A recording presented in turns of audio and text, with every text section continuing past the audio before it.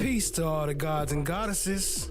Back again with the vibes of the divine. I am the god Shango, and today, get ready to take another deep dive into this electrifying world of the Young Thug RICO trial. Let's get into it, family. Mistrial looms over this rapper Young Thug's RICO case.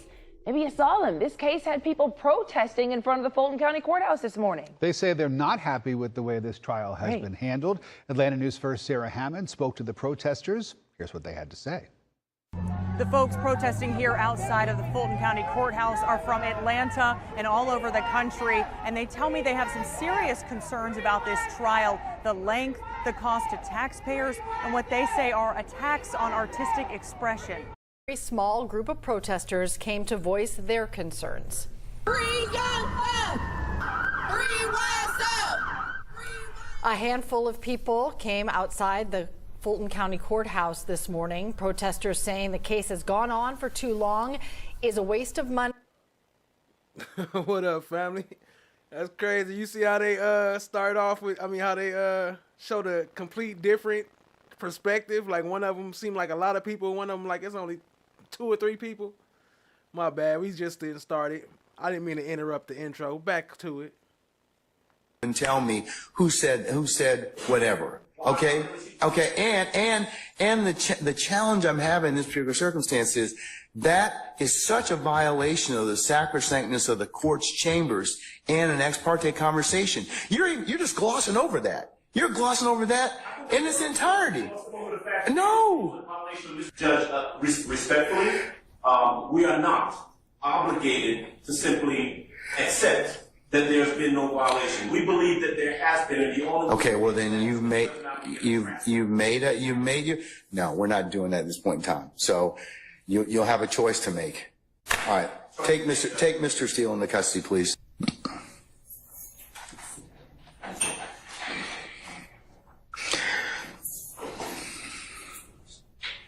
Y'all see what's going down today. Y'all know what it is. Your Honor, would the court afford me one moment to confer with counsel regarding the appropriate remedy in this type of situation? Okay, all right.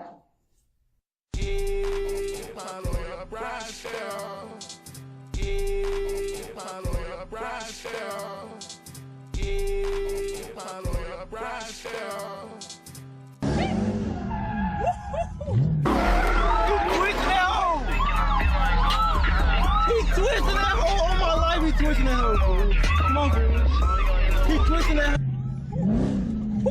Don't get scared over there. What you doing? God damn. Oh, girl. Damn, I barely be missing. Damn, missed it.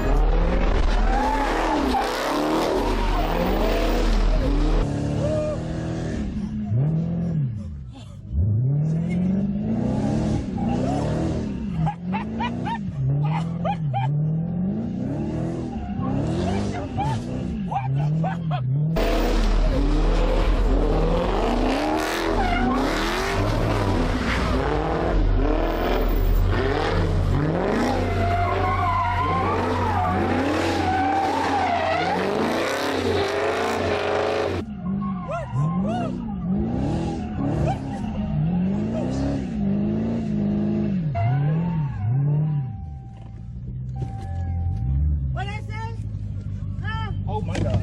Tell free YSL.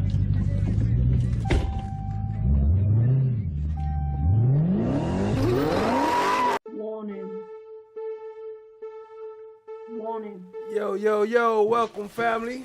Appreciate all the love. Drop some slime umbrellas for Chad Diggy. Starting it off with the gifted memberships. Let me go back to that. 5 gifted from Chad Diggy. Appreciate that, family. Y'all drop them slime umbrellas. Trying to tell you, man. Straight up. Wait, what's up with Buddy though? Shouter got down with the head. I got my slime on there right now. But look, well, matter of fact, he howling right now. Say, twin. We got that fuck nigga y'all been looking for. Where y'all at? Where you at? We at the spot. Man, keep that nigga right now. We on the way. We on the way right now. We on the way right now. Alright. They on the way now, little bro.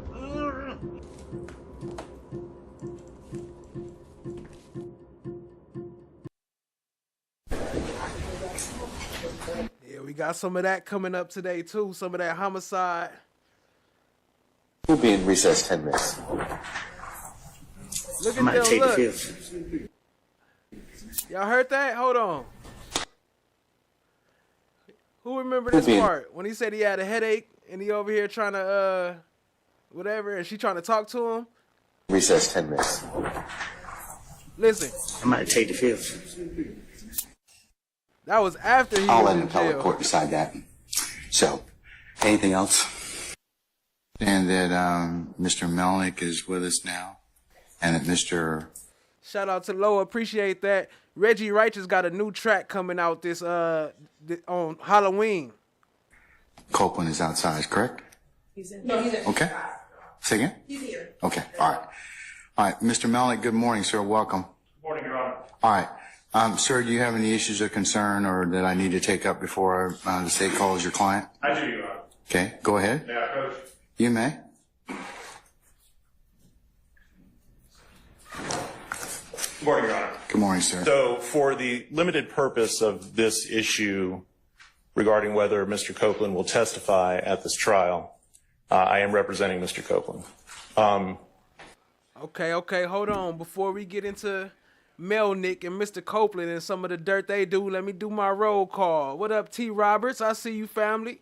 No One, I see you. NJB, Nene, what up, what up? Laugh always, have fun. I see you. Appreciate y'all joining. Cha Diggy in the house, appreciate you. Shannon Giuliano, Lady L, Destin to Be, Loa, what up, what up? Appreciate y'all, family.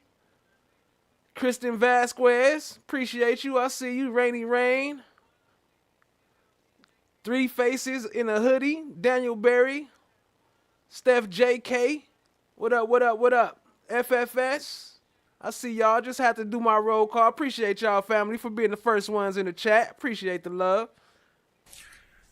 Your Honor, I spoke with several individuals in the Fulton County District Attorney's Office before this case was indicted. And the Fulton DA's office was very well aware that I was representing Mr. Copeland. Apparently, they have had conversations with Mr. Copeland outside of my knowledge and presence. Now, I can't do anything about that because he talked to them without contacting me first. However, he did contact me yesterday and told me that he was being subpoenaed to testify here today. And I asked him what he wanted to do. His position had been and has always been that he wishes to exercise his Fifth Amendment privilege against self-incrimination. I have explained to him, and I learned this morning, that apparently an immunity order has been entered under OCGA 24-5507. Quick question. Do anybody know who Brown is? Officer Brown? The one that allegedly exposed the meeting? Do anybody know if that's him up in the left corner? I'm not sure if that's him, but that's the only person I've seen called Brown. I'm going to bring it up later. I just want to know if y'all know. Granting him use immunity for testimony at this trial. I would object to that proposition. And the reason is this.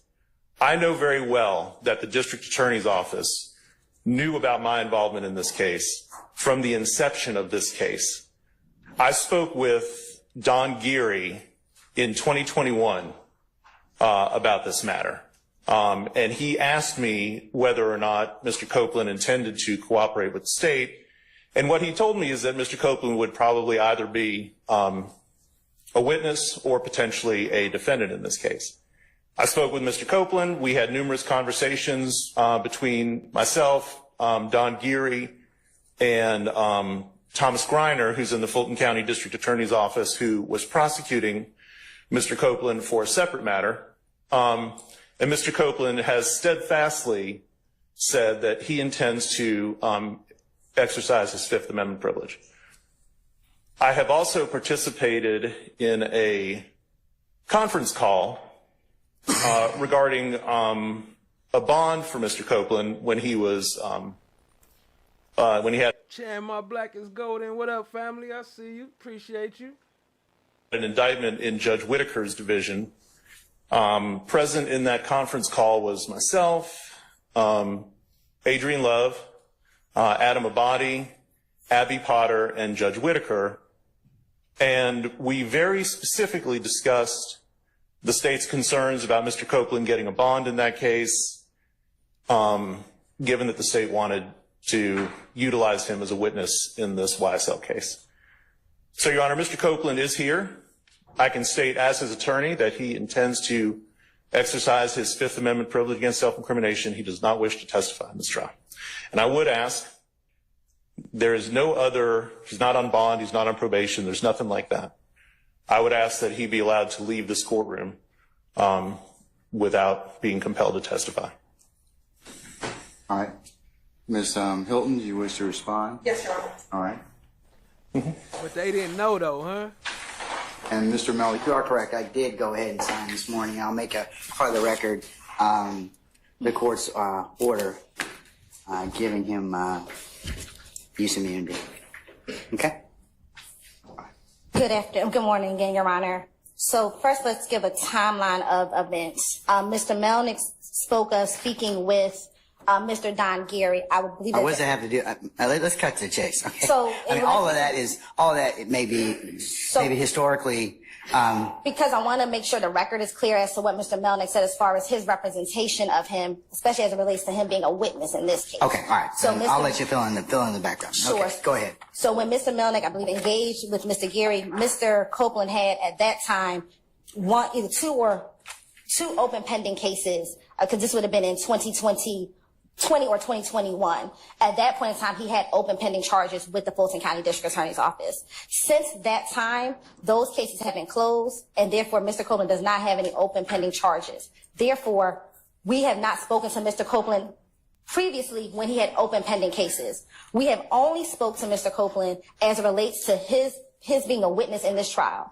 Mr. Copeland was subpoenaed a few months ago, but as we were getting closer to his testimony, we resubpoenaed him again last Friday, which was a week from today. When we met with him, we spoke with him briefly. I believe I asked him if he had an attorney or if Mr. Melnick was his attorney. I believe my understanding from Mr. Copeland was that he hadn't spoke to him or that he wasn't his attorney. At that point, we continued to engage in conversation. Mr. Copeland engaged with us. On Monday, we reached out to Mr. Copeland to see if he wanted to come down to do witness prep. We did not meet on Monday. On Tuesday, we thought that. My bad, Rainy Rain. If you got timed out, it be doing that sometimes. Just put a word or two, like FFS or whatever, initials or something. Sometimes it be tripping when you go over 10. I don't know why. He was going to get called. He came down here. We spoke. He asked us questions. We answered his questions, and we've moved forward. At no time during any of those conversations that we had with Mr. Copeland that he advised that he wanted his attorney there. We would have obliged that, but I believe that we were having good conversation as he's a witness in our case. Yesterday at our final prep session, we spoke with him. It was about 1 o'clock in the afternoon in the courthouse. When we left the room that we were meeting in, I saw Mr. Max Shard in the hallway. As we left, we had our greetings. And then it was not until 6 o'clock last night that I received an email from Mr. Melnick, copied Mr. Shard and Mr. Steele on that email, and advised that his client was going to plead the fifth. In the state's conversations with Mr. Copeland, he had some concerns, and we had told him just in general conversation that we would give him use immunity to testify in the trial. Once we received the email from Mr. Melnick last night, we moved forward, Your Honor, drafting a motion in order to give Mr. Copeland use immunity in this case. 24-5-507, Your Honor, lays out that it is the state's purview in order to give use immunity, because it's only the state that brings charges in this case. And we have decided that whatever Mr. Copeland says, he will have immunity in this trial and in this proceeding. And that has been the state's decision, and the state can make that decision. And we have so done that pursuant to 24-5-507. And furthermore, Your Honor, if Mr. Copeland does not testify, he could be held in contempt. We had that conversation with him as well, that he could be held in contempt if he does not testify, Your Honor. And so the state would ask that the order that the court has signed be honored, and that Mr. Copeland be compelled to testify and not insert his Fifth Amendment privilege. Do stupid stuff. Why is we out here trying to continue to hurt each other? It's not gonna bring back. It's not gonna What's done is done. Death is permanent. Like, go get his kids, take his kids, and put his kids in a position where they never had to walk in their daddy's footsteps. Like, I don't understand. Oh, I had to make sure I'm red because I don't hit like 5 people cars in the big truck. But More homicide, we gon' ride, we gon' slide, somebody double cross, triple cross, pussy boy, you speaking to the boss. Me and Woody paid our due, we had what it costs. That respond, Judge? Yes, you can, Mr. Miller. Yeah, Deputy Brown, lower. So, Mr. Melnick, here's the thing. Your client can certainly advance his Fifth Amendment privilege against self-incrimination. I have signed the order under 24-5-507.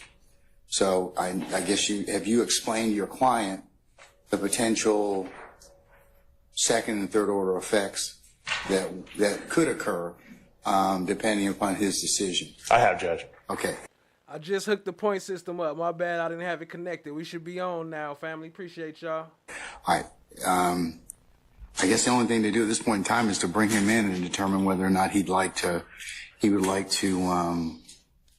make sure he understands. I understand. Where he is under 24-5-507. He is present in the courtroom, Judge. Okay. What he has told me is that he repeatedly told the DA's office that he did not wish to cooperate, did not wish to testify, and wished to exercise his Fifth Amendment privilege. But I can bring him up and have him state that on the record. Yes. Okay.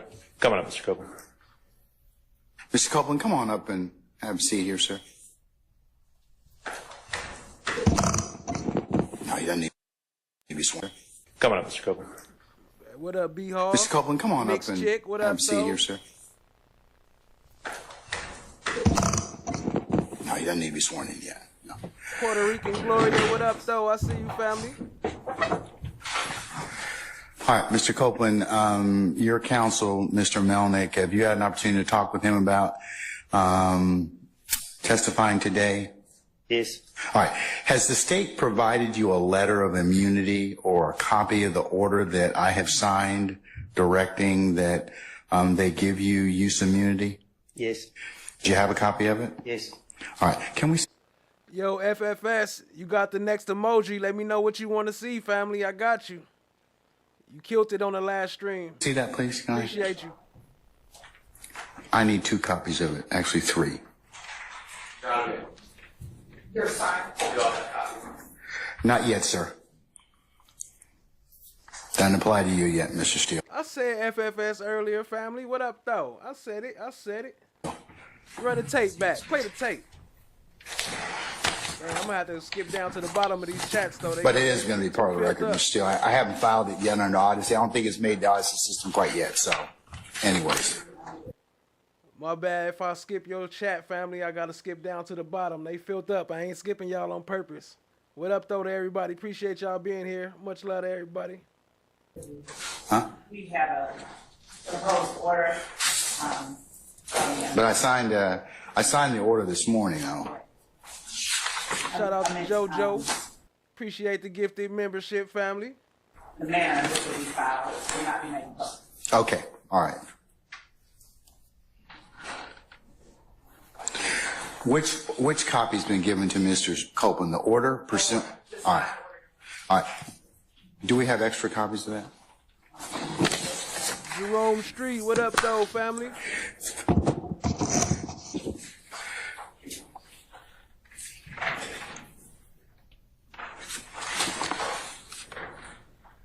Or maybe that was Mr. Brown right there that just grabbed the paper. All right. Mr. Copeland, I'm going to mark this as the next court's exhibit in order, okay? Mr. Copeland, can you take a look at that order for me, please, sir? All right, let's just go through it right quick, okay? I just want to make sure that you understand where you are, and you have your attorney here, and if you have questions. Hey, I'll take it, though, FFS. I appreciate all the subs. We at that 3K goal. We gonna have it by tonight. I believe in y'all, family. I just need 50 of y'all to hit that subscribe button. I know y'all appreciate your boy, and y'all just gonna show a little bit of love. So let's get that up there. Get them numbers up. We celebrating tonight. Either way, we celebrating it tonight. Appreciate you, family. Let's go. Questions of the court or your counsel, you can go ahead and do that, okay? All right? You have to answer yes or no, sir. All right. Okay, all right. I'm not trying to trick you. I'm not trying to do anything other than explain this to you, all right? Okay. Okay, all right. Mr. Copeland, this order reads basically, the state of Georgia has moved the court pursuant to this particular statute, which is 24-5-507, to compel your testimony, and our district attorney, Ms. Willis, having determined that your testimony is materially Miss Willis is necessary to the public interest. And that is, and if you take a look at the footnote, sir, I'm sure your attorney's probably explained this to you, that she has the purview of determining whether or not your testimony is needed for a particular trial. I don't even have that authority. Your attorney doesn't have that authority. You can't decide that maybe it's not really necessary. She makes that decision. So, and it's in the public interest. So, you've been subpoenaed in this case to appear before and give testimony in this particular matter, and state has provided the court sufficient reasons as to why you are necessary as a witness in this case. It appears that you've been properly subpoenaed to appear as a witness in this case, and that your testimony is necessary in the public interest. So that's how we, as a due process, gets you to come to court. I mean, you were noticed as a witness. They've identified you as a witness. They've determined that your testimony is needed. Because of the fact that you have some concerns about what your testimony may indicate or could indicate in this case, and that's something that you and your counsel have talked about, and I'm not certainly going to inquire about that. But in order to potentially deal with anything that may come out of that, the state is basically, knowing that you have a Fifth Amendment privilege, says, okay, we acknowledge that. We're going to give you immunity. And as a result of that, then you have to testify as a result of that. If you don't testify, then I, as the judge in this case, have several remedies. One of those is that I could hold you in contempt and jail you because the way that you get out of that contempt is to just testify. That's the only thing they wanted in this case, for you to testify. So your attorneys told me you're going to invoke your Fifth Amendment privilege. Done, said. However, the immunity has been signed. I have a copy of that right now. So you're required to testify. So if you don't testify, it's called an animation or whatever, but this is an interactive stream, the most interactive stream online. We communicate with the chat, we get y'all words out there, and we let y'all participate in altering the stream by summoning puppets and all type of stuff. So hit that like button, hit that subscribe, and let's get it going, family. Appreciate you. the state's probably going to ask me to jail you, and I'm probably going to do that. So I'd like you to go ahead out and talk with your lawyer and tell me what you want to do at that point in time, okay? Do you need any more time to talk, Mr. Copeland?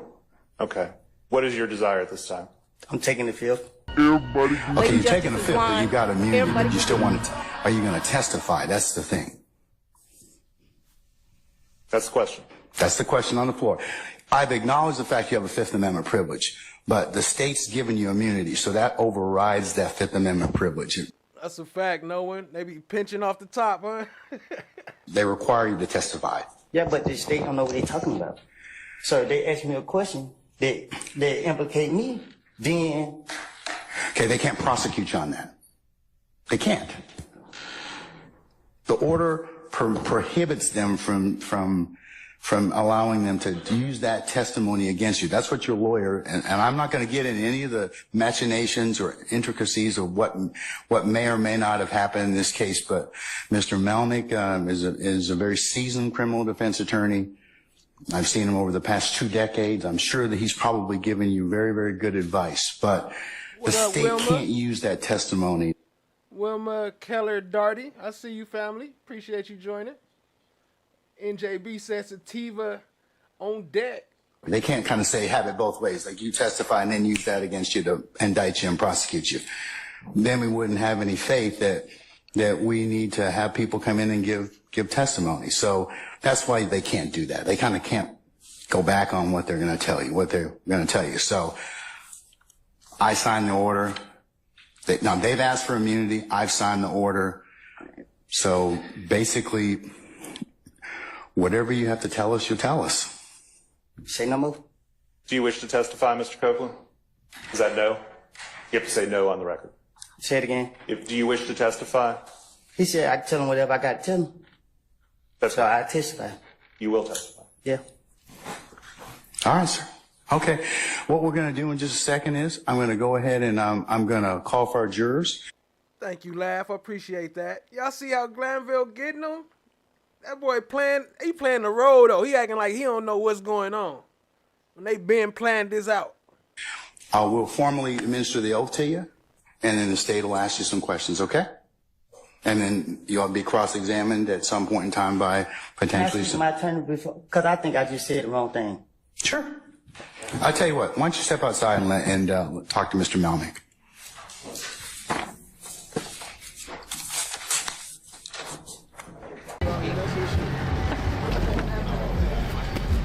What up, B Hall? It's exclamation point first. Oh, you got it. I see you in the chat. My bad. You got it. All right. Exclamation point first. Then the chat prompt. Yeah, we good.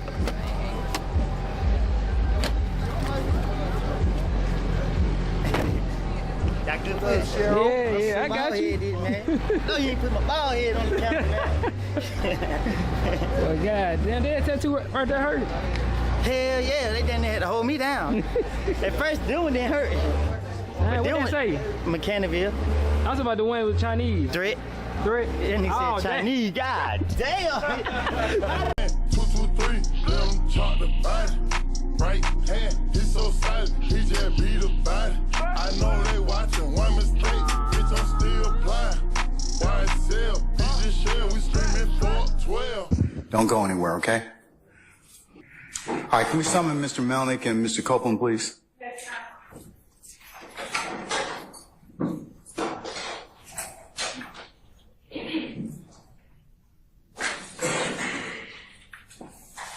Come on up, Mr. Copeland.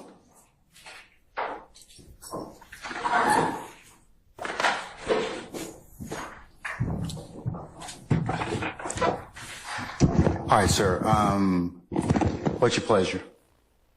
What's your pleasure? What up, Mary Lou?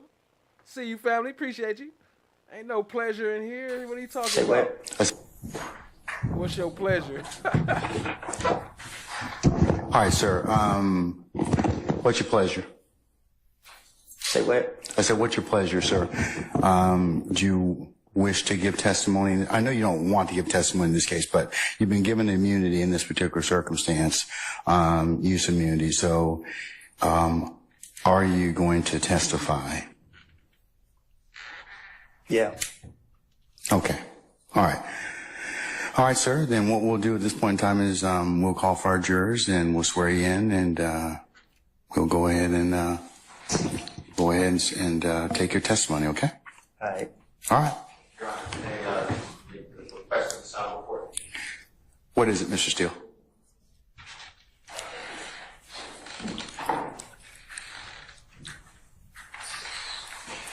Does our witness need to be excused? Yeah, sir. Go ahead and stand outside, please, if you wouldn't mind. We'll call you in just a minute.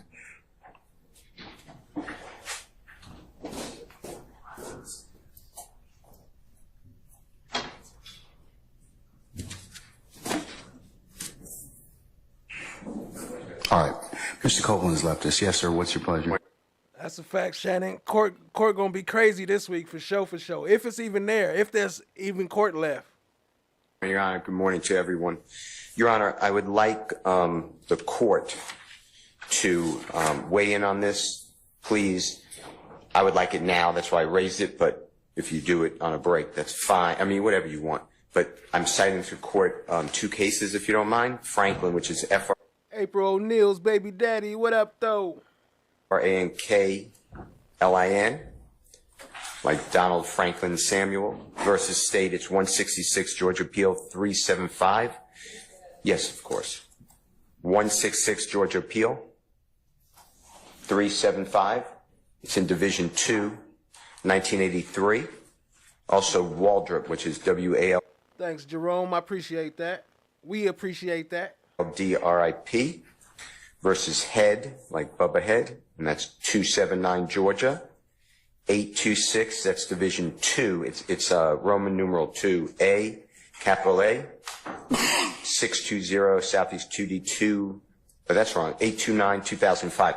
And Your Honor, what I'd like you to do is the state has stated today, and Ms. Hilton told me this last evening. I don't remember the time, but maybe 6 o'clock, 7 o'clock, something like that. We had 2 telephone conversations. I would have put that I plead the fifth Dave Chappelle in there, but they keep blocking me. It'd be crazy when them other people on your shit, they don't let you do nothing. Appreciate you, family. She said that she's met with Mr. Copeland and other members of the prosecution team. I asked for any notes that were entitled to exculpatory information under Brady. Ms. Hilton told me that there was one statement, and she emailed that to me and to everyone on the defense side. But, Your Honor, I don't have any of the other notes. Mr. Copeland met with law enforcement on the... I'm not a DJ in real life, although it has been suggested plenty of times. January 11th of 2015. So, God forbid, the killing of Mr. Thomas is at 7:22 approximately. January 10th, 2015, by the early morning hours. I'm going to tell you about 4 in the morning. Mr. Copeland is on video, audio recording with Detective Thorpe the next morning. So it's January 11th, 2015. And he made statements that he knows nothing about anything. Let me try that one. Abriya? Is that Abriya? Peace, peace, family. What up, though? Appreciate you joining. Since then, he has made additional at least 5 recorded statements that I'm aware of, and he's made other statements that I have nothing on. Anything, and he's been inconsistent. So anything that he told the state in this preparation would be inconsistent statements, which is impeachment evidence under Brady. And the state, I presume, will claim work product. That's why Ms. Hilton didn't give us any of the notes. But work product of the state is typically not subject to compelled discovery, except to the extent that such notes may be exculpatory and must be disclosed under Brady versus Maryland, which is 373 U.S. 83. Good day, Casper. Appreciate you joining, family. Well, that's under Franklin, and then Waldrop versus Head says that work product doctrine gives way to the accused's constitutional right to exculpatory and impeaching evidence under Brady. So what I'm asking this honorable court to do is order the state to produce all notes. They had investigated. If they don't want to do that, I ask the court to get a copy of the notes, in-camera inspection, and then meet with us ex parte so we can tell the court what we believe would be inconsistent statements, which is impeachment. That's why I brought it up to the court. Where's YSL Granny? All right. I mean, it's just who I am. I'm gonna speak from where I come from and what I done. You know what I mean? I can't speak on something I ain't done. Mm-hmm. So if you fall in love with my music and you decide, fuck this shit, I want to be like, yeah, I listen to Lil Boosie. Yeah, yeah. But see, but listen, though, but when you was listening to Lil Boosie, you was probably out here living like how Boosie was trying to live it. Right. What if it was a suburb kid from Massachusetts that just listened to Lil Woody and wanted to just get turned out by the shit? Then it's him. Yeah. It's him, like, you know what I mean? You can't take that from him. Yeah. You can't. Yeah. See, a lot of people they don't know who they is. You gotta find you gotta find yourself. Yeah. I find myself, you know what I mean? Like, I was wild as a motherfucker. Yeah. You couldn't even look at me the wrong way. Yeah. Niggas know that. Yeah. It ain't a gang shot it. Yeah. Your Honor, as I discussed with Mr. Steele last night, I turned over the statement that I believe was Brady, which was what Mr. Copeland told me about. Your Honor, as I discussed with Mr. Steele last night, I turned over the statement that I believe was Brady, which was what Mr. Copeland told me about. She said last night she turned over the statement that she believe is Brady. Y'all heard that, right? He said it ain't a gang he ain't shot at. Incident in which, as I discussed with Mr. Steele last night. It ain't a gang shot it. Yeah.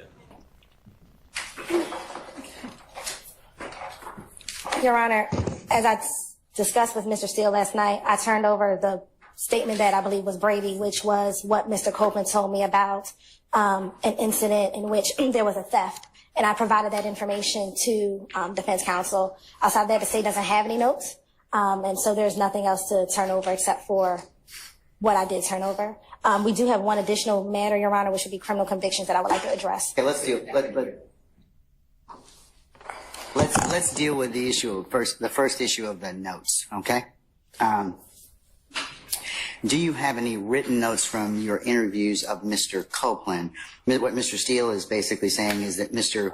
Copeland's given a few, he said 5 statements, and that some of those may be inconsistent, which would fall into the category of Brady, or may fall in the category of Brady. So do you have any written notes that you or your team took that arguably would be work product, but that I would need to review to determine whether or not they are on Brady? We do not have any written notes, Your Honor.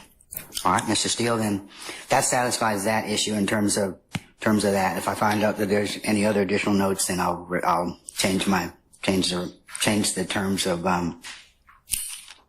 my consideration on that issue. Your Honor, and I'll get you the case in a moment because I don't have it at my mind unless someone else does. But oral statements must be reduced to writing if they're Brady by the prosecutor. Yeah. But I think they're saying to you that the only statement that they have that's Brady is the one statement they turned over already. And Your Honor, furthermore, in addition to that, in our conversations with Mr. Copeland, No VJ, because that's my VJ. he didn't give us any different information than what is contained in the 6 interviews that defense counsel has had since 2022. So there's, outside of this one sentence or this one piece of information which we gave, our conversations were not. There's nothing. Are you telling me that there's nothing that that needs to be reduced to Brady? Correct. Reduced as Brady. If there was, we would have reduced it and sent it over. All right. Okay. All right. Let's talk about prior convictions. Where's Mr. Melnick? Can you have him come back, please?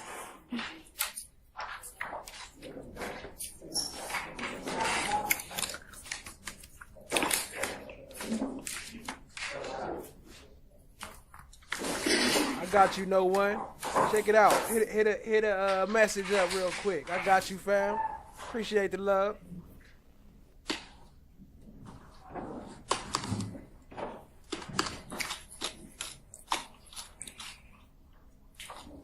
Oh, y'all supposed to see them arguing. Y'all can't see them because the thing is cut off.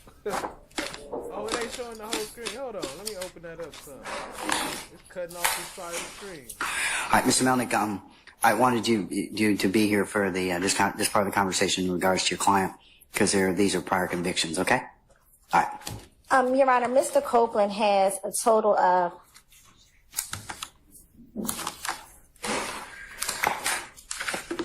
11 convictions, Your Honor, prior convictions. However, based on 24-6-609, we believe that only 4 of them will be able to be discussed during the pendency of this case. The state has not received, and if any defense counsel can correct me, any notice that they wanted to use any convictions greater than 10 years old. And so I wanted to put on the record the convictions that are greater than 10 years old.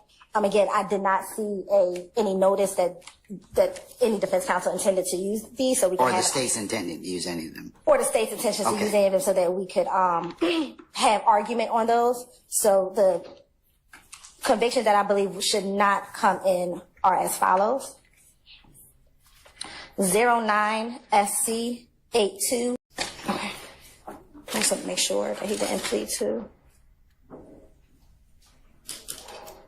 You know, in all candor, Your Honor, I believe he did plead to giving false info. So for the 09 case, he did plead to giving false information. So they would be able to use that for the limited portion of the fact that he did plead to giving false information.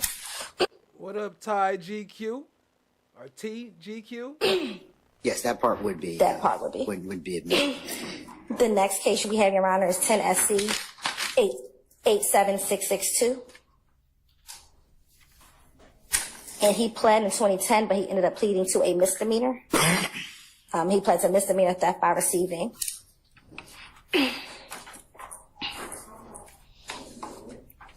The next is 10 SC 96. 10 SC 96. 938. Okay. And that plea was taken on March 7th, 2011. And the charge was aggravated assault and possession of a firearm during the commission of a felony.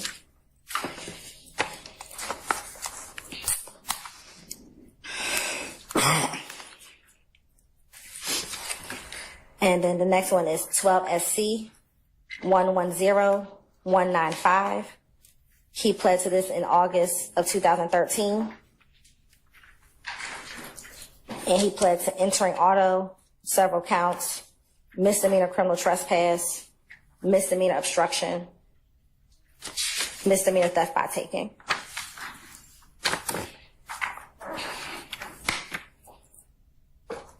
And then on that same day, he also pled to 12 SC 113315.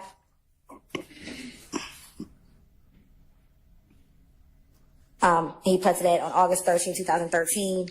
And there he pled to terroristic threats, aggravated assault, and battery. Then, Your Honor, he also had another case. What up, Republic Tea Room? I see you, family. Y'all drop some slime brothers for Republic Tea Room. She just gifted a membership. Show her some love. Put a T or an R in there or something so you don't get banned from the chat if you putting more than 10 emojis. Appreciate y'all, family. Which was null prost, which was 12 SC 113001. And another case which was null prost, 13 SC, this was a re-indictment of that 12 SC case. So the number was 13 SC 120161.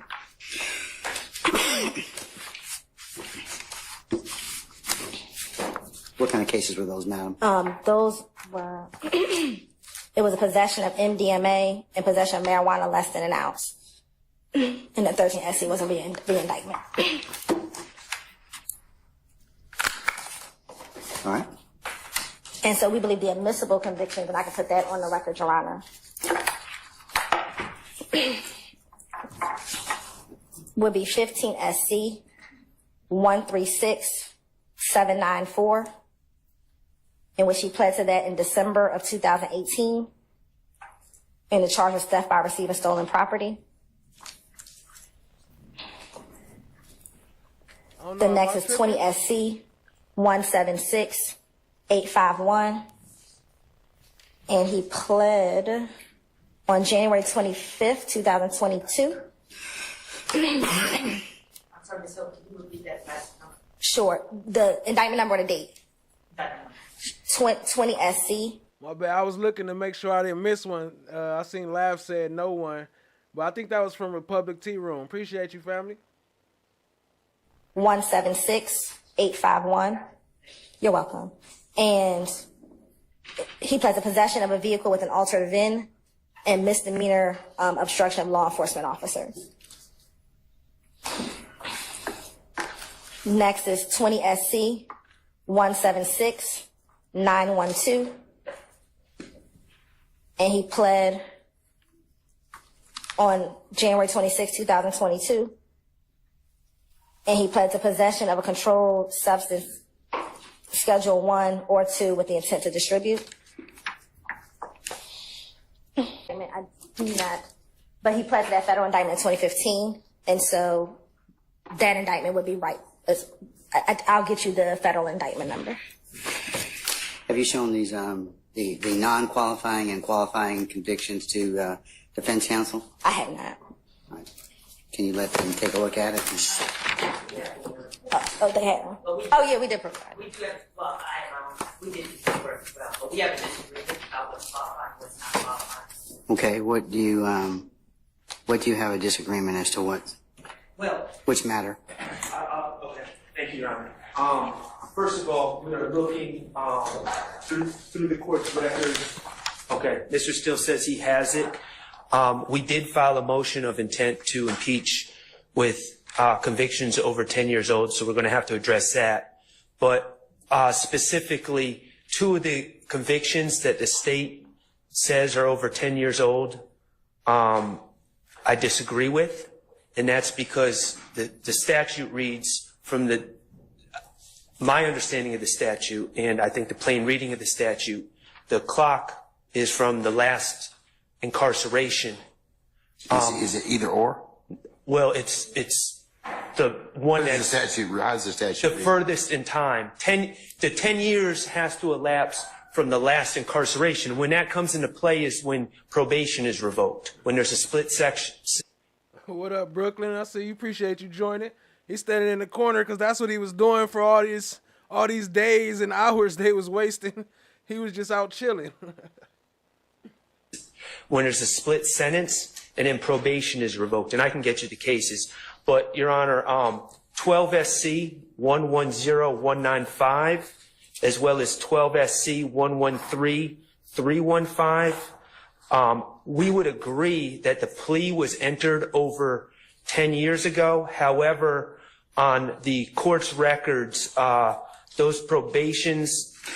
probation was revoked on 2/21/15. He was in custody at the time, so he's been incarcerated on those charges. The purpose of the statute is that the person has to maintain a history of lawful behavior to reestablish that they are not essentially a convicted felon. And what statute are you talking about? I'm just so I can pull it up. But which one are you talking about? I don't have the number. It's the impeachment by prior conviction, 609B. I see y'all already on it. Appreciate the love, but drop some slime umbrellas. What? Who deleting stuff? Hold on. Who is that? Drop some slime umbrellas for Jerome Street. That ain't you, is it no one? I just gave you the thing. I know you ain't abusing your power. Who blocked Laugh Always? I'm gonna get you back in here. I don't know what happened. Sorry about that, Laugh Always. 609B.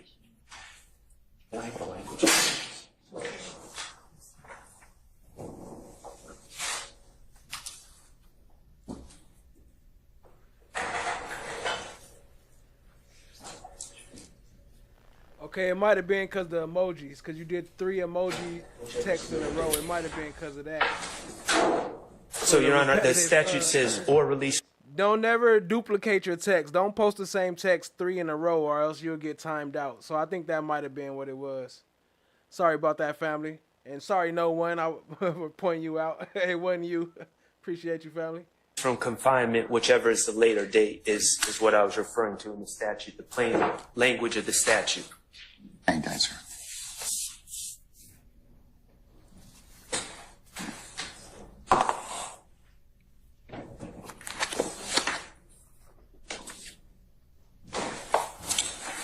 Small.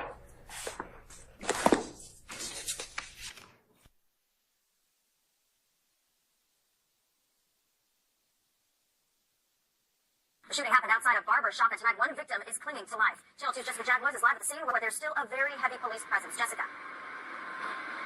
As you can see behind me, there is still quite the active scene here in southwest Atlanta. McDaniel Street is still closed, and it's been for more than 3 hours. That's because there are shell casings up and down the street. Now, I'm told one of the men who was shot, a man in his mid-20s, is in critical condition, but that his status could change for the worse overnight. Yeah, it was Stream Elements. My bad, y'all. And I don't know why it does that because I have the setting turned off, but I have to keep Stream Elements on because otherwise YouTube act all funky. But appreciate you though, family. You just timed out for 300 seconds. It'll let you back in. It appears that they were the intended target, but again, I'm not sure the reason of the shooting. Atlanta police are investigating why 2 men in their mid-20s and a 14-year-old boy were shot outside of a barber shop in southwest Atlanta Saturday night. Right now, it didn't appear that they had anything connection to the business. They were just kind of hanging out is what we're hearing. Investigators say it appears to have been a drive-by shooting, and according to several witnesses we spoke with, an automatic weapon was used. Metro Atlanta's most notorious drug dealers and gang members. Among the suspects, Jackson's boyfriend, Kenneth Copeland, a convicted felon and documented gang member who served time in federal prison in 2018. Right now, it's unclear how long the two have been in a relationship, but police arrested Copeland on October 27th after they say he was caught driving in his girlfriend's car with a loaded gun inside. Following his arrest, police say that Jackson tried to delete her boyfriend's Instagram page containing photos of gang activity. She's also accused of trying to disable his phone, which police were storing as evidence. Now we find out the rat in the YSL situation, Kenneth Copeland, a.k.a. Lil Woody. Top goon, top shot in the ATL, been around ever since the dirt gang. Everybody know him in the area down there. They know he don't play. They know he'll shoot some. They know he'll take some. You know what I'm saying? They know he down for whatever street business got to be done in order to keep the operation going. The streets already know this. The streets already been talking. But now it's messed up that he talking. You know what I'm saying? It go all the way back to a charge he caught with a firearm in the car, and he got arrested. His old lady was working at the jail. She tried to get to the information and destroy evidence so the charge could get thrown out so it helped him with his case. But she was caught up on trying to do that. So somewhere along the way, man, Big Nut in 2010, you know, he was knocked out, and this guy along the way was sitting down in front of them folks and told what happened. You know what I'm saying? He told the whole story. And we've been following this case and familiar with what's going on with YSL and Young Thug in this situation. We do know that Young Thug rented the car that was used. You know what I'm saying? That's been known for years. But this guy filled in all the blanks on the simple fact that Young Thug wasn't aware of the whole plan of the hit that was going to go down. And Young Thug met up with him before and after the hit went down, and a lot of other people was implicated with the situation due to this guy's snitching because it brought Yak Gotti and YSL Duke name up into it too, among some other members. But see, you got to realize in this game, man, these streets, these shooters and these killers, it's certain type of people out here, man. You know what I'm saying? And some of these killers and people that snitching, it ain't because they scared to go to jail, man. It's because they don't have no loyalty to nobody, that they really don't care. You got to realize when a person can sit up there and take a life, like on some serial killer type stuff, where it ain't in defense of them, or they ain't trying to protect something, you know what I'm saying? And they just out here willing to just go kill without no reason or nothing, just the fact that somebody said that person needs to be down. You got to realize that person don't have no conscience. So you got to think about the game like this. When it turn back, if that dog turn them teeth at you, what you gonna do? And 9 times out of 10, the killer tougher than the boss. Ms. Hilton, I am in possession of Mr. Steele's notice and Mr. Sharp's notice dated 10/23 of 2020. It was actually filed, or e-filed 10/24 of 2023, giving notice of intent to impeach by conviction greater than 10 years pursuant to 24-6-609. So it seems like the notices were, in fact, given timely. I'll include it as the next court exhibit in order. The only thing I have to do is do a 403 balancing test. So is there any reason why they wouldn't necessarily be prejudicial?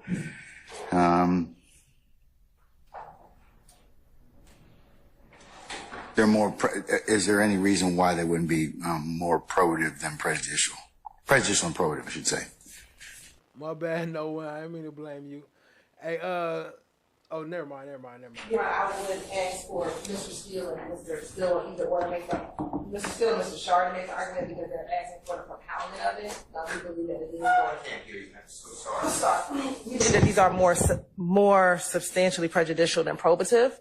And so I would ask for them to propound their argument so we can respond. Yeah, I have to consider that as the last thing for the convictions that are over more than 10 years old, unless they fall into the category of criminal falsity or I understand, Your Honor. I would say, though, I think we have to also analyze what I just announced about the 2 convictions. Those are not over 10 years Jerome Street, what you was talking about, the sticker? old. Based on the plain language of the statute, also, this is my notes to these cases. Yo, Jerome Street, you know you could file, if you was talking about the sticker, you know you could file through and pick which sticker you want. They got different options. You ain't got to pick whichever one they give you. But I appreciate you, though, family. So, but it's service of time for parole violation, counts as confinement for prior convictions and calculation for the 10-year period. That's U.S. v. Gray, 852. Fed 2nd, 136. It's a 1988 case out of the 4th District. In U.S. v. McClintock, 748 Federal 2nd, 1278. It's a 1984 case out of the 9th. Jerome say he want to see us get to that 50 so we can really celebrate. Come on, y'all. Get them subs up. We just need a couple more subs. I appreciate y'all, family. I know it's hard. It's so hard to find that subscribe button. But if you could just tap that for me, it'd be greatly appreciated. More recent from our Supreme Court. From our Supreme Court that's talked about the date of incarceration. I just want to know. I mean, I'm familiar with the rules in general about and being incarcerated and not completed those particular periods of probation extends the time. If you have a probation revocation, that extends the time. Right. So it's upon completion, which is ever greater. So, Mr. Weinstein. You good, Rainy Rain? You could post. Just don't duplicate and don't do more than 10 emojis. Appreciate you though, family. Or add some letters with your emojis, so it won't be just emojis. Shout out to Sony Picks. What up? Checking in. I see you. To the rescue. Williams v. State, 302 Georgia 474 at 482. And that's a 2017 case. Williams versus the state? Yep. Yes, What Your is Honor. it again? 302 Georgia 474, I believe his handwriting is, or is that 9? 474 at 482, and that's a 2017 case out of the Supreme Court of Georgia. I believe is going to stand for that same proposition. And as I said, that would apply to 12 SC. If my understanding of the court records, we pulled these cases and pulled the probation revocations for these cases. That would apply to 12 SC 110195 and 12 SC 113315. Those would now come within the 10-year time limit. And It's a statute. Is it defined? yes, and also, Your Honor, just a plain reading of the statute, it defines time limit, and it says, evidence of conviction under this code shall not be admissible if What up, Steph JK? You missed the same old shenanigans. We just now getting to the good stuff, so you right back in time, family. a period of more than 10 years has elapsed since the date of the conviction or of the release of the witness from the confinement imposed of such conviction, whichever the later date, unless the court determines in the interest of justice that the probative value of the conviction supported by specific facts and circumstances substantially outweighs the prejudicial effect. So the time limit is, the plain reading of the statute says either the date of the conviction or release of witness from confinement imposed by such conviction, whichever is the later date, which is why I think that probably this isn't litigated that often, because the plain... What up, Fatima? Fatima Barrett, what up, fam? I see you. Appreciate you joining. Hope all is well. Always. language of the statute is pretty clear. What up, Nick Baker? I see you.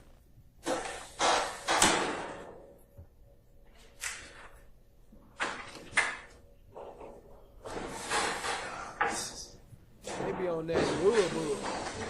Help us hit that 3K, family. All you gotta do is push subscribe one time. Just push it one time for the fam. No, I'm good. Okay. Your Honor, and Mr. Sharkin showed me, I believe, and we're just double checking right now. The 1-1.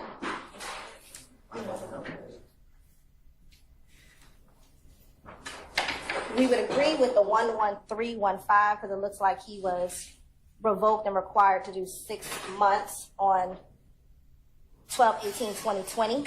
So Right. if he was in confinement, even if it was for 6 months, 10 years would be 2030. However, and what we're double checking, Your Honor, is on 12 SC 110195 that the probation warrant was canceled in March of 2015. So we're double checking to see if he was actually revoked on a 1. If this helps, on the 195, my notes, and we have a big pile of papers back there, but my notes say the probation was revoked on 2/21/15.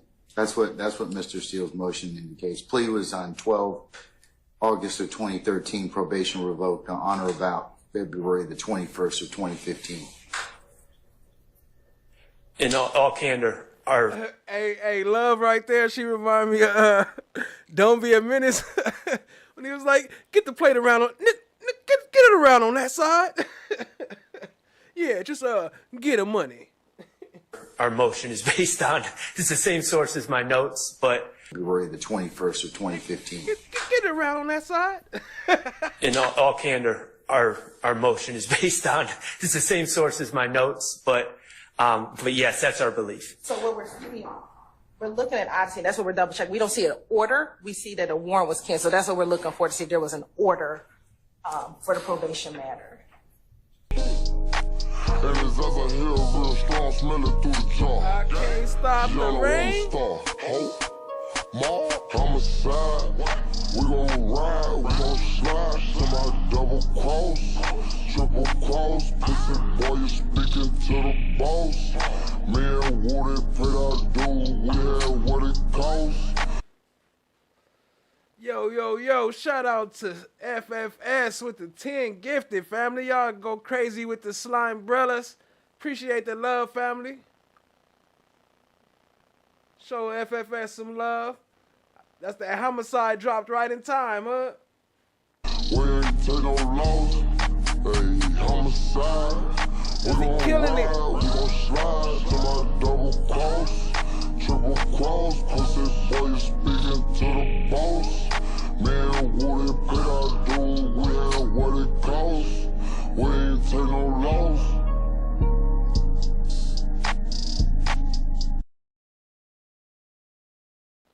What y'all think that was about right there? Y'all think that explained it all? We had what it cost. We ain't take no loss. What y'all think that is right there?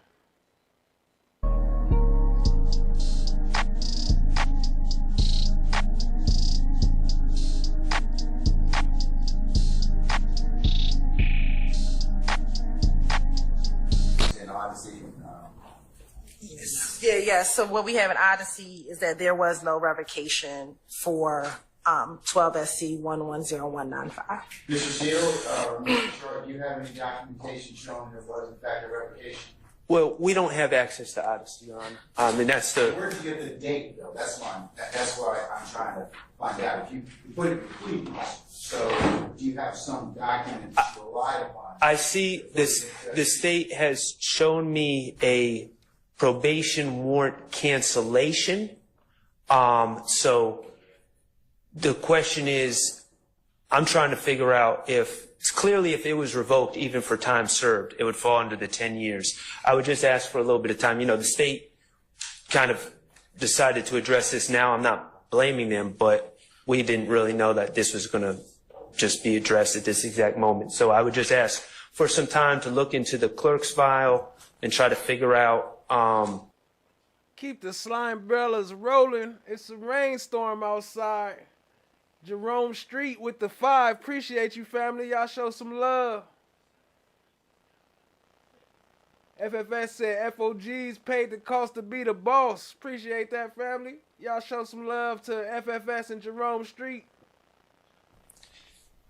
Where we got that What date up, from. Time? Clearly, we got that What up, Time? I see you creeping in. date, and you know, perhaps it was just seeing the probation warrant, but you know, I wouldn't concede that point. And then the state said that they're going to email what they have on Odyssey, which we don't have access to. I'd assume we probably went to the public computers in the law library and tried to do it through there. All right. So regarding, so my understanding where we are right now, the 3315, the state has conceded that that falls within the 10 years, so that's not on the table. The 0195 may or may not be on the table depending on what we learn about that case. But for the ones outside the 10-year, we did give timely notice. You did. And so that's going to be a balancing. So tell me why they're more probative than prejudicial at this point in time. Well, for prejudice, it's a bit confusing to me because I don't know who would be prejudiced by the truth about Mr. Copeland's prior convictions coming out. Certainly he wouldn't be prejudiced. He's been given immunity. He's not a party to this case. So I don't really see any real prejudice. But the probative value towards his credibility, first of all, I'd point out that one of these cases, 09 SC 82479, not only involved giving false info, which is very probative of one's credibility, but also involved a theft.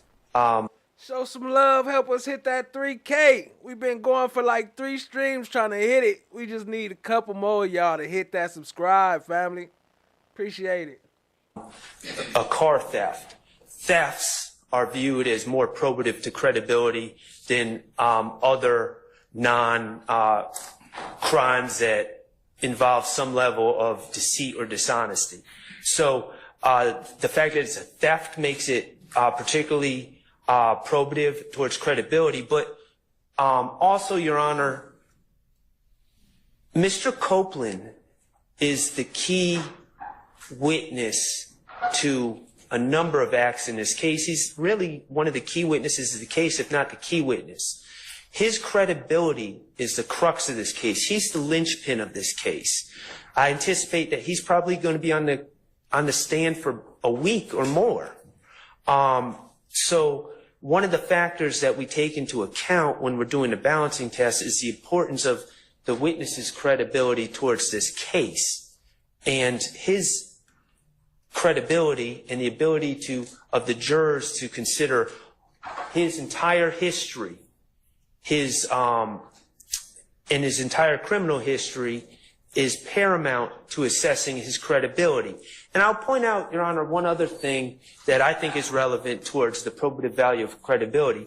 If Mr. Copeland was someone who, say, had an 09 SC 82479 case and had a conviction, and then, learned from that conviction, turned his life around, went about, got a job wherever, was working, taking care of his children and taking care of his family and just living a law-abiding life, I think the argument would be stronger for it lacks probative value. That nigga, the dog going crazy back there. He know they messing up. But he hasn't done that. He's continued to commit crimes, to violate the law, to lie, to commit crimes indicative of a lack of credibility. So this tells the whole story. And I don't know why we wouldn't give the jurors the whole story about a man's history and his lack of credibility when his credibility is ultimately so important in this case. I don't know what he's going to testify to, but I do know that there's a possibility that things he said are going to come out, and the jurors need to know, can we believe this guy or not? And they need to have the full story about Kenneth Copeland and his criminal history. All right, sir. State, you wish to respond, or? Your Honor, I don't believe them having the full history is what will determine his credibility. They have now 5 convictions that they can impeach Mr. Copeland on. The issue is he a convicted felon? He is, and they have 5 convictions. These other 4 from 2009 and 2010 would be substantially prejudicial in this case, given that they have more recent charges for which he was convicted. Hold up. That's right, Rainy Rain. Thanks for pointing that out. All who received a gift membership, please say thank you to the person that gifted. Appreciate you, family. Show some love to FFS and Jerome Street if y'all got some memberships. These charges, again, are theft by taking. They already have a theft case that they can use to impeach him if they choose to do that. The other one is an ag assault, and the other is an entering order. I want to be clear that there is the 10 SC. Shout out to Mercy and Grace. What up, fam? I see you. 87662 case, which he pled to a misdemeanor, which they could not use because he only got 12 months in custody on a theft. That's the one, the theft by receiving stolen property? That's the theft by receiving. 10 SC 87662? Correct. So the 3 indictments that we're looking at, I believe, is 09 SC 82479, 10 SC 96938, and the 12 SC 110195. What about the 9 CR 35, and then there's 44? It's 4444.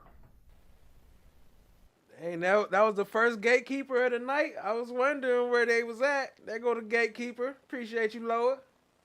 09 CR, that would be a misdemeanor because that would be solicitors. If it's 09 CR, that would be Solicitor General's case. What about the 09 SC 824 79. Yes, Your Honor. So the three cases that we're looking at, Your Honor, is 09 SC 82479, 10 SC 96938, and 12 SC 110195.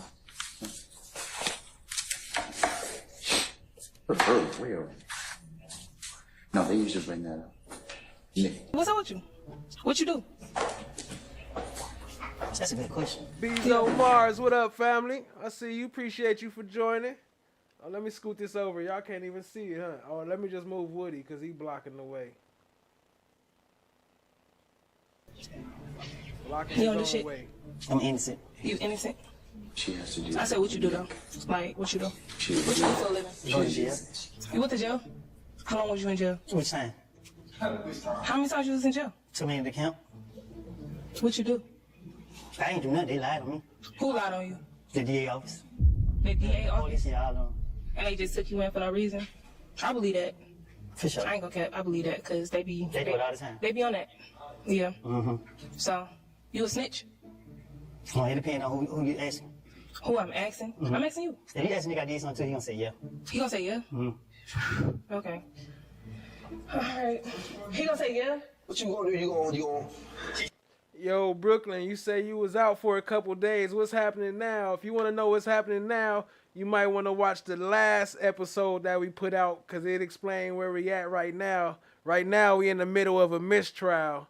So it might be ending if they take it, but she don't want to give them the mistrial with prejudice, so they might not take it because it'd be better to have a mistrial with prejudice. It might not be worth it for the mistrial without prejudice to some of them, but I guess it depends on each individual situation. So we'll be finding that out on Monday. Appreciate you. We here, you gonna move on to the next round. You nervous? You got a little nervous? I'm asking you. Say I'm a what? You trying to get your nerves up. Get my nerves. And actually, stay tuned. Actually, let's see. We'll tap into this real quick. This will kind of catch you up. Let me see. I got something for you right here. Let me see where we at. 59-52. Okay. A small group of protesters came to voice their concerns. Free YOUNGTHUG! Free YSL! A handful of people came outside the Fulton County Courthouse this morning. Protesters saying the case has gone on for too long, is a waste of money, and mistakes raise questions about the integrity of the process. When we talk about justice and we talk about the amount of money that has been spent for this case, there are so many other cases that can't even happen because this case is happening right now. And I feel that we, the people, need to stand up and let them know that we won't let that happen. This week, a witness was asked to read social media posts in court, but read an unredacted version with the names of incarcerated defendants. The defense moved for a mistrial because the jury was not supposed to be aware of which defendants were in custody. Judge Paige Whitaker, the third judge to oversee this trial, dismissed the jury and the witnesses and scolded the prosecution.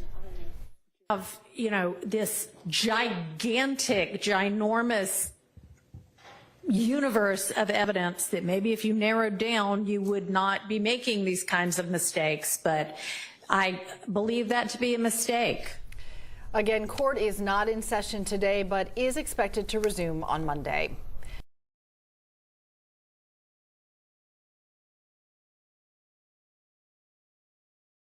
And tell me who said whatever, okay? So that's about where we at right now from what happened. Appreciate the question. And y'all, shout out to FFS with the 20 gifted. I don't think I never got a 20 gifted. Appreciate you, family. You breaking records every time you hit the platform. Much love to FFS, man. I might have to make him a permanent step up top. He be killing it.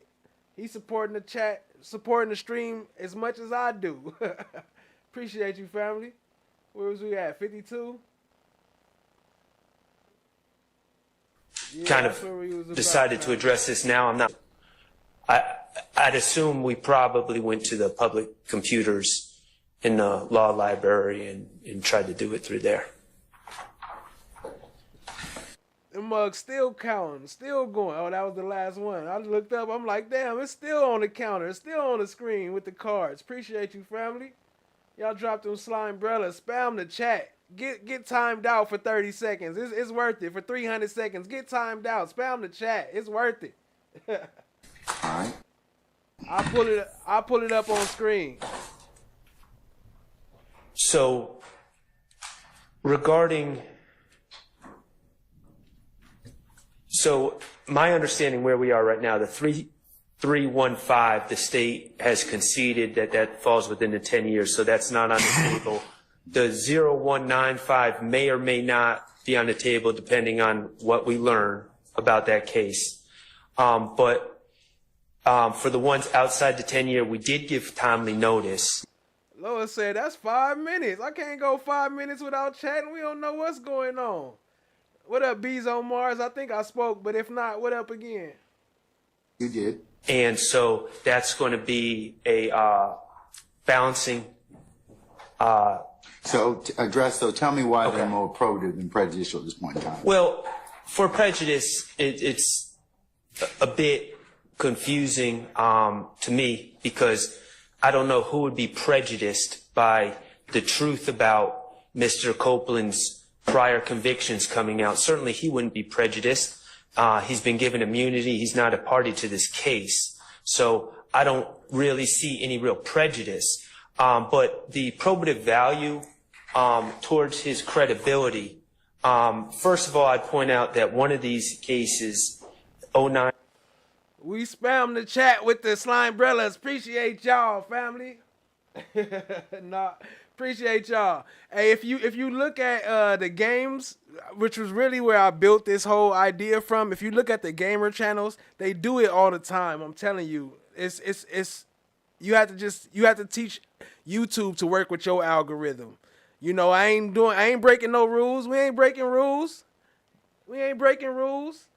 We dropping slime umbrellas. SC 82479 not only involved giving false info, which is very probative of one's credibility, but also involved a theft, a car theft. Thefts are viewed as more probative to credibility than other non-crimes that involve some level of deceit or dishonesty. So the fact that it's a theft makes it particularly probative towards. Let me send a quick shout out, because out of all those slime umbrellas, appreciate y'all. Only one person got blocked. Let me see who it was. Only, dang, where'd it go? I lost it. Oh, here we go. Danielle. Sorry about that, Danielle. Appreciate you, family. Appreciate you taking the sacrifice and being a sacrificial lamb. No, I'm just playing. But I do appreciate you, family, for dropping them slime umbrellas. And you have to get that time out. But I appreciate you showing the love. Credibility. But also, Your Honor, Danielle.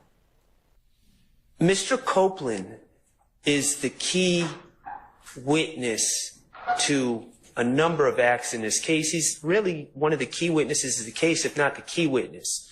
His credibility is the crux of this case. He's the linchpin of this case. I anticipate that he's probably going to be on the stand for a week or more.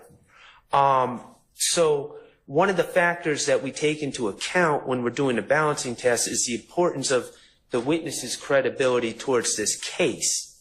And his credibility and the ability of the jurors to consider his entire history, his entire criminal history is paramount to assessing his credibility. And I'll point out, Your Honor, one other thing that I think is relevant towards the probative value of credibility. If Mr. Copeland was someone who, say, had an 09 SC 82479 case and had a conviction, and then, learned from that conviction, turned his life around, went about, got a job wherever, was working, taking care of his children and taking care of his family, and just living a law-abiding life, I think the argument.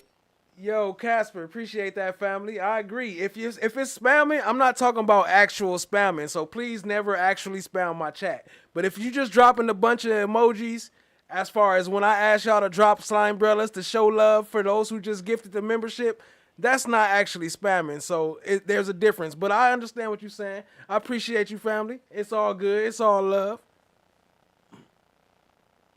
Would be stronger for it lacks probative value. But he hasn't done that. He's continued to commit crimes, to violate the law, to lie, to commit crimes indicative of a lack of credibility. So this tells the whole story. And I don't know why we wouldn't give the jurors the whole story about a man's history and his lack of credibility when his credibility is ultimately so important in this case. I don't know what he's going to testify to, but I do know that there's a possibility that things he said are going to come out, and the jurors need to know, can we believe this guy or not? And they need to have the full story about Kenneth Copeland and his criminal history. All right, sir. State, you wish to respond, or? Your Honor, I don't believe them having the full history is what will determine his credibility. They have now 5 convictions that they can impeach Mr. Copeland on. The issue is he a convicted felon? He is, and they have 5 convictions. These other 4 from 2009 and 2010 would be substantially prejudicial in this case, given that they have more recent charges for which he was convicted of. These charges, again, are theft by taking. They already have a theft case that they can use to impeach him if they choose to do that. The other one is an ag assault, and the other is an entering order. I want to be clear that there is the 10 SC 87662 case, which he pled to a misdemeanor, which they could not use because he only got 12 months in custody on a theft. That's the one, the theft by receiving stolen property? That's the theft by receiving. 10 SC 87662? Correct. So the 3 indictments that we're looking at, I believe, is 09 SC 824. What up, Indie Love? I see you, family. Appreciate you joining. Shot Diggy back in here. What up, though? Becky Einhorn. What up? Einhorn. Finkel and Einhorn. My bad. You don't take that offensive, right? I appreciate you, family. I just like, what's that? Pet Detective. 79, 10 SC 96938, and the 12 SC 110195. What up, Blue Dream? What about Appreciate you, the family. 9 CR 35, and then there's 44. It's 4444. 09 CR, that would be a misdemeanor because that would be solicitors. If it's 09 CR, that would be a solicitor general's case. What about the 09 SC 82479? Yes, Your Honor. So the 3 cases that we're looking at, Your Honor, is 09 SC 824. FFS said, for fuck's sake, spam the chat. Drop the slime emojis. What y'all talking about? Drop the slime umbrellas. What is you talking about? What? We ain't doing nothing illegal, nothing offensive. What? Don't limit our speech. Drop them slime umbrellas. That's freedom of speech, baby. That's what I'm talking about, FFS. Appreciate you, family. 479, 10 SC 96938, and 12 SC 110195.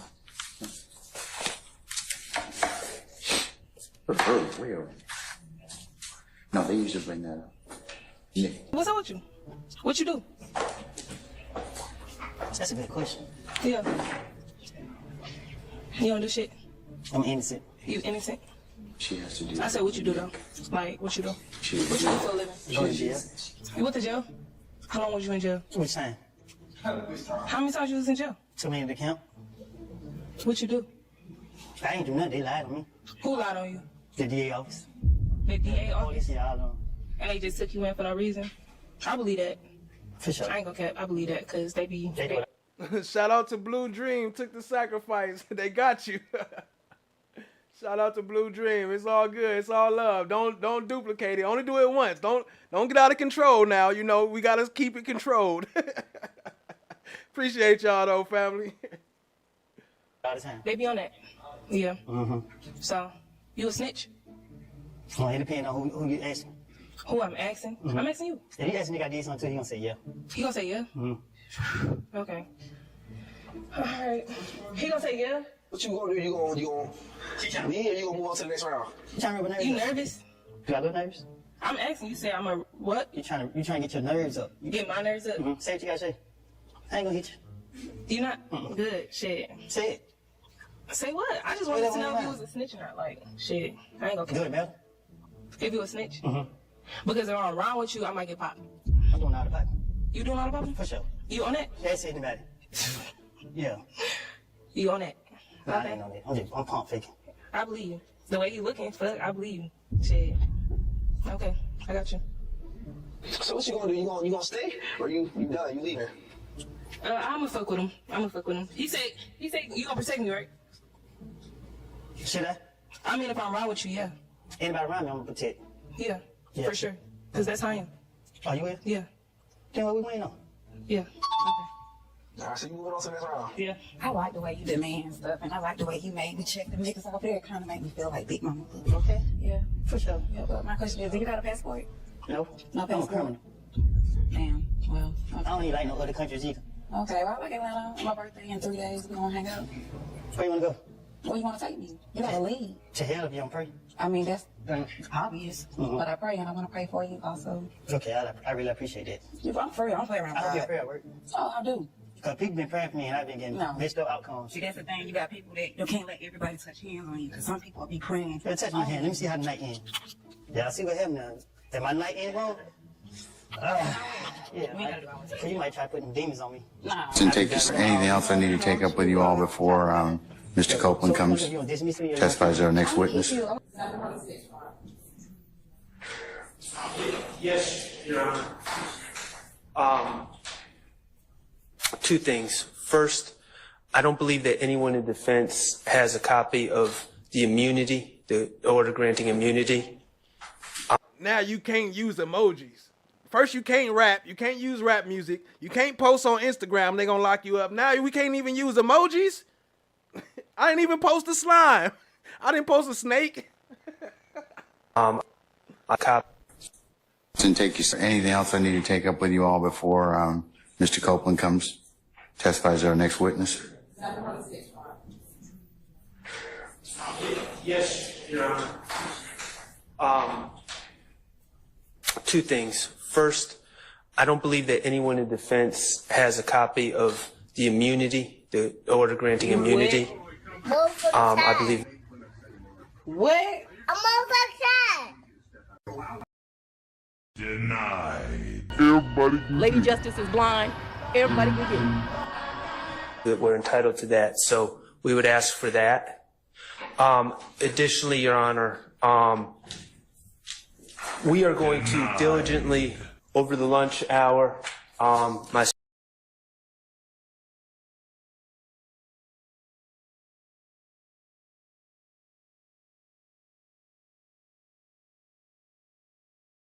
was the state said that it was just a large amount and they were going to narrow it.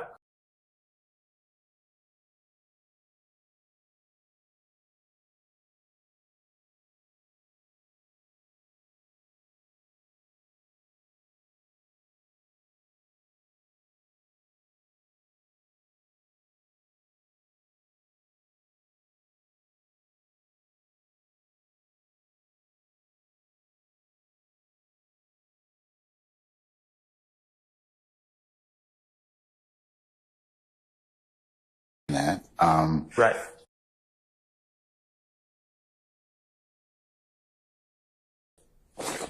So what happened since that hearing or that discussion?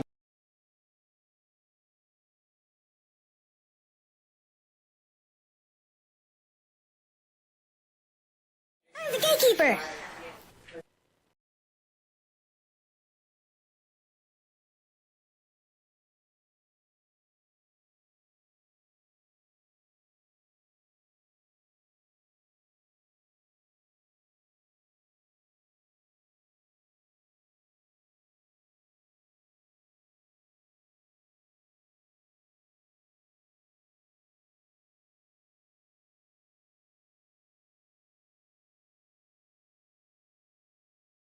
exhibit for the. And we brought those.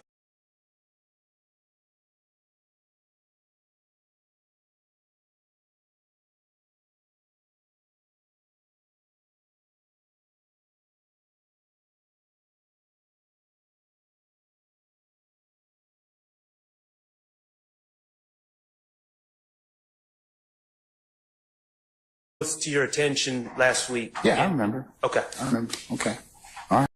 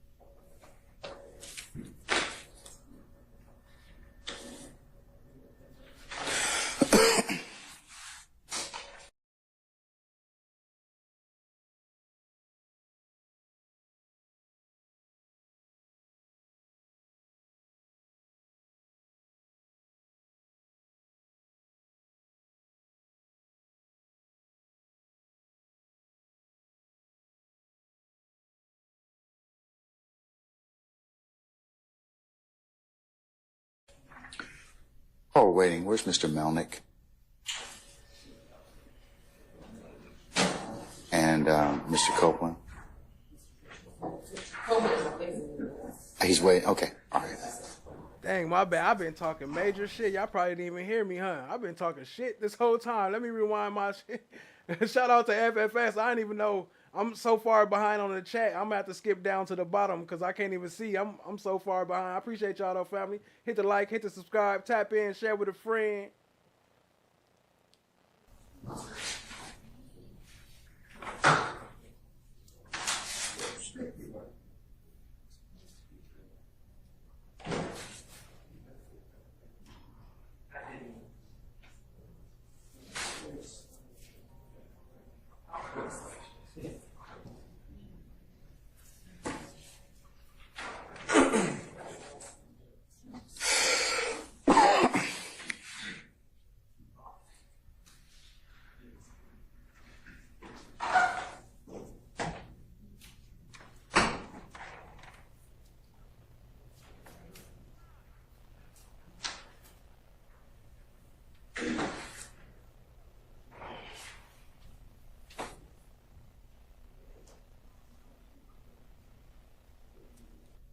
My bad, you know, I didn't got a little risky. You know, I like that. shoot. Oh, well, we rock then.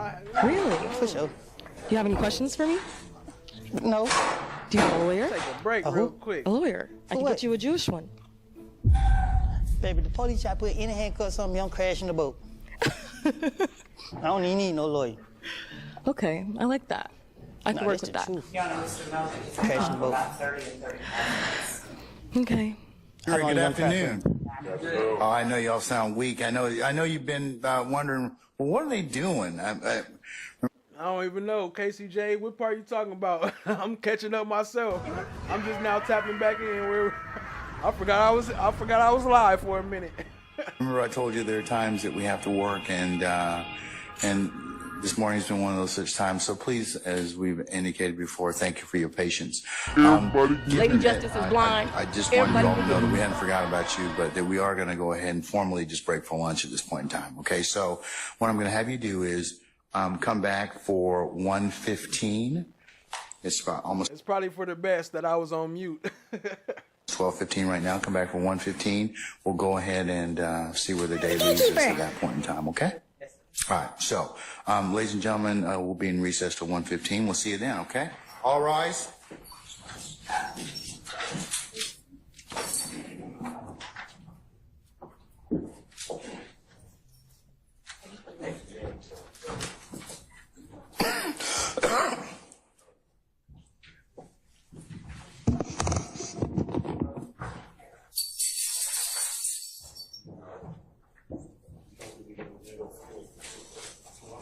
There you go, Jack. Hold on. There we go. All right, ladies and gentlemen, our jury has left us. I'll see y'all back at 1:15. Hit that subscribe. Jack gonna dance for subs. He appreciate y'all too. Look, he gonna dance in front of Love Face for a couple subs. We trying to hit that 3K. Show us some love. All right, thank you, Mr. Brown.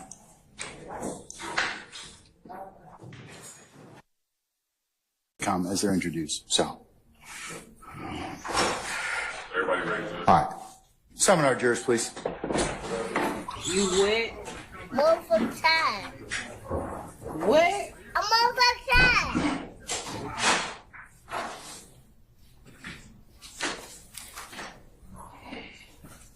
Motherfucking tired. Shut the fuck up!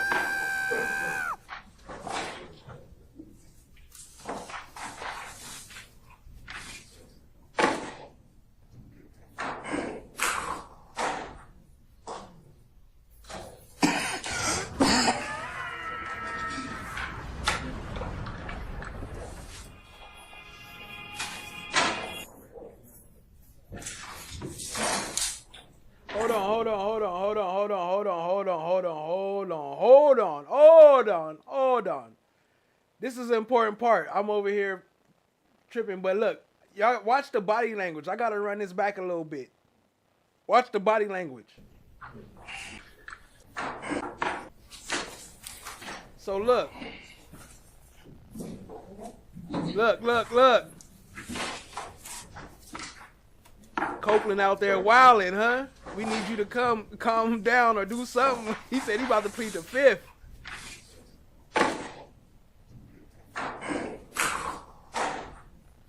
Look at her, look at love. Hold up. And look at Huey. Look at Marquavius Huey. He saw it too. He about to be telling them, look.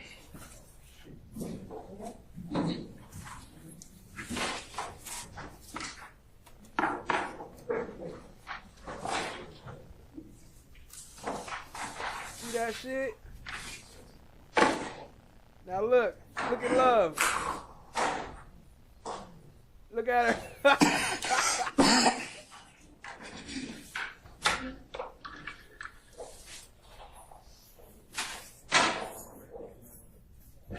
Look at her trying to ease out. Hell no. I don't even know what I said, to be honest, FFS. I would repeat it, but I don't even know where it cut off at. I didn't know I was on mute. I said a lot. Well, basically I was saying, keep doing the motherfucking thing. Keep the ball rolling.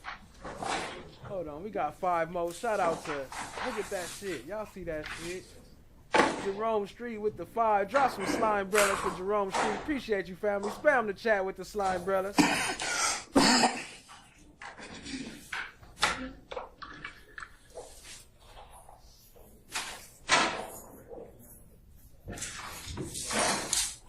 Tension feeling a little tight in here. Let's loosen up, everybody. Loosen up. Hey, let me hit the blunt. Where the blunt at? Let me hit the blunt. Tension kind of tight. We here to have a good time. It's a party. Hit that sub button, family. Hold on, we ain't done it. Drop this slide, brother. Oh, hold on, I got the chat frozen. Boop. There they go. Boop. So boom, right? We was walking down the street, boom. And then we was waiting on Copeland to come out, boom, right? And then, right? Look at, then Love tried to creep in like she never left, right? So boom, right? Wait, no 1 yard. Right.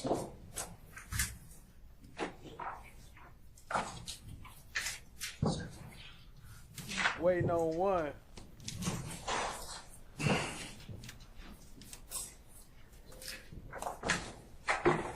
Look at. You can feel the tension. I can feel it. Oh, damn, I'm supposed to have that in the background. I can feel it in the air. I got the track. All right, ladies and gentlemen, please be seated. All right, thank you, Deputy Ham. Ladies and gentlemen of the jury, good afternoon. All right. Without further delay, we're going to go ahead and call the next witness. State. Your Honor, Ms. Hilton calls Kenneth Copeland to the stand. All right, summon Mr. Copeland, please.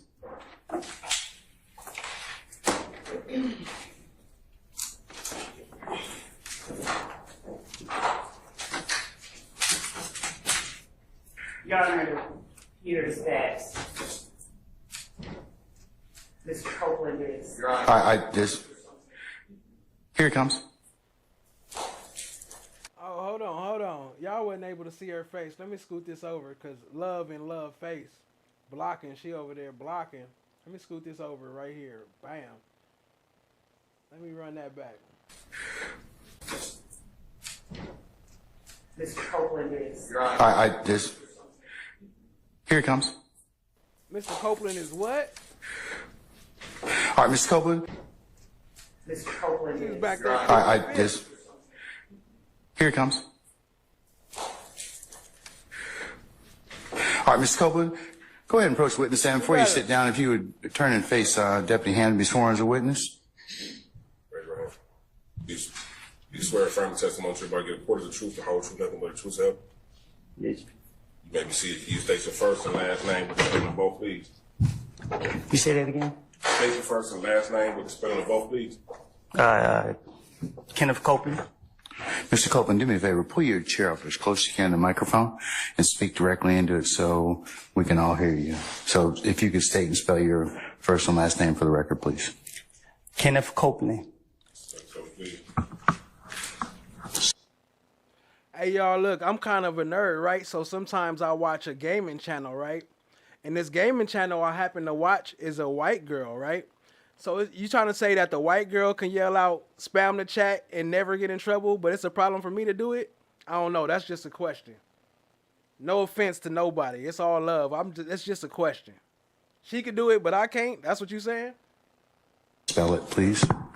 KENNETHCOPELAND. Thank you, sir. All right. And Mr. Copeland, good afternoon. Do you want to be here? Ma'am? Do you want to be here? I'm here. Okay. Are you going to let me ask you? Spam the chat with the Slime Brothers. Let's go, FFS. Hey! FFS got the party cracking. Hey! Fuck the 3K. We ain't got to hit it. Let's go, family. Some questions. Okay. How old are you? Grown. Okay, what does grown mean? I'm an adult. Okay. And when you say you're an adult, what number in years are you? How old is you? Grown. I'm an adult. This is an adult show. Why is y'all limiting my speech? Please don't do that. Grown. I'll take that. Do you want to be here? Sorry. Ma'am? Do you want to be here? I'm here. Okay. Are you going to let me ask you some questions? Okay. How old are you? Grown. Okay, what does grown mean? I'm an adult. Okay. And when you say you're an adult, what number in years are you?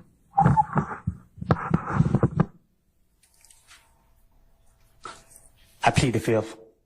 Ladies and gentlemen, can I get you to step outside to your headquarters of jury deliberation, please? From All right, for sure. You what? Move for time. What? I'm over time.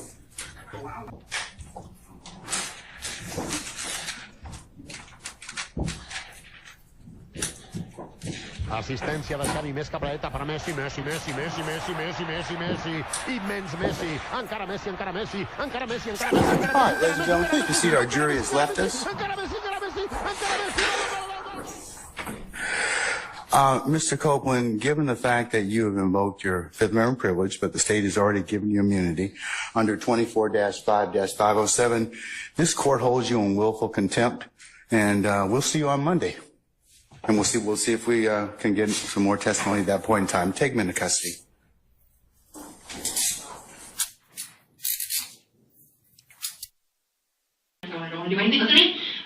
This is YSL Woody, aka Kenneth Copeland. He's about to put Young Thug and 2 other YSL members in on the attempted murder of a rival gang member, Kelvin Watts. Across from him sits an investigator from the Fulton County District Attorney's Office. Unbeknownst to Woody, a large-scale RICO indictment against the YSL gang has been mounting for years, targeting YOUNGTHUG, among many other associates of YSL. Prosecutors say YOUNGTHUG, whose real name is Jeffrey Williams, led YSL, what they call a violent street gang that used drugs, even murder, to make money. The gatekeeper! He twisting that hole all my life. He twisting that hole. Come on, girl. He twisting that. Don't get scared over there. What you doing? God damn. Oh, girl. Tell me, I'll barely be missing. Damn, missed it.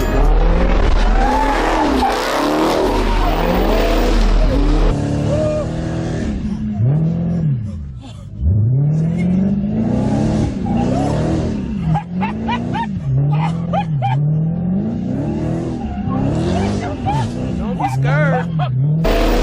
If you scared, go to church.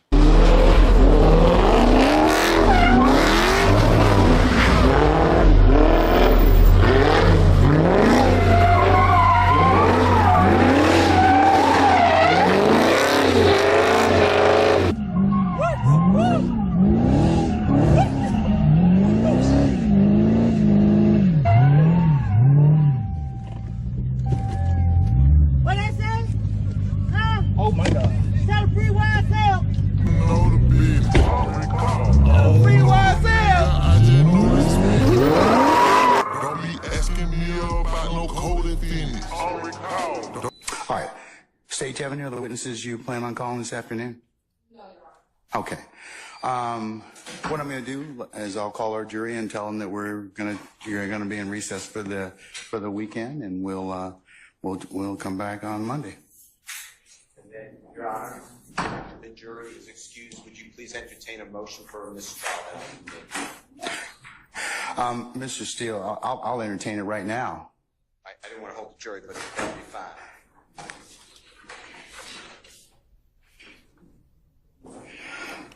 And what's the basis for your mistrial? We didn't know he was going to invoke. We didn't know what he was going to testify to, and I certainly didn't let him.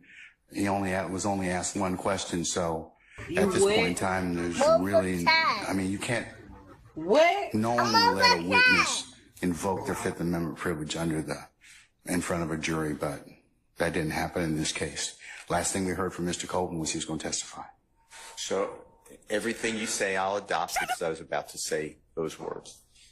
Based upon information belief, I'd like to call witnesses from the prosecution. I was told, I do not have the personal information, but I was told that Mr. Copeland made that known to officers of the prosecution team prior to being called right now. But it's what I was told. I mean, the last thing the court knew. And he has counsel. If the party knows that a witness is going to invoke the Fifth Amendment in front of and he has counsel. Get the fuck out of here with that bullshit. a jury, which poisons us. Court knew. There's the I know I'm prosecution team prior to. I know I'm gonna have to fight for this one. They gonna try to restrict my account on this one, but appreciate FFS. I don't have to care now. I can fight for the ads. FFS then chalk that up. I don't need it. Look, here we go with this one too. Boom. That's what I'm talking about. Called right now. But it's what I was told. I mean, the last thing the court knew. We ain't broke no laws. We ain't did nothing offensive. Ain't no reason for y'all to ban nothing we did because we dropped some slime umbrellas in the chat. Nah, let's get it, family. Appreciate y'all. Hit the like, hit the subscribe, tap in, share with a friend. And he has counsel. If the party knows that a witness is going to invoke the Fifth Amendment in front of a jury, which poisons us, I mean, there's no doubt it prejudices Mr. Williams et al., all of them, because this trial's been going on now, I believe, 8 months in front of a jury, and they've heard Mr. Copeland's Motherfucking tired of our rights being violated. That's a violation of rights. name however many times a court reporter says. Casey, that's what we've heard. No, so the jurors have heard Kenneth Copeland. And as well, okay. I opened on him that he's the killer. I'm the gatekeeper. We cross-examined all these witnesses about Kenneth Copeland. The state talked about Kenneth Copeland.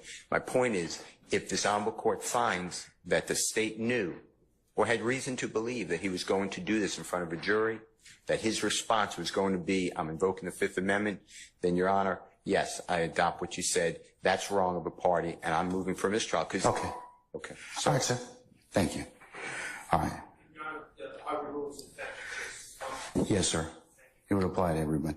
Yes, Ms. Love. Your Honor, I'd just like to put some things on the record regarding Mr. Copeland. As we stated earlier, Mr. Copeland has... I don't want to interrupt you. Your Honor, I'm just telling the court I am not accepting the proffer. Your Honor, if I may... Okay, but counsel gets the proffer, Mr. Steele. That's I can accept that. So, could you sit down? Is it time, sir? Sit down. Okay, thank you, sir. All right, Ms. Love, you can complete your proffer at this point. Your Honor, yes. Just to relate to the court the observations that members of our office have made throughout the course of this morning and throughout the time that we've been dealing with Mr. Copeland. Our cause for concern is Mr. Copeland's communication that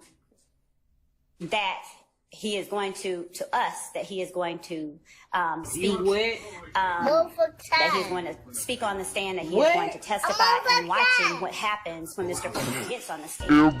Lady Justice is blind. Mr. Copeland did not want to have to be taken into custody. The court gave him the opportunity to have present in court with him someone who is supposed to be representing his best interests. What we have seen is communication, both verbal and nonverbal, between Mr. Copeland's supposed counsel and counsel for defendants. And a look as if I tried from Mr. Copeland's supposed counsel in the direction of counsel for the defendants after Mr. Melnick attempted to assert for Mr. Copeland. May I finish? Let her finish, Mr. Melnick. Please sit down and I'll let you start. Okay? All right, thank you, sir.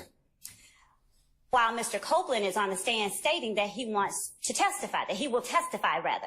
So we are watching, and Mr. Melnick, I believe it may even be captured on film. The court can look at it.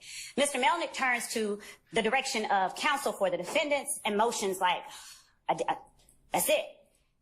Then, upon information and belief, as we are standing out waiting for the jury to come in, Mr. Copeland requests to speak with counsel for the state, but Mr. Melnick keeps walking in. Then, as Mr. Copeland... Hey, what does she mean by keeps walking in?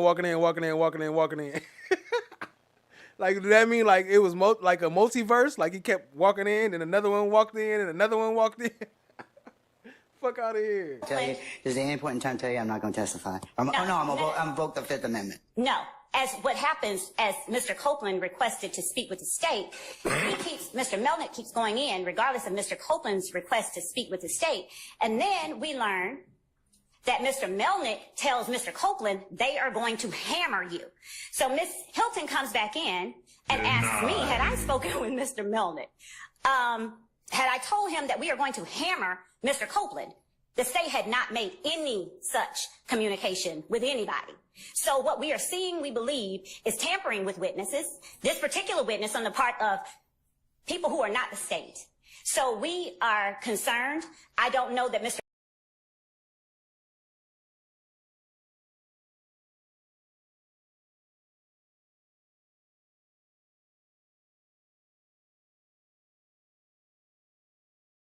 So watching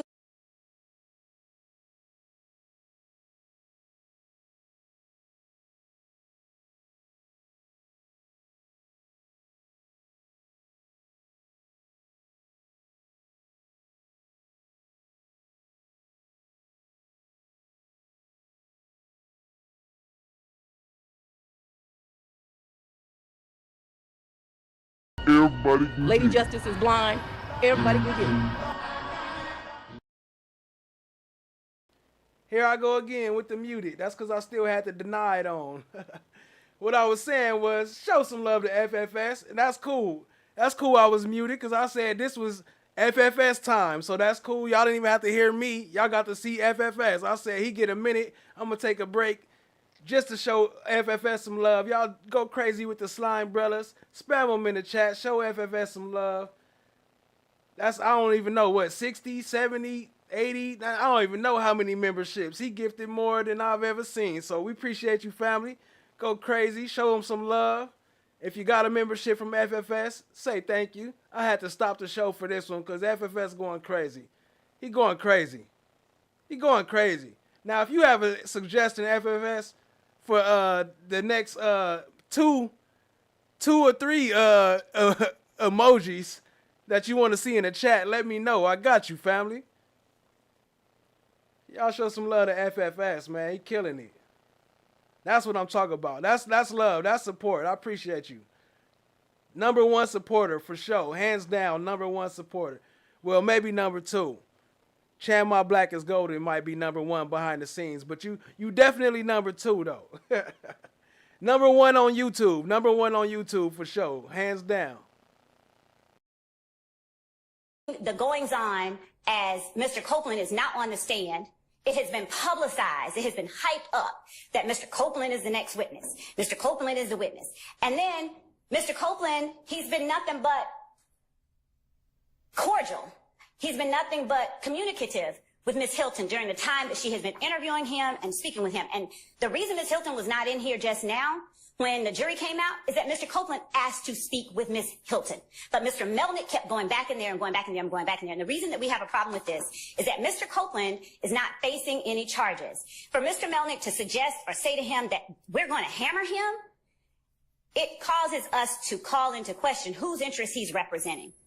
And so we would ask that, you know, what I haven't even thought of in my mind an appropriate remedy at this point, because it is wrong for parties to inject themselves on behalf of purportedly one person.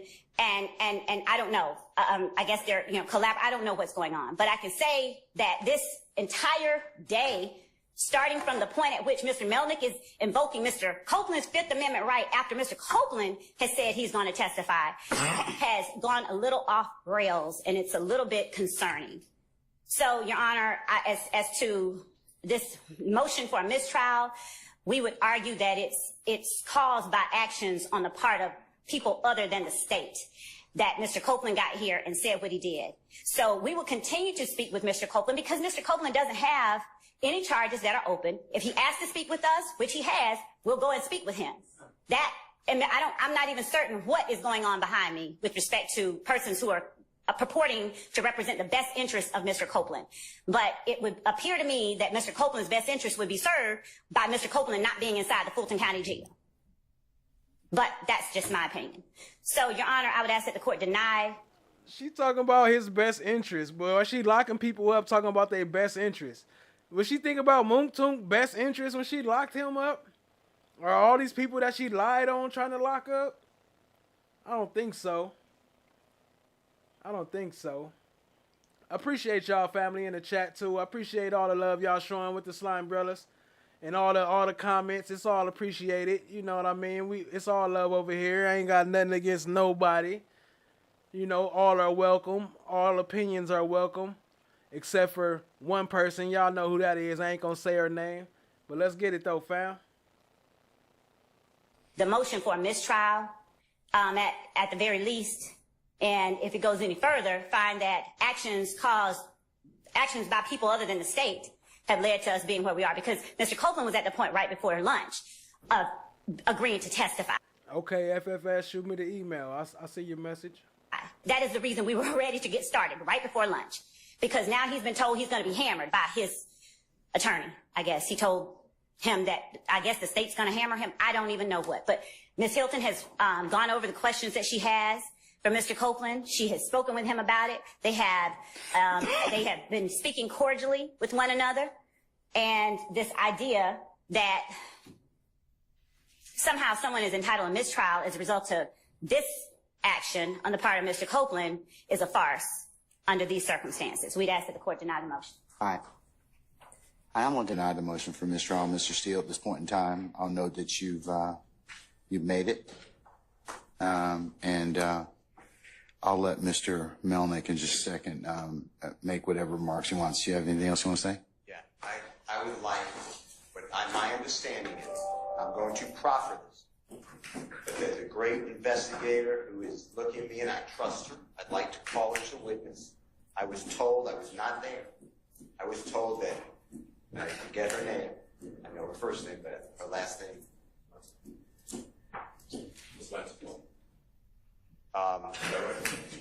And Investigator Long and I may be wrong, heard Mr. Copeland prior to coming in to the courtroom, almost immediately prior, state, and I'm reading from Mr. Kokomo, if I have to go to jail, then lock me up, and then the Honorable David Botts told me, as I was walking in, that he heard, he's right behind me, so he should be speaking for himself, but he heard Kenneth Copeland tell the prosecution, if I said the wrong people, please correct it, that he's invoking the Fifth. That's why I raised it. I'm not saying anybody did anything wrong.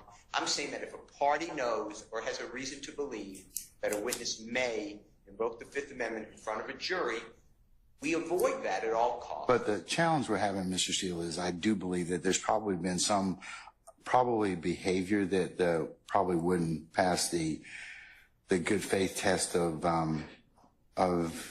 there's a lot of influences inside and outside. So I'm going to basically base it on the proffers of counsel and just remind you all of your professional responsibility requirements, okay? Well, so I'm going to remind it all the time because I live them. I'm just telling the court that in order for you to deny my motion for a this is bad. And I'm going to deny your motion, and I've made my ruling. So I'm done at this point in time, okay? In terms of this motion for mistrial.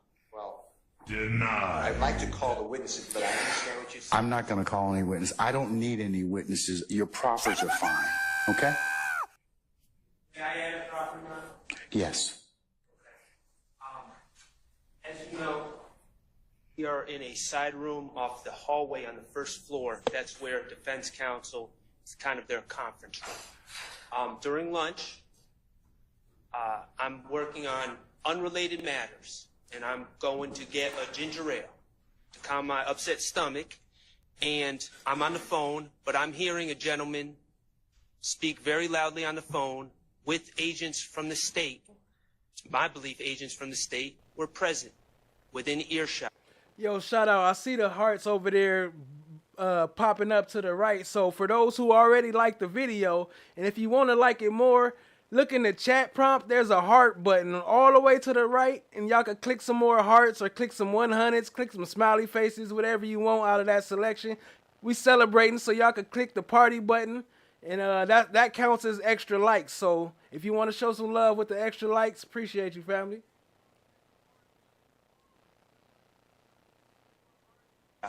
And that gentleman on the phone who was Kenneth And Copeland we was trying to making... hit that 3K. So we trying to hit that 3K. Let us hit that 3. Help us hit that 3K.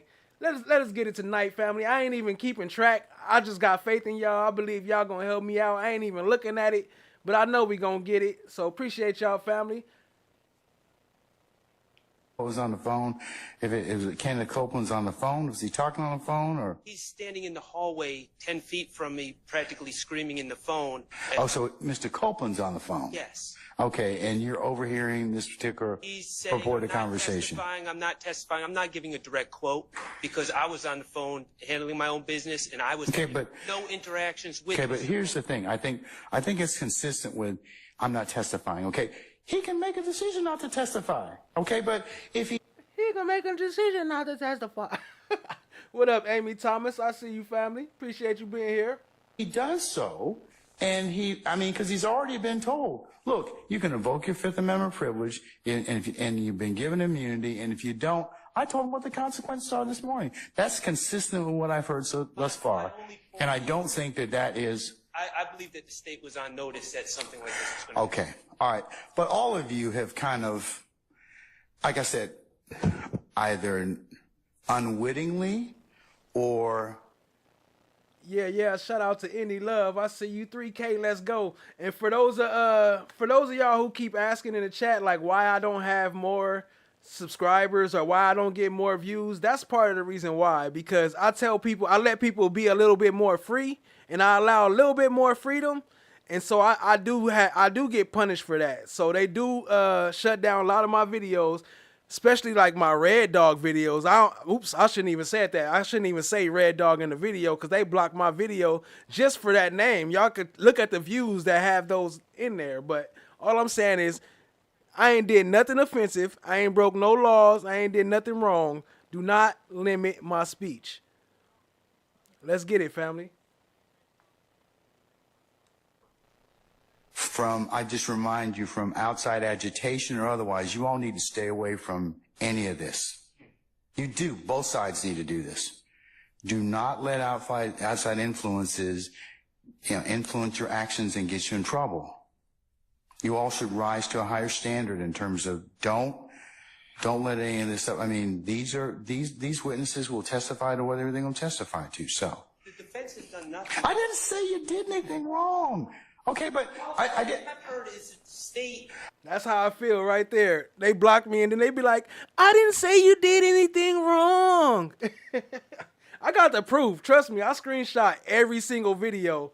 I screenshot all my analytics. I got it all. I got the proof. I can show you the difference. I just can't do it on here because then they going to block me some more. I got to do that on, what's that channel? Rumble.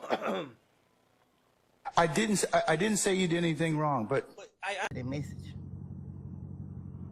Yeah, I mean, you got a lot of ignorant people in the world. Like, you see somebody want to put cheese on here. Love. Why your name Love and you hate him? Ignorant. Ignorant is an all-time high. I'm sitting here talking about embracing and coming together and growing, but that person who's doing that don't like themselves. They don't like where their life is. Their life is not, because look at me. I'm smiling. I'm riding around in a $100,000 truck. I ain't flexing either. You feel what I'm saying? Because last year, I never seen this. Last year, I had dark eyes. Yeah, I read the comments, people about what they gonna do to me and my kids and my family. Put me on my back. But anyway, I keep telling people, like, y'all playing on this social media. This is real life. This is a real world we live in. I don't bring criminal activities to this thing dang, what the word is, to embrace it or to spread it.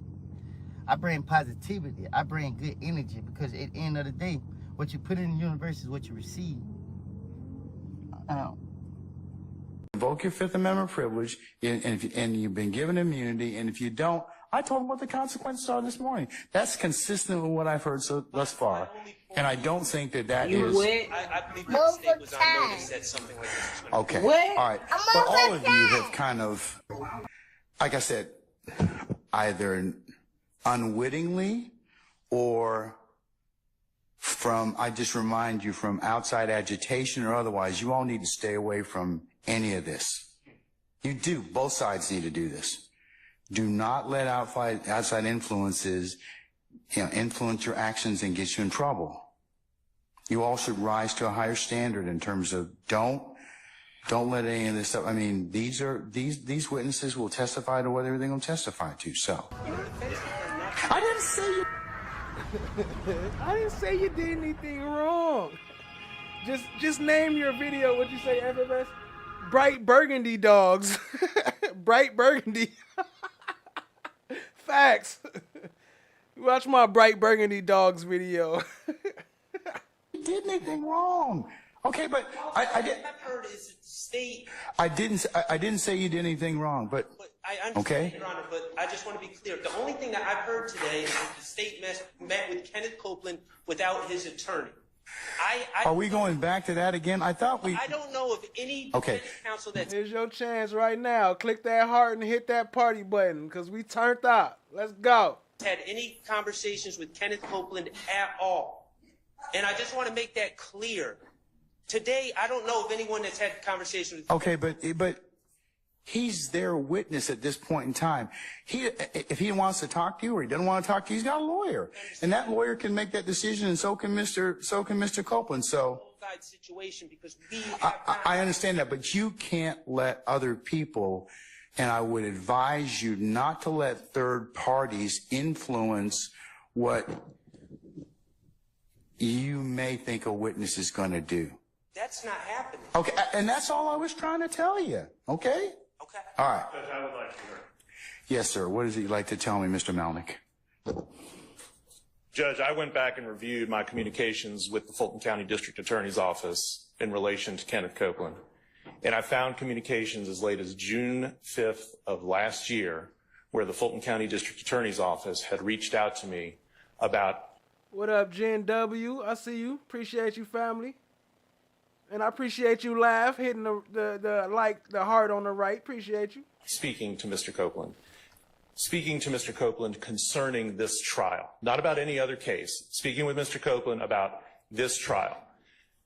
Neither of these attorneys, no attorney at I think I spoke to you, but just in case I didn't, what up, Amy Thomas? Appreciate you. this table has ever attempted to contact me about Mr. Copeland and about his willingness or desire to testify at this trial. They have put us in this position where at the last minute, I'm trying to advise him as best I can what I think is best for. Appreciate you, Laugh, but hey, don't worry about it. I ain't gonna force him to like. I ask him to like. I appreciate it if you like, but it ain't mandatory. It's all good. We ain't gotta force them. Some people don't like it. They just here to watch what they don't like. But anyway, appreciate you, family, and I appreciate the love and support, Laugh. As long as you like it, that's all that matter, family. For him. Had they exercised the slightest bit of professional conduct, we would not be sitting here having this conversation today. And unfortunately, for me to fully explain everything that's been going on, it would require me to reveal confidences that I'm not going to reveal. I don't want you to do that, sir. I can assure you that the decision to invoke the Fifth came completely from Kenneth Copeland. That being said, y'all still please hit the like and subscribe, though. I owe nothing to anybody over here. I owe nothing to anybody at any of these tables. I don't care, candidly, no offense, don't care what happens with their cases. The only thing I care about is what happens to Kenneth Copeland. And for any assertion, I'm sorry, Judge, for any assertion. And that's your primary duty. It is. That's exactly right. And for an assertion to be made that I or Mr. Copeland are somehow being influenced by somebody over here is absolutely ridiculous. I take great offense to it, and I can tell Ms. Love that I am going to the State Bar to report her for contacting a witness that she knows to be represented by counsel. She and I have had conversations about Kenneth Copeland. Okay, and sir, that is whatever you decide to do outside of what the court is ruling upon. Remember, the court can only rule upon what I see. Okay, and what I see at this point in time is a witness who, for whatever reason, may have some other reasons about his testimony. He has expressed those this morning. He said, "I'm going to invoke my Fifth Amendment privilege." The state came to me and said, "Okay, listen, we would like you to sign an immunity order under 24-5-507. They make that decision. So there are. I mean, I think that gets us to the point where we knew that, or at some point in time, that the state knew that he was going to invoke his Fifth Amendment privilege. So absolutely knew it. So, but in order for them to still get this testimony, which they believe that they need, they offered him immunity. So that's what we explained to your client this morning. So whether or not he wishes to go ahead and still invoke his privilege, that's his. I don't care how I feel about it. I'm going to be real. That blue looking chonky. That blue looking chonky. Choice, but the statute's pretty clear. I understand. And I know you I've known you, sir, for at least two decades or more, sir. And I know that you have told him, hey, look, if you invoke, this is probably what's going to happen.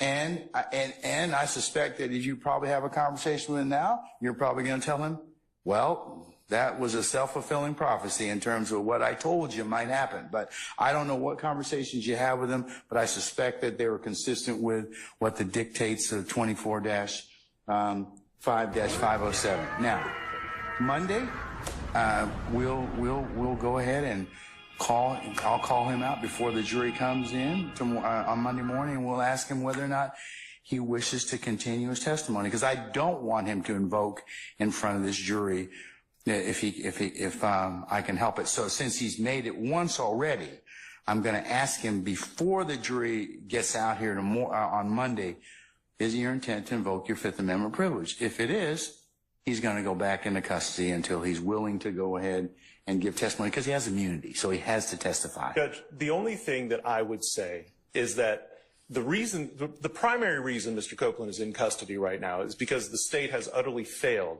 to follow up with me in any regard with regard to what Mr. Copeland wants to do or intends to do. I suspect that that's probably not true. It is grossly unfair. I've known you for almost 2 decades. I've known Miss Hilton and Miss Love in particular for a long period of time, and I don't think that they would do that to you. Judge, at no point did they ever reach out to me about Mr. Copeland. Your Honor. About Mr. Copeland's testimony here today. The last time I heard from anybody in the Fulton DA's office was June of last year. Ms. Hilton, did you reach out to Mr. Melnick? And if so, when? When I talked to Mr. Copeland, he told me Mr. Melnick was not his attorney. So that is, I talked to the witness because When did you talk to Mr. Copeland? last Friday, because my understanding prior to that is that Mr. Melnick had told Ms. Love that he wasn't his attorney. So when we went to go serve him, I understand that he did not have an attorney. When I met with Mr. Copeland, and this is Friday evening, Mr. Long and I went to go meet with him in the car. We said, hey, I think Mr. Melnick's your attorney. He said, Mr. Melnick is not my attorney. He said, I haven't even talked to him. And then that is when we proceeded to begin our conversations. Anytime that Mr. Copeland did not want to speak with us, we did not speak with him. We called him on Monday to see if he could come down here. He said he didn't want to come, or he didn't respond. We left it alone. On Tuesdays when we picked him up for the first time, on Tuesday when he did not take the stand, we went upstairs. We had some conversation. We left. Mr. Long took him back home. And then yesterday he came back down here with us.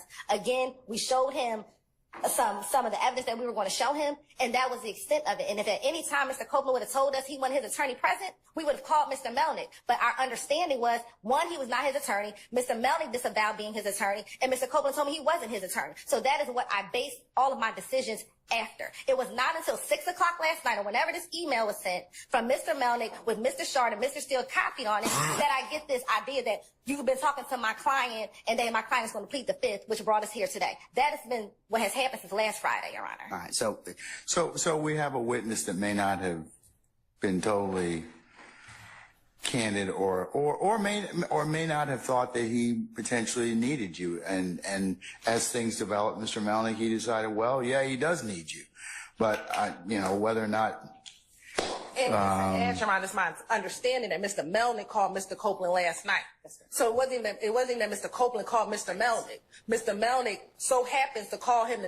Look at Love. Look at Love. You see her lean in? Hold on. Look at Love lean in. Night before he's supposed to testify. I'm understanding that Mr. Melnick called Mr. Copeland last night. So it wasn't that Mr. Copeland called Mr. Melnick. Mr. Melnick so happens to call him the night before he's supposed to testify. So I don't know what has happened or what has transpired, but that is the extent of what occurred. So I'm not going to get into my conversations with my client. No, and I don't expect you to. But I do want to remind you, Mr. Melnick, as well as I reminded both sets of counsel, that you owe a higher duty of tribunal to me and the court than you do anybody else. So please don't, you as a professional advocate, don't put yourself in a position where you come cross purposes with the rules, okay? Of course. Hey, what up, Berta? Appreciate you. Appreciate that, family. I love all y'all being here. And that sometimes has to be explained to witnesses and clients, okay? All right. So that's where we are at this point in time, is that Monday morning I will bring Mr. Copeland back out. It is, I don't relish the fact of holding him in contempt, but that's all I have.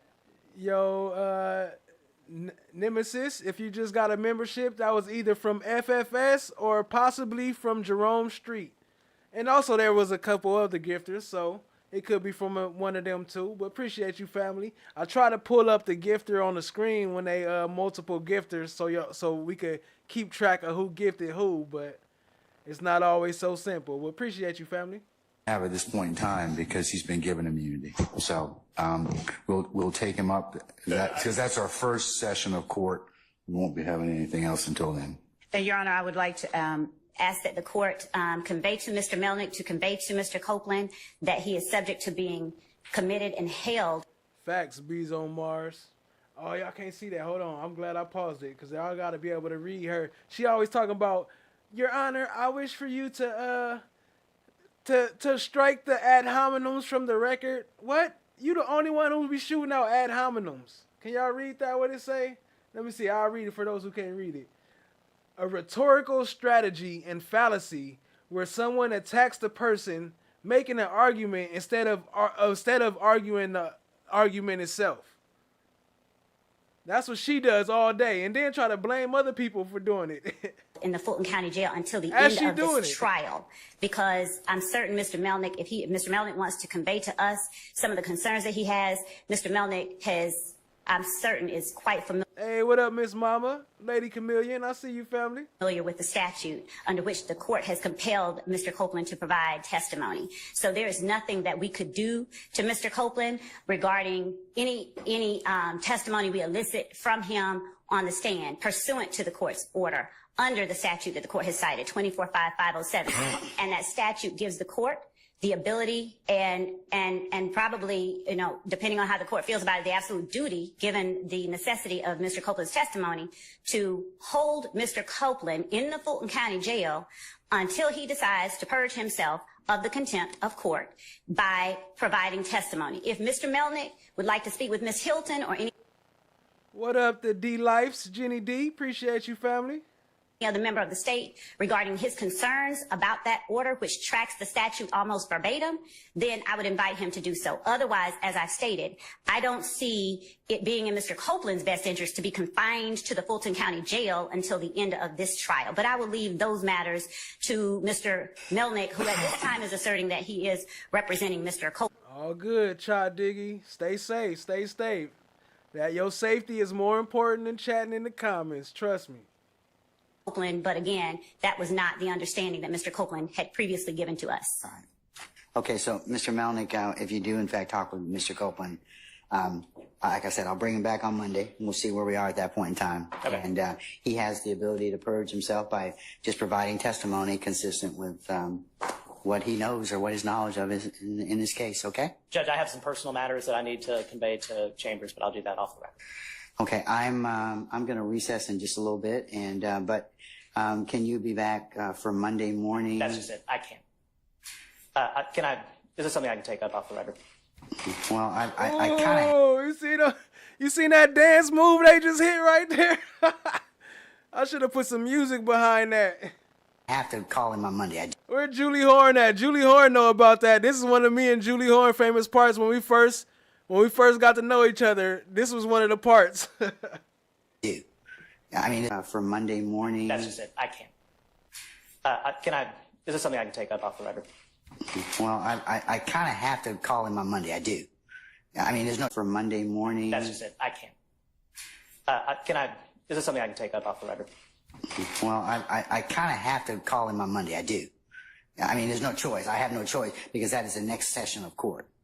I'm going to recess in just a little bit, and but can you be back for Monday morning? That's just it. I can't. Is this something I can take up off the record? Well, I kind of have to call him on Monday. I do. I mean, there's no choice. I have no choice because that is the next session of court. Judge, I have non-refundable tickets out of town on Monday. I can't be here. I cannot be here. And there is nothing I've had this on file with Fulton County since December 15th of last year. And again, had the state contacted me before.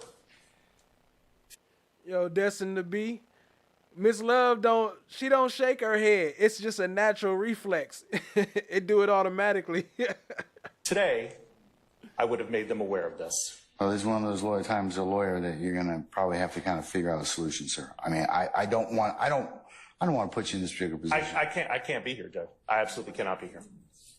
Well, you have a choice. You can be here if you want, but you'll have to figure out some other things to do with your tickets. I mean, here's the thing. If you're asserting, if the state was relying upon the fact that you were not his counsel, and now you are, you have put us in a situation where now, you put. Shout out to the D-Lifes, Jenny D. Y'all show some love. Drop some slime brothers for the D-Lifes, Jenny D. Helping support the stream. We appreciate you, family. Y'all help us get to that 3K. We almost there. We just need a couple more. If you just do one, that'll definitely help. All I need you to do is one. But if you got 2 or 3, that'll help too. You put yourself in between a rock and a hard place. I mean, so He's coming back on Monday. I'll have somebody else make my announcement for me. Then that can be done. And sir, I would advise you to do that. But remember, Mr. Copeland, has to have some concurrence. So maybe before he leaves, goes actually to the Fulton County Jail, you may need to have a conversation with him about that. So we're clear, and I'm clear as to whether or not you're coming back on Monday or somebody else is. And I need to know who that lawyer is. Do you want to have a conversation with him before? I'm going to talk to him right now. All right, okay. I'm going to allow you to do that, and then I'll remain and be available for a further discussion. So let me go ahead and I'm gonna remain and be available for system rebooting. And be available for a further discussion. So let me go ahead and Sergeant Ham, can you and your colleagues or Lieutenant Walker arrange for Mr. Melnick to talk with Mr. Copeland, please? All right, and I'm going to go ahead and at this point in time. At this point in time, I'm gonna send a shout out to Cha Diggy with the 5 gifted. Hey, appreciate you, family. Much love to Cha Diggy. Y'all drop some blue hearts and slime umbrellas for Cha Diggy. Appreciate you, family.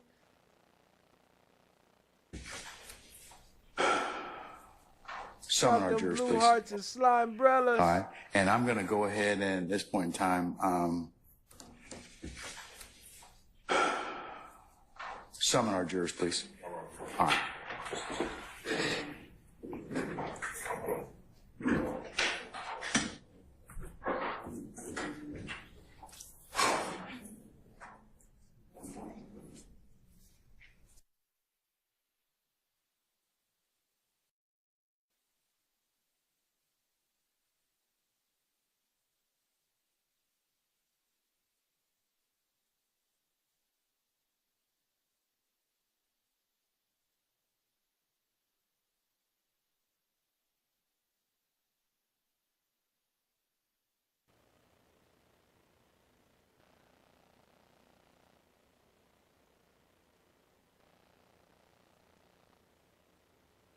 Dodgers won Game 2 World Series.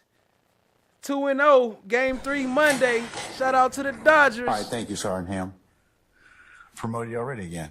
All right, okay. From FFS, y'all drop some slime umbrellas for FFS for that comment. I'll pull it up. In a minute. Ladies and gentlemen, jury, good afternoon. Okay, it appears that we're gonna let that 5 gifted from Cha Diggy marinate a little bit. Appreciate you, family. we have some more homework to do, and given the fact that that needs to occur, my suggestion is that we go ahead and recess you for the day, okay? And let you begin your Friday. Ladies and gentlemen, Monday being a regular work day, what I'm going to have you do is report for 8:30 for a 9 o'clock anticipated start time. And we'll see where the day leads us on Monday, okay? All right. And in minute. You wet?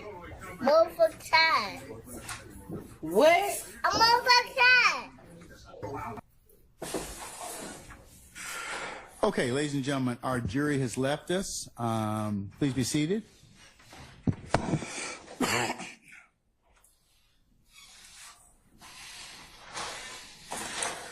All right, anything else I need to take up with you all? I'm going to recess in place to allow Mr. Melnick to finish talking with Mr. Copeland and find out who is. Yo, I just want to take a second real quick and send a shout out. Appreciate you, FFS, Cha Diggy, Steph JK, Chan My Black is Golden, Tall Glass, a couple other ones, Julie Horn, Jerome Street. You know, a couple of those who've been really helping support the channel, and I really want to let y'all know y'all are much appreciated, family. That's it. If he or somebody else at his dad is going to be here on Monday, and but if not, we will be here on Monday at 8:30. Any other things I need to consider? Yes, Your Honor. There is a matter regarding the jail calls that we were provided. Mr. Steele has not yet provided us the ISO file.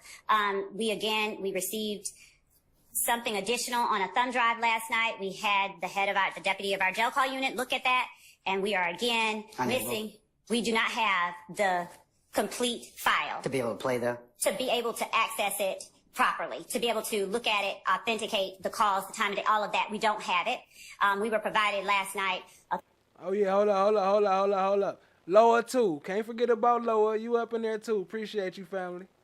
Thumb drive with cut and pasted file names up under headings, with some additional pieces of a file that would have had to, again, have been deconstructed from the way that the file would have been given to counsel for defendant Williams. We are asking the court to compel defense counsel to turn over to the... Keep the slime brothers going. Spam the chat for Chan My Black is Golden. My fault, family. Show some love to Chan My Black is Golden with the 5 gifted. Spam the chat with the slime brothers. Appreciate the love, family. Let's go. State the file in the original condition that it was given to them, so that we may properly access and evaluate the content and the time and date and all of that, and the authenticity of those calls. It has been deconstructed, and particular parts of the file have been extracted and purposefully kept out of what is given to the state. So we are asking, again, that the court compel either, you know what? And if they don't want to, then we're asking that they just be excluded. Okay. All right, Mr. Steele, do you have the raw file? Judge Glanville? Sir. You allow another moment when Miss Love calls me that I did not do something. They have the exact image of what we got from the jail in Fayette County. That is it. And if I get another false allegation and you do nothing, I'm shocked. I'm appalled at you. I sit here day after day with this false allegation just machine. I gave the state everything. There's been no disconstruction. There's been no purposeful, I don't care. I don't care. I give over everything. I've done this for 33 years. Never in my life have I seen a trial. I've done 300 appeals in the state of Georgia alone. I've never read a case like this. Judge, I gave them everything I had. I waited. I was at my office till 8, after 8 last night. I waited for their investigator to come by. I handed him an exact copy of thumb drive.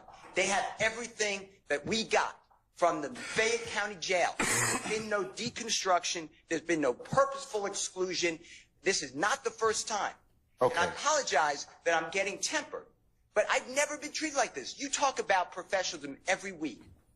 Professionalism is lacking with one lawyer here. With one lawyer, professionalism is lacking. Keep the slime brothers going. Keep it going. Keep on slamming, spamming and slamming, spamming, slam, smack it up, rub it up, flip it, rub it down. Oh no. Keep it going for DD, family. Appreciate the love. Y'all keep it going, fam. Whatever your favorite emoji. Show some love with your favorite emoji. You ain't gotta be a slime brother. And if you're scared to get banned or restricted or timed out, just add a name with it. Just put 2 D's, a DD, or put a Chan My Black is Golden or FFS, and then put your slime brothers and your emojis and all that. Appreciate you, family. Let's go. It has never been. I don't even like coming to court. Gang, gang. I used to love this. I would die for what we do. I used to say, I'm dying. I would die. I couldn't choose a better profession. If I had litigated with Miss Love, I would. Your Honor, could we strike the hominem attack? No, I'm speaking. Really, could we strike that? Okay, hey, everybody, calm down. Everybody, both of you, please be seated. Judge, I'm not. Both of you, please. Look at Love Ass want to talk about striking some ad hominem attacks. You got nerves like a mug. Be seated. You have to do something. You have threatened me with contempt. You have threatened me with jail.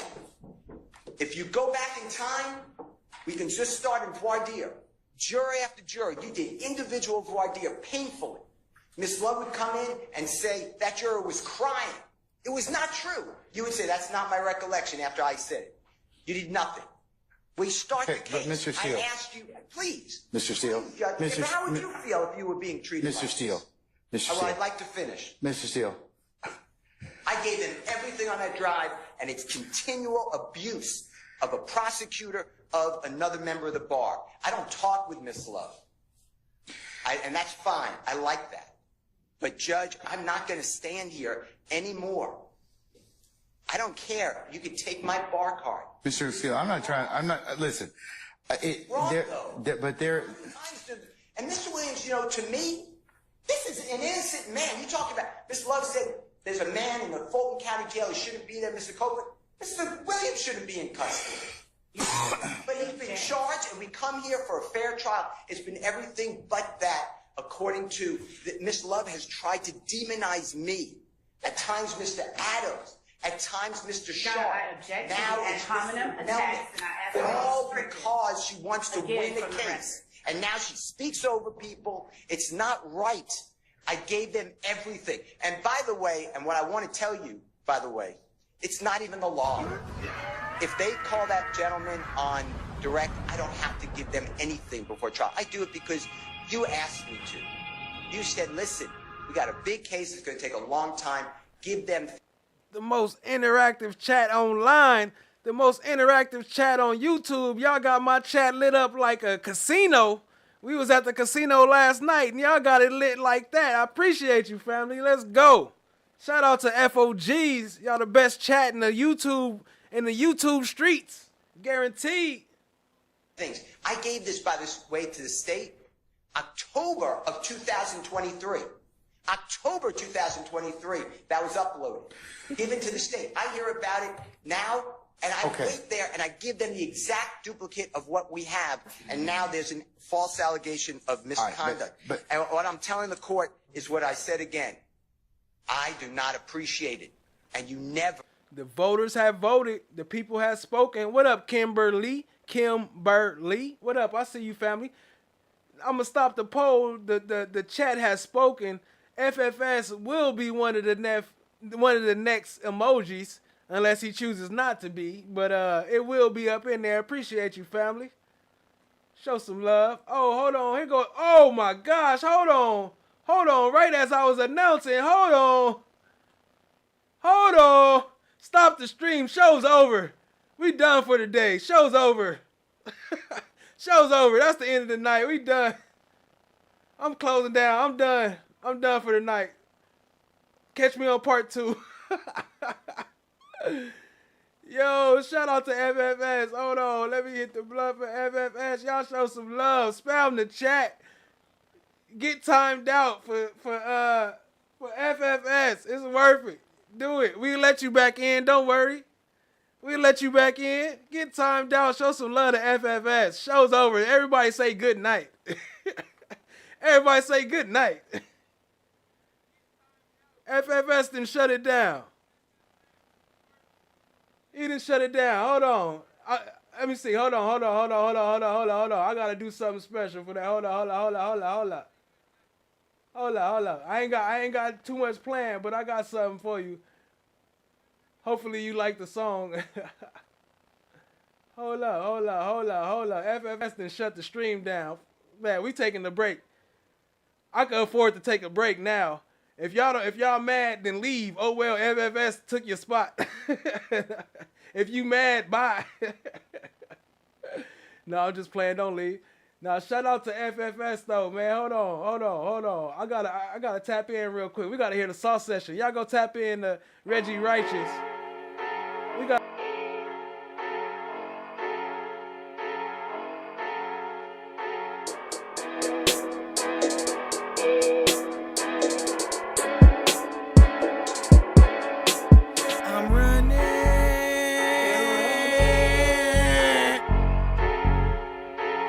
To FFS. Let me cut it down. Let me show some love to the chat. What up, Nameless? What up, Kimberly?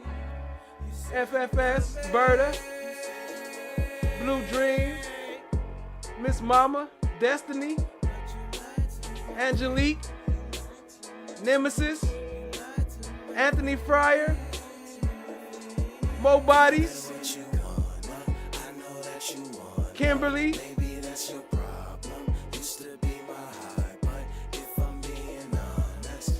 What up, though? Bees on Mars, Blue Dream, Jenny D. What? What?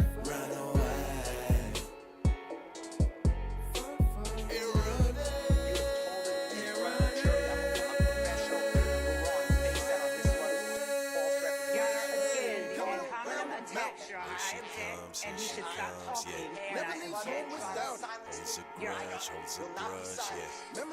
Mr. Steele, here's the thing, okay? I think that You want green, eat a salad. please be quiet. Now you off balance. You made your point. You made your point at this point in time. Both of you, please be seated. Please be seated.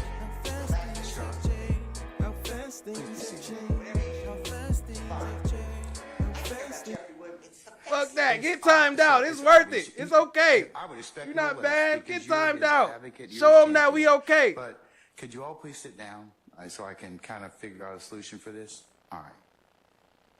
First, let me just kind of address the obvious. I know that at times tempers have been heated in this particular trial, and they continue to do so. And I know that all of you are being zealous. We ain't did nothing wrong. representing your We ain't broke no laws. You gonna time us out for some emojis? You gonna ban us for posting some slime umbrellas? Stop playing. Let's go. FFS.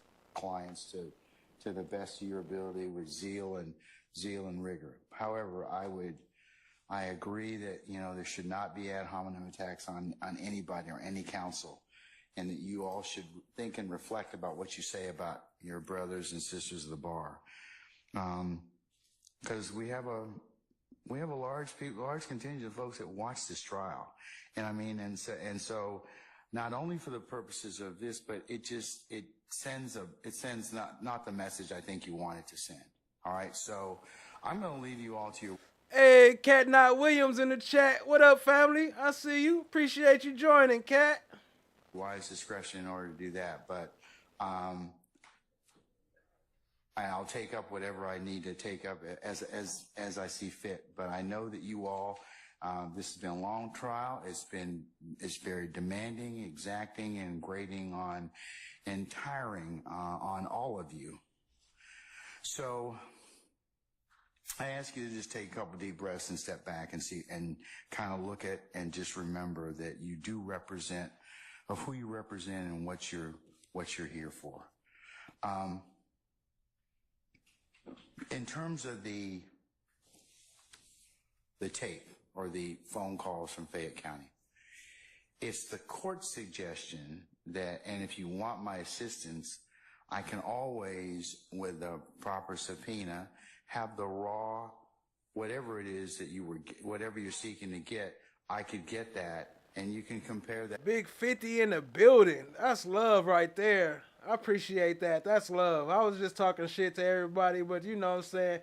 Don't be spamming chats. Don't be starting shit. I'm just talking shit, but yo, we appreciate that. And y'all don't be afraid to drop your slime brothers. Ain't nothing wrong with that. That's all I'm saying.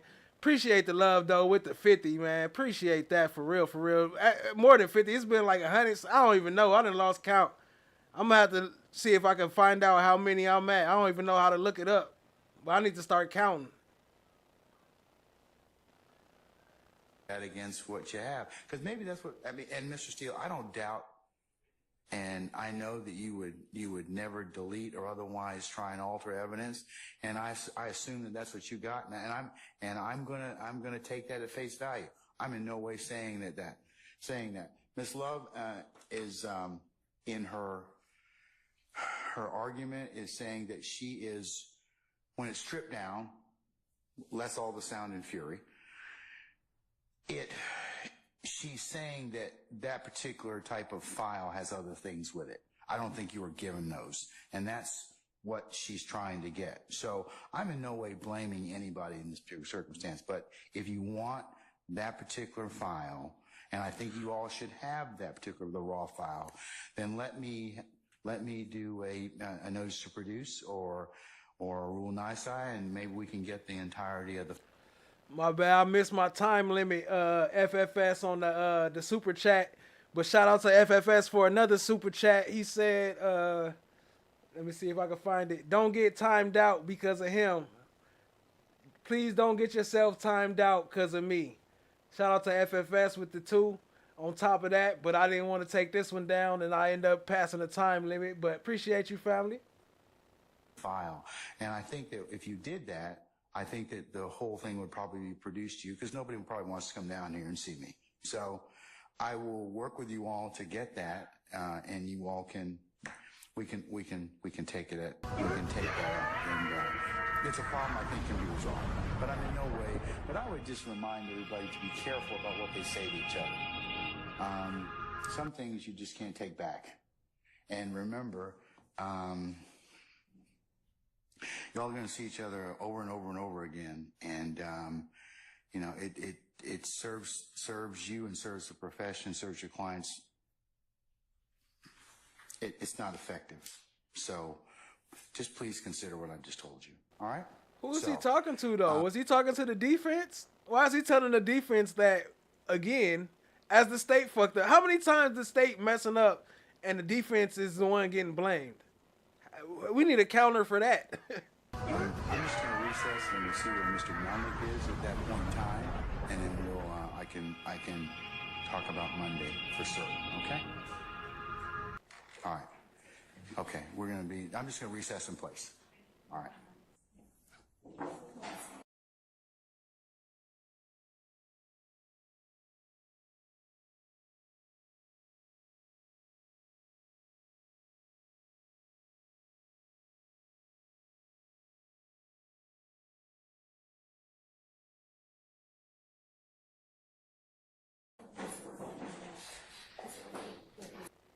Did you have an opportunity to talk with your client? I did. All right. Damn it, I did it again, huh? I'm sitting there talking on mute, huh? I was saying shout out to Cat. I was saying I got the pop-up of Cat. I got the pop-up, but I want to send it to you first so you can use it. You can have exclusive rights. I don't want you thinking it's like that. You can use it as much as you want. But I do got the, yeah, I see I'm muted. I appreciate y'all, family. My bad. But I got the pop-up of the animated cat with a little bit of talking and a little bit of But I want to send it to her first before I put it on the pop-up. But I got it, though, ready, family. Here on Monday. Caleb Bumpus. Caleb Bumpus. Bumpus. Okay. All right. Caleb Bumpus. And I can state, as Mr. Copeland's attorney of record, told him, are you sure this is what, asked him, are you sure this is what you want to do? And he said yes. Wait, I think my was better on the first one. I don't think y'all heard. I was muted on the first one, but I did. The second one didn't sound so good. Boop. He intends to assert his Fifth Amendment privilege again on Monday.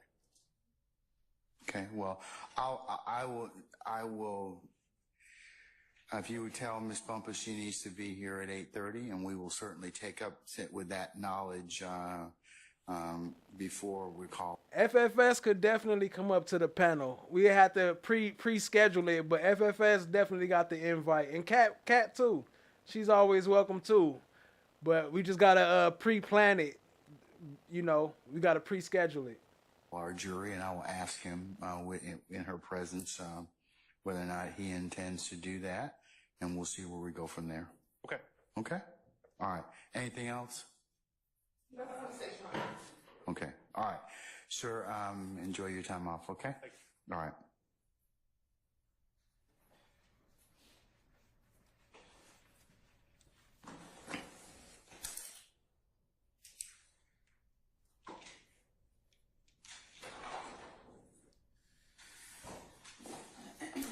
What up, Jody? Appreciate the Slime Brellas family. Counsel, is there anything else I need to cover with you before we recess until Monday? Got it. Yes, Mr. Botts. Mr. Botts, you need to use the microphone, sir. Is it working now? Can you hear me fine? Yes, sir. All right.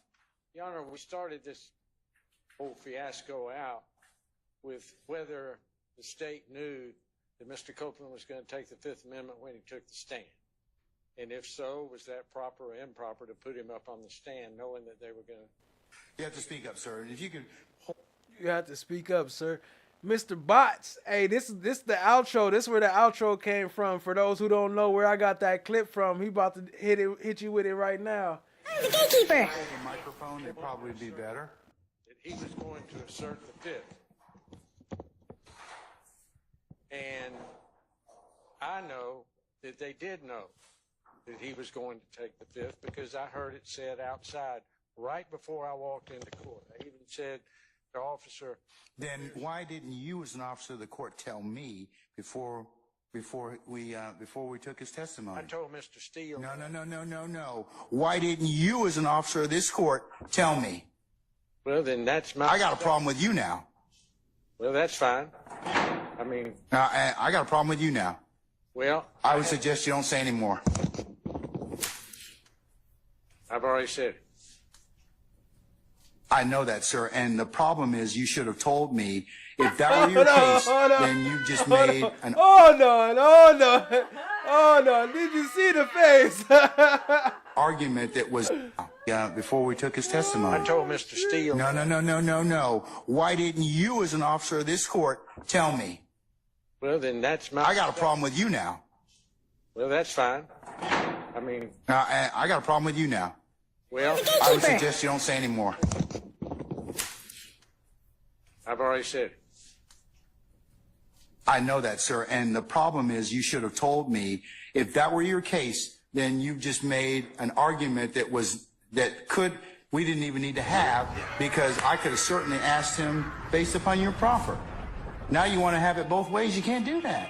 Your Honor, I thought the state knew that, and that's not what the point is. The point is, you as an advocate, is you should have told me. Both sides have an equal responsibility under the rules of professional responsibility. Okay, as long as we're both responsible, that's fine. All right, have a seat, sir. Thank you. FFS with another 10. Yo. I can't even keep count, family. I'm about to have to get back up in there. I'm about to get up in these analytics and see how much that was. We appreciate you, family. It's all love. Y'all show some love to FFS. Spam the chat once again with the Slime Brothers. We going crazy tonight. That's what I'm talking about.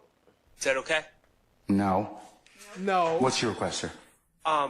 So, in the attempt to avoid any spurious allegations. Okay. You as an if that were your case, then you just made an argument we didn't even need to have, because I could have certainly asked him based upon your proffer. Now you want to have it both ways. You can't do that. Your Honor, I thought the state knew that, and that's not what the point is. The point is, you as an advocate, is you should have told me. Both sides have an equal responsibility under the rules of professional responsibility. Okay, as long as we're both responsible, that's fine. All right, have a seat, sir. Thank you. I have a request of the court. Is that okay? No. What's your request, sir? So, in the attempt to avoid any spurious allegations moving forward, I would ask that Your Honor order that the deputies transport Mr. Copeland to the jail completely separite from any. Yeah, thank you for reminding me about that. In our order, wait just 1 second. In the order of the incarceration, I'm going to, I also have a keep separate order for him. Your Honor. For the transportation and the housing, because none of these gentlemen are going to say anything to him, but I don't even want anyone to claim that he did. I think that's fair enough, and that's a good suggestion. All right. We'll prepare. Yes, Lieutenant Walker. So that one. All right, anything else, counsels?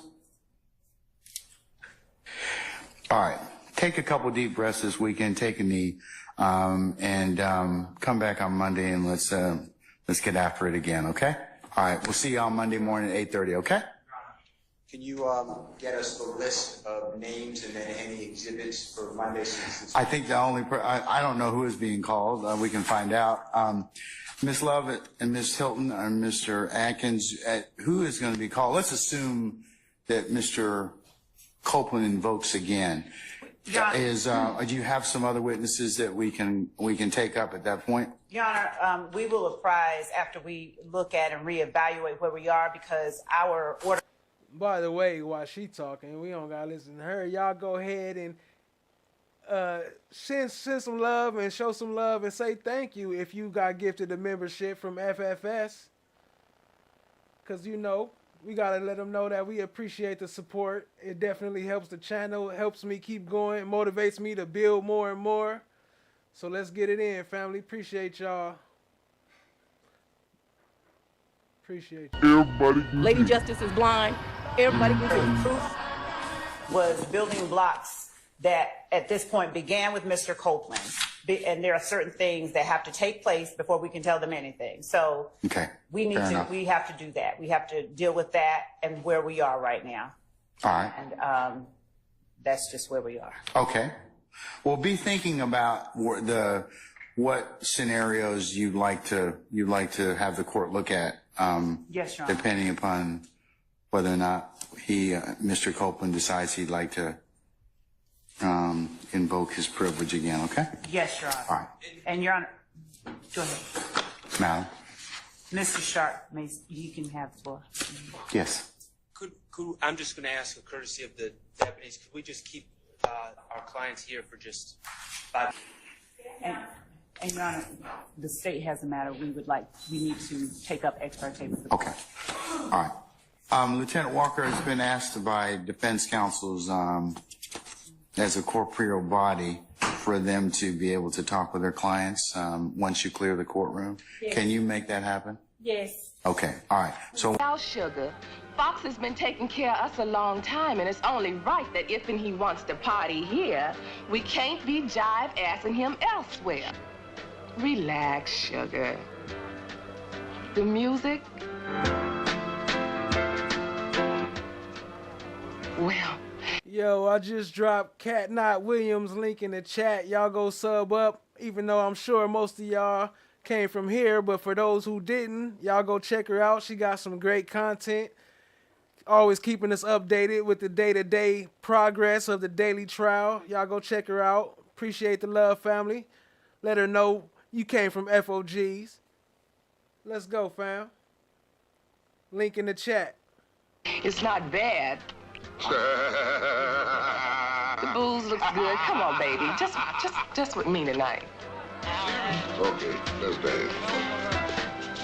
Before we call for Mr. Copeland.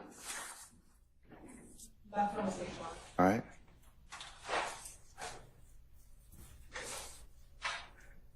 Mr. Steele, you don't have to if you don't want to. I mean, you know, it's okay. I want to. All right, go ahead. I'm just. Steph JK also dropped the link. It's up in the chat. Y'all go and sub up. Show some love to Cat Not Williams, KNW, gang gang. You know, I don't know what is going on. Last we know, you said we're going to have a hearing with his lawyers. I'm sorry, I didn't quite hear you talking a little low. I don't know what's going on. Last I learned, you said that there'll be a hearing this morning with his lawyer. It's been dark since. He's had, okay.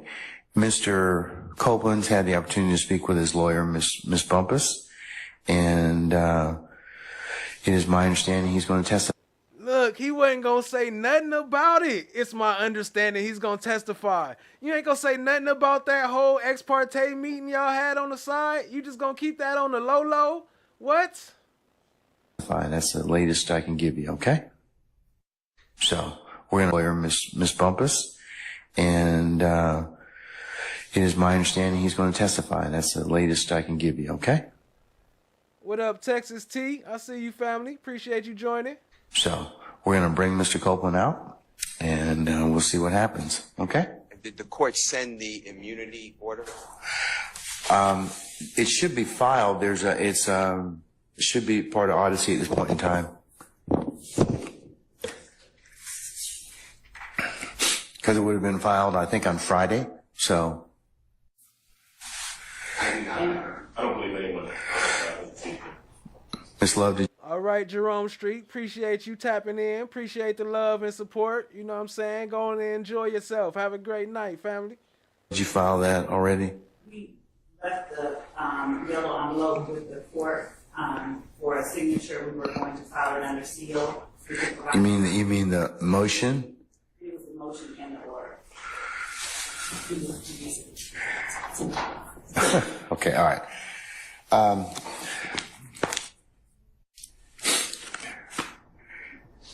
We can give them. Yeah, well, if you could send them a copy, that'd be fine. Okay. We're gonna need to send them a copy, so we'll send them a copy.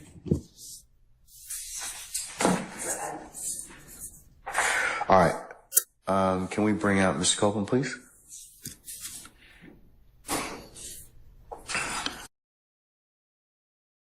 All right, look, this is a perfect example for anybody that be scared. Look, there you go. That's the perfect example. Well, I think that's a emoji too. But put the F, put the emoji, put the F. There you go, and you won't get blocked. If you're scared to get blocked and you want to show love, do it like that. Put the F and the emojis in between each other. Appreciate the love, family. Now, you ain't gonna get blocked though. It's only been like 1 or 2 here and there that's been timed out.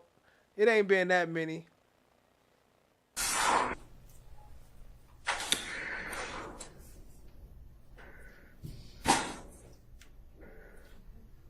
Look at his face. He looks so defeated. Look at him. Bruh. And that ain't just that cough and that sickness. Something wrong. You know you was wrong. He was defeated in his heart. He know he was defeated. Look at that. Look, there go Brown, right? Is that Brown? Mr. Copeland, have a seat, Brown, sir. ain't it? All right, good morning again, sir. Good morning. Okay. Sir, it is your intent to testify today, is that correct? Yes. Okay. All right. Some of our jurors, please start in room.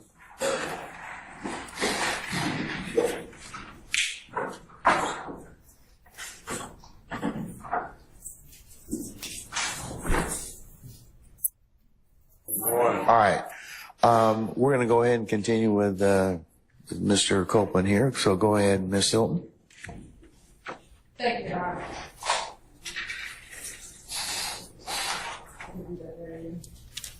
Mr. Copeland, good afternoon. Good afternoon.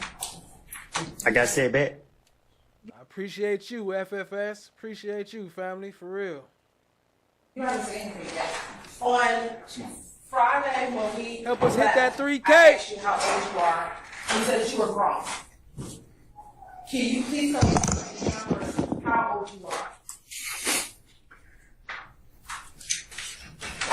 Say that again. Sure. Can you please tell the jury how old you are in numbers?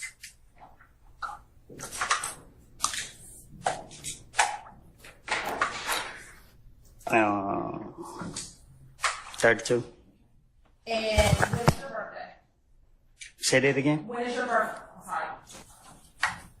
When is your birthday? Hold on. Shout out to Loa. Tapped in. You got gifted a membership. That's what's up. Shout out to Loa. Appreciate you, family. Appreciate you, FFS. Is that July? I think so. Okay. And were you born on July 25th? I guess. Okay. Are you from Atlanta? I'm from Canterville. Okay. Is that a section of the city in Atlanta? I guess. Yes. All right. And did you grow up in Mechanicsville? For sure. Did you say for sure? Nameless. It's supposed to be a no jury day, but who knows? It might not be no court Monday, but it is court scheduled for Monday though. All right. And when you grew up, do you have siblings? Huh? Do you have brothers and sisters? I knew him. Okay. You knew him? Are you saying you didn't hang out with him, or you just knew who he was? Yeah, I knew who he was. I think that. I think I took a few pictures with him back then, but I don't recall. No, I'm lying. I knew him before 13. You knew him before 13. Okay. About when? I think I met him. I don't know if it was 2010, something like that. I don't know. Okay. So at least at this point, about roughly 14 years. You know? Well, I've been in jail most of that Much love, Fatima. Have a great night. Appreciate you tapping in, family. time, so. Did you all speak while you were in jail? A few times. Okay, Mr. Steele, would you take the podium, please, sir?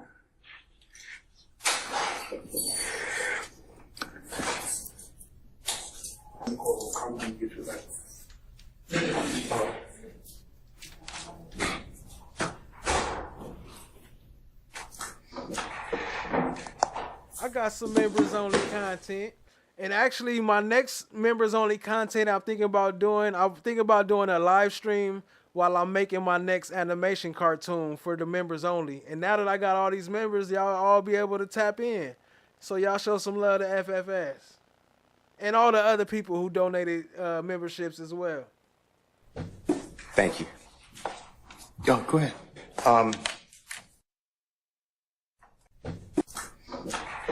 Corresponding sections of the Georgia Constitution, I'm required to make a full and complete statement to the court. For the record, and if God forbid this goes up on appeal for the appellate courts or another tribunal, commission, or administrative body, I was told based upon information and belief that when we arrived at 8:30, 9 o'clock today, we did not come into your courtroom until almost 11:30. And what I found out just recently, this is not waived, is that supposedly in chambers, this honorable court reporter at times, honorable court at times, district attorney or district attorneys from the DA's office, as well as investigators, sheriff deputies, Mr. Copeland and his counsel met together. None of the defense team, to my knowledge, was aware that this was going on. It was told, based upon information belief, that it was told to the district attorneys that Mr. Copeland intended to plead the Fifth Amendment.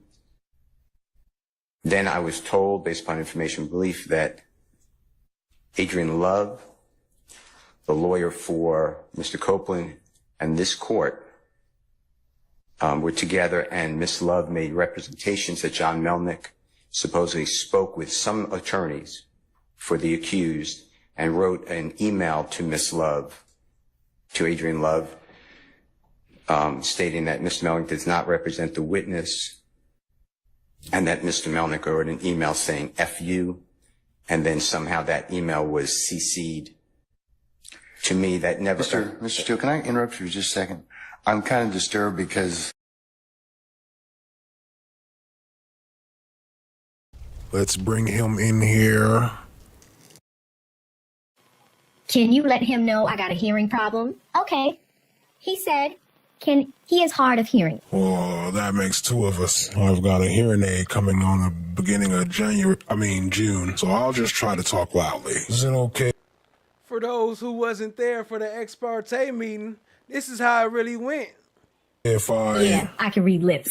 Okay, good. Mr. Copeland, good morning. Good morning. All right, I just wanted to bring you over and let you talk with Miss Bumpus and see if there's anything you need to ask of your counsel, of Miss Hilton, of the state, or the court before we bring you out this morning. Because it is, we would like to hear your testimony. Okay, well, I want to that's speak with kind you of where we are personally at this that point in I have never time. been truthful a day in my life So, until I is just there made anything this you would statement like to right ask now. at this point I in don't time? comprehend none of this stuff that's going on. Okay, well, only thing you can give is truthful testimony.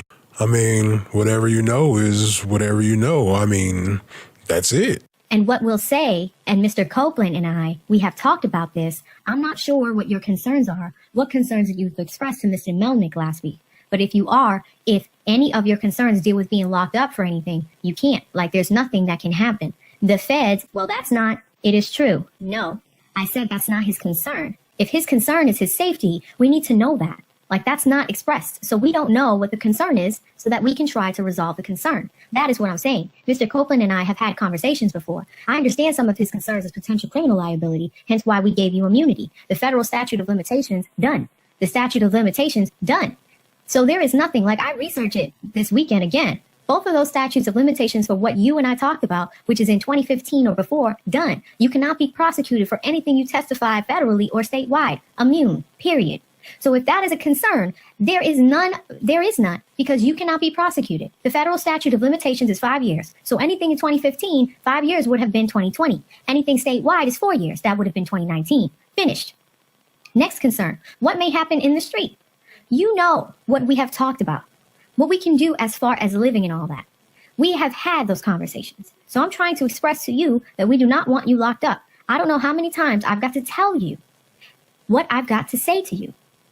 We do not want you sitting in the cab or whatever they've got.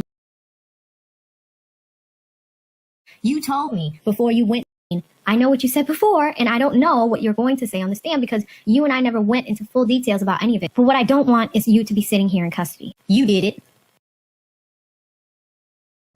You told me before you went to the judge with whatever the thing called you went to him with, you told me that I can't, when I'm asked a question, I can say I don't recall or I don't know. You told me that if I plead the fifth, I mean something. Why would I plead the fifth to something I ain't do?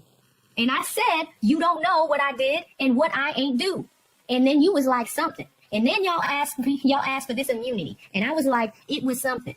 And then Friday came, and then y'all go and tell me, oh, we went to the judge with this, so you got to testify.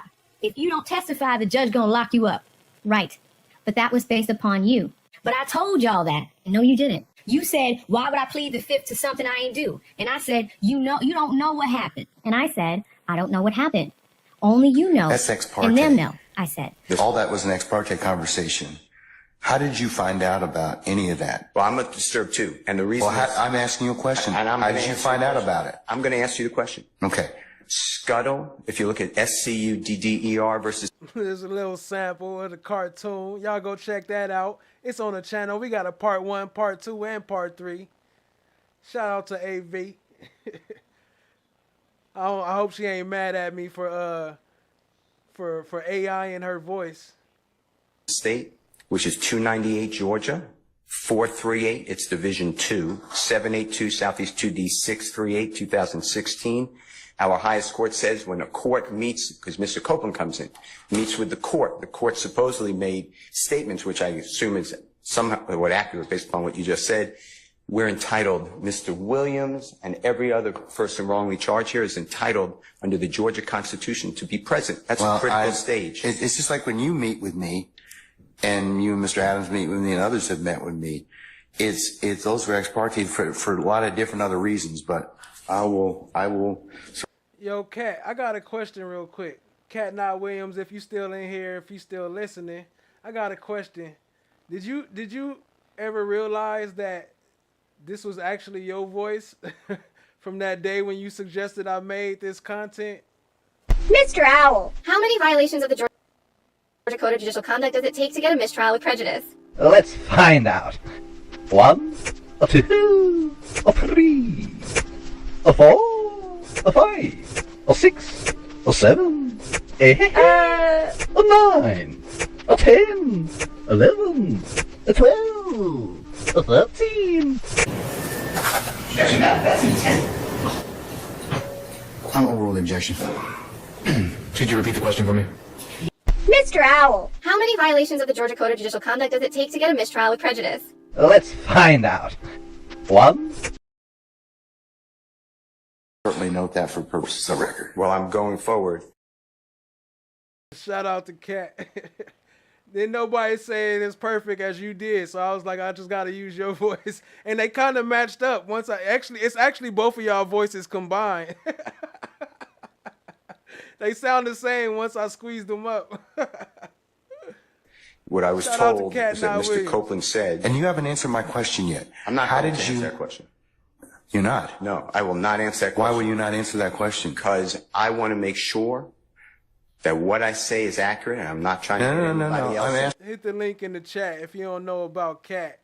How did you get this information? I'm not telling the court. What I'm saying is based upon information. Okay, well, listen, if you don't tell me how you got this information, then you and I are going to have some problems. We can have I got problems right now. Okay, I know. Look, I don't want to know about your problems, okay, at this point in time.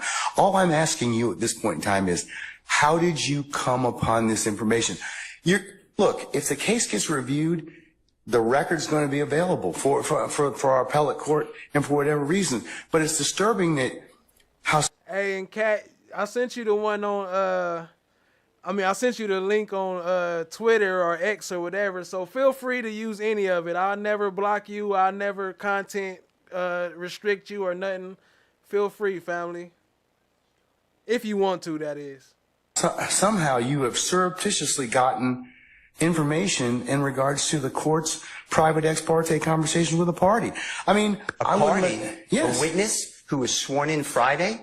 The court's telling, this is what I was told. If this is not true, not true. This court handed Mr. Copeland.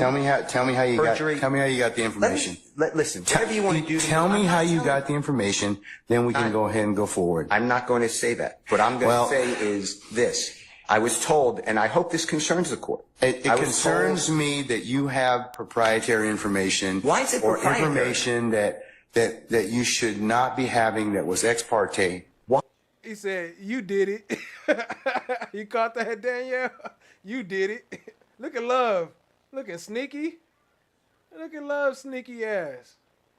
Why? With a party. Why? State of Georgia. How about the witness? How about Mr. Copeland, who supposedly announced he's not testifying and he'll sit for 2 years, and then supposedly this honorable court, or excuse me, let me rephrase that. This court supposedly said, I can hold you until the end of this trial. Ms. Hilton supposedly said actually all of the defendants and then all 26 people are disposed of. If that's true, what this is coercion, witness intimidation. Okay, I got a question, right? Why would YT, this platform, give us a place to make all these emojis that we can make ourselves, and then we get restricted for using them? But that's from Stream Elements. I'm gonna have to cut Stream Elements out. It ain't necessarily YouTube. It's Stream Elements, but I don't know. I had to find something else to replace it, I guess. Ex parte communications that we have a constitutional right to be present for. So I understand that you're upset towards me, but I don't know what I did. Mr. Steele, I still want to know, how did you come upon this information? Who told you? What I want to know is, why wasn't I there? Why, sir, I'm going to hold you in contempt if you don't tell me who tell me who this information was coming from. I don't want to be held in contempt. Well, then. Chad Diggy, you got locked up? Chad Diggy was on lockdown. I didn't even know. My bad, family. Appreciate you, though, for sticking around. You made bail. You out. You good. Answering that question. That's attorney-client privilege information. I am not attorney-client privilege unless you were in my channel. No one you was locked up to? Dang, my bad. My bad. I appreciate y'all, family. Don't be scared. Don't let it scare you from the chat. Drop some slime umbrellas just because. Just 1 or 2, though. Don't do 10. Chambers, that's the only way you can figure out. I tell you what, I'm going to give you 5 minutes. If you don't tell me who if you don't tell me who it is, I'm going to put you in, I'm going to put you in contempt, because that is not attorney-client privilege. Attorney work product privilege. I am not. How did you get that information supposedly from my chambers? Did somebody tell you? I'm not. You should have told me. You got 5 minutes. Well, I don't need it. I want to continue. You got 5 minutes? This is what I was told. Mr. Copeland made statements that he admitted to killing Donovan Thomas and was. Don't take my notes. No.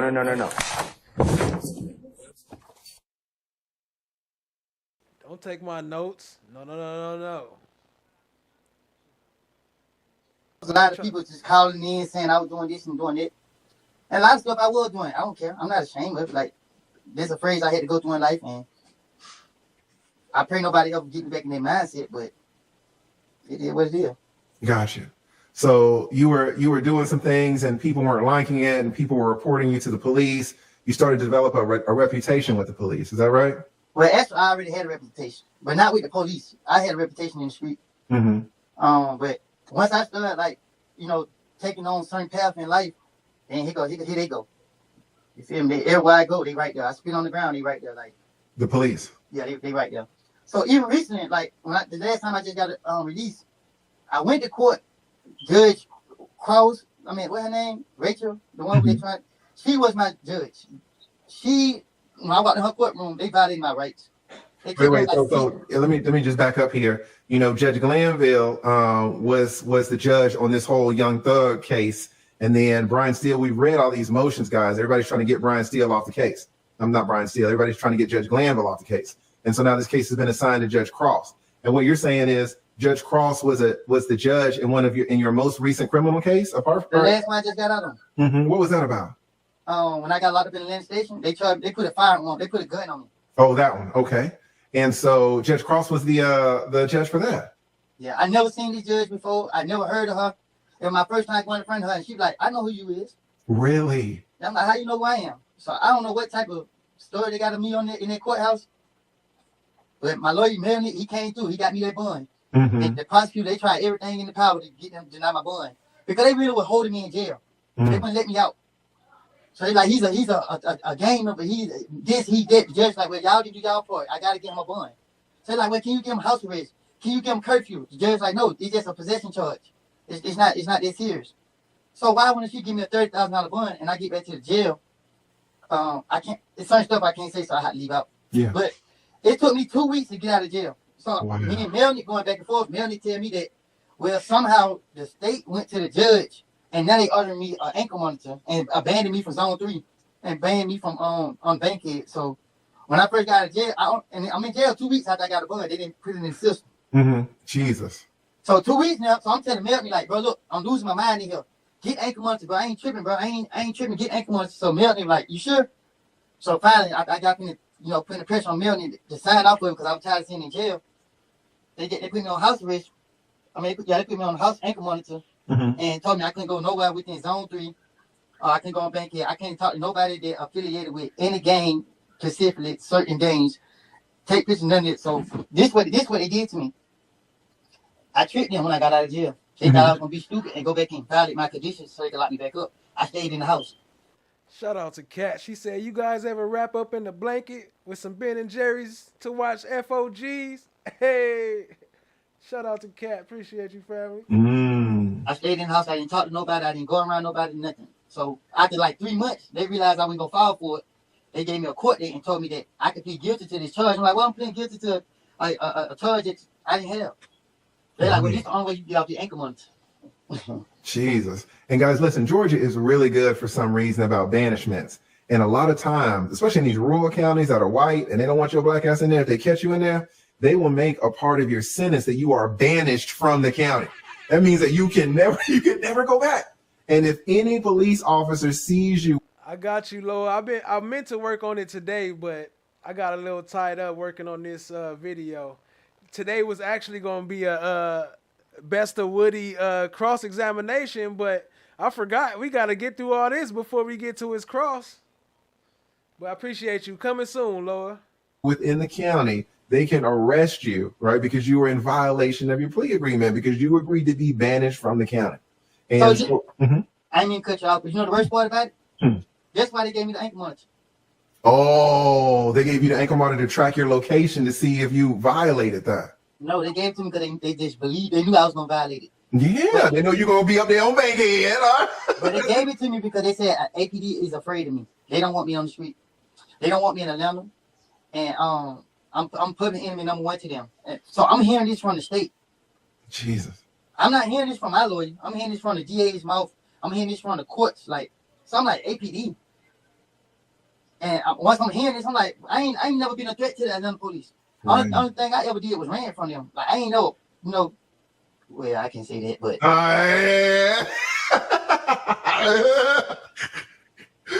Right, but it shouldn't be, whatever you've done shouldn't rise to the level of scrutiny of attention that you're getting from them. Like, you're getting way too much heat. Is that what you're saying? Yeah. Yeah. Like they had I seen, like, I was somewhere the other day and they saw me. And you know what they did? They put up like 10 cars and just sat there and just watched me. Jesus. So I put out my phone and started recording. I'm like, okay, they about to harass me, y'all. I don't run from them no more. I'm not intimidated by them no more. Like, I don't bother them. I ain't break no laws in there. I just ask them to leave me alone. I'm just trying to live my life. Live your life, 100%. Oh, we lost him again. I wanted to ask you. Shout out to lead attorney. All right, do we have everybody with here? Sergeant Ingram? Yes, sir. Everybody's present.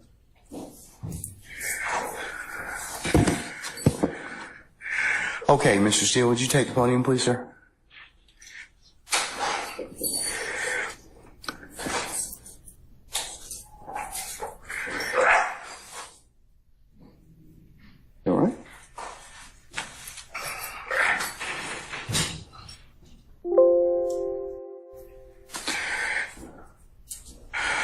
All right, See you, Child Diggy. Mr. Steele, before I recess, It's all right. Hey, we all got to do our bid every now and then, but don't be afraid. We all right. asked you, how did you get this information? And it is not covered by work product. There's only one way you could have gotten it. So I'm going to ask you again. And I respect that. And it gives me no joy, but as you know, Georgia rule professional conduct. That was the security, the deputy trying to come and grab his notes from off the stand. He wasn't trying to take them from him. He was just trying to tell him move. Move off the stand. Time's up. Please check me. Rule 1.6 comment 5 reads, and this is what I have. 1.6. I know what the rule says, but here's the thing. Well, let me just. You need to please tell me who you got it from. I'm not asking you sum and substance of anything as of yet, okay? But I need you to tell me how you got the information. If you don't tell me how you got the information, I'm going to hold you in contempt. I understand. I don't want to be held in contempt. And I don't want to hold you in contempt, but this is so sacrosanct to have a conversation in my chambers parroted to you and others. It is that serious. Yeah. And that's why I raised it. It is that serious that we should have been there and it shouldn't have happened. Sir, that's a whole separate issue. And that's why ex parte conversations are recorded. Why would it be ex parte? You're acting like it's ex parte under seal. It's ex parte. It's ex parte because that's what the state asked me to do. It's just like when you asked me for an ex parte conversation. I've never asked this honorable court or any court to meet with me and a witness. Sir, you're straying off the issue. I'm not. The issue is, how did you get this information? I understand the issue. I promise you, I understand it. But what I'm trying to ask you is, if you look at comment 5, this is how I understand the law. You cannot you can't violate something and then use privilege. Okay? I'm not violating anything. Okay, but that's why I'm saying, how did you get information? But just listen to what I'm trying to tell you. You're threatening me with contempt. Privilege would occur. The privilege in 1.6 would occur if you were in the right place, right time to begin with. You weren't. Let me tell you. I'm just reading from it. But if I'm reading it wrong, I'm not trying. Drop the slime umbrellas. Don't be scared, fam. Put an FFS with it. FFS and some slime umbrellas. And if you're scared to get timed out, just put some FFS or someone else. Just show some love to FFS, man. With another 10. I don't know what to do, family. FFS is killing it. We need to send him an MVP trophy. MVP. It says 1.6 applies not merely to matters communicated in confidence by the client, but also to all information gained in the professional relationship, whatever its source. So you're asking me to break, you're ordering me, maybe, you're asking me, I'm not saying you're ordering me, but to give you information, and you're saying it's not substance, but I'm telling you I can't do that under the bar rule. All right, well, I'm going to hold you in contempt. And you can think about it. 5 o'clock today, we'll see where you are at that stand on that point. Because no, that's not what I understand the rule to be. I've not asked you sum and substance of what was said. I asked you how you got it. You can't do that. Yes, you can, because I have an idea how you got it. Well, your idea. I have an idea how you got it, but that's improper, sir. Your idea may be wrong, and you're asking me to listen. I told you the first time. And I'm not sure. Sir, I don't want to hold you in contempt, but this is that serious. Judge, you cannot eavesdrop and get information that was not meant for you to hear at that particular point in time. Judge, listen, and listen, I'll do whatever you want to 5 o'clock or thereafter. But what I'm trying to tell you is, Your Honor, this is so serious to me. We need a hearing, and I'm moving for a mistrial. It is my understanding, based upon information belief, from whom? Part of it. From whom? Well, I'd like to get the substance first, and then we can. Okay, well, then you'll be in custody until then, because we protested. Oh wait, I can't say it's a peaceful and nice and peaceful emoji protest. It's only emojis. You need to tell me how you got the information. I'm not asking you. Y'all the one who gave us the thing to make emojis. Spam the chat with the emojis. Show some love. What was said, you've already kind of given us some snippets of what you said. That tells me that somebody parroted that information to you. So, but you're assuming something because I told you already. Well, then, other than if you were sitting, unless you were sitting in there with a recorder or Miss Love or Miss Hilton, or one of the deputies gave you that information, or Miss Weaver shot you a rough copy of the transcript, there's only one other person that's left. It's only one person that's left. Could it be? Hold on. Could it be? Should it be? I think I know who it was. Was it Mr. Brown? Did we ask Mr. Brown if he did it? I'm not sure if this is him. My bad if this ain't him, but I'm pretty sure that's him. I got some proof coming up in this show, but was it Mr. Brown? Not Miss Brown, not BBL Brown, not Miss Brown, Mr. Brown. Well, Your Honor. And if that person gave you that information or shared that information with you, she probably violated privilege. Well, let me tell you two things. One, I don't know how that is a privileged communication. It shouldn't have been. Well, it's because she has a client she's supposed to represent. Who are you talking about? But anyways, I'm not going to have it. When I got this information. I'm not going to have any further Shout out to FS Longway. Appreciate you, family. conversation with you about this. I want to know, the question still remains. I want to know who gave you the information? I'd like to know what information happened outside our presence. That's really it. He can go into custody at this point in time. We almost at that 3K. I can't even say it. I'm shocked. I'm shook. Come on, y'all, help me. Help me, please. Hit the 3K. Y'all got me fiending for the 3K. Just hit the subscribe button. That the court needs to again declare a mistrial based upon. Okay, and I'm going to deny you. What up, Joni4? I see you. Appreciate you joining. I'm going to deny your motion. I'm going to deny your motion. I understand that you spoke with a witness outside of our presence. And whenever, yes, I had an ex parte conversation, which is appropriate. And you influenced the witness based upon information belief, and I'd like to have that all in the record. All right. I mean, I don't know why that's so hard to do. If nothing happened bad, that's fine. But you're acting like, tell me who it is and don't talk about the substance. Why can't we have an issue that was outside of presence? It should not have been. Because you got some information that you shouldn't have gotten. Why? Well, we can. That's for another day. But why? Okay? Why that's for another day. In the first place. Shout out to Steph JK with the conservative slime umbrellas. She dropped 3 of them for you. I didn't know about this. That's for another day. So I raised it as soon as we found out about it. Well, I gave you the case I'm relying on. I assume you read it. If you didn't read it, you should read it. It's a material part, a critical part of the case. When a judge speaks with a witness outside the presence of the accused, the court has said it's right there in Division 2. That is a material or critical part of the case, and it's an automatic reversal. Mr. Steele. But you're acting like it's Mr. Steele. That is not when.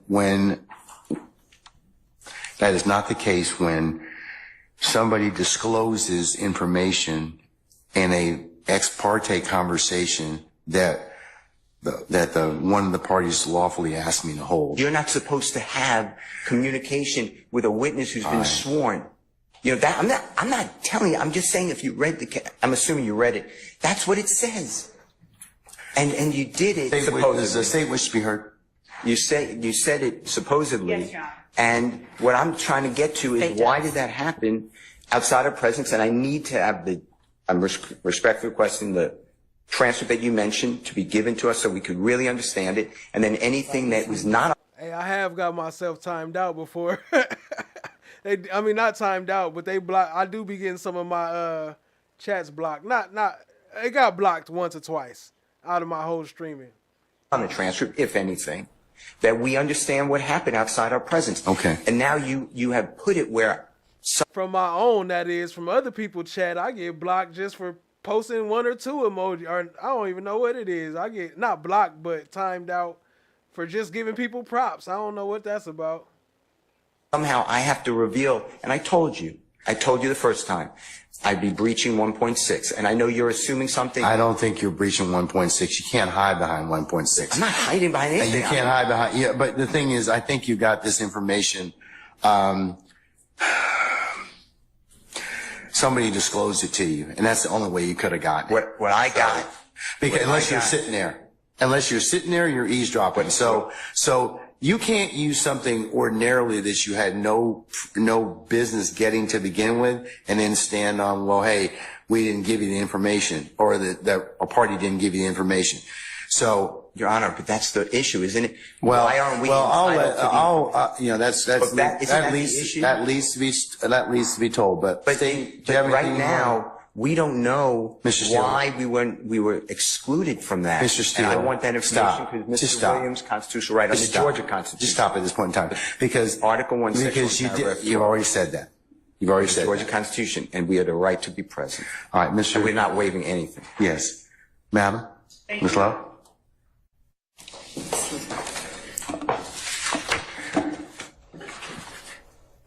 And Your Honor, excuse me.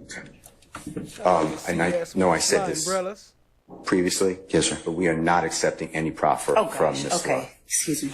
Okay. All right. Look at Debo. Think she just push people out the way. Try to Debo. Previously. Yes, sir. But we are not accepting any proffer from Ms. Love. Excuse me. Okay. All right. Yes, ma'am. Your Honor, I am disturbed by Mr. Steele's representations to the court. The court has inquired. We have no way of knowing what it is or who it was that disclosed information that was contained within an ex parte conversation. Not only was there an ex parte communication between that we requested as a state to be on record with the court, but there was communication made, I believe, to a person and his lawyer. I don't know that the reason that counsels took. There you go. Look, that's the way to do it. If you're scared, FFS, and then hit the couple emojis. That's all you got to do. And if you're still scared, then go to church. The podium was to address that particular issue so much as it was to try and assert an inaccurate, what he calls fact. Yeah, but he died in 2001. I was standing going home at the time. He died for cancer, but the same night he died, he had a cover. He flew out the window, and yeah, he died. And you got 10 siblings? Yeah, I got 6 sisters and 4 boys. How do you think that impacted you? What you mean? In terms of just like having that many different people around you, did it make you more responsible because you felt like you had to help take care of them, or did it make you feel like you had to fight for attention from your parents? So when I took to the street, I removed myself from my family. I mean, an inaccurate, what he calls fact, and put it out there in the open as if it were true. But we certainly have the right to request ex parte communications. That's why we ask that the court reporter be present. This is a matter that the defendants did not have a right to be a part of, as this was a matter regarding a... The prompt is here boy, not here dog. Here boy. Civil contempt that the court imposed upon a person for not obeying the court's directive. The state read the case that Mr. Steele cited. It does not stand for the proposition. He asserts that it does. And regarding further legal support for our position, we would provide that to the court, but we are more concerned that information that is disclosed in an ex parte setting gets relayed to the parties who are not privy to that. The whole purpose of the ex parte request was so that that did not happen. And we expressed on the record our concerns and our reasons for concern regarding that. We believe that without more information about how that information got relayed to the defendants. We cannot make the kind of assertion I'd be inclined to make. So before making the next set of assertions, I would need to know how that information was made privy to them. To act inappropriately or else we did not act inappropriately or outside of the rules of professional responsibility. And if need be, we will reach out to the state bar ourselves and ask what the appropriate remedy is for everything that has happened over the last 2 days. Well,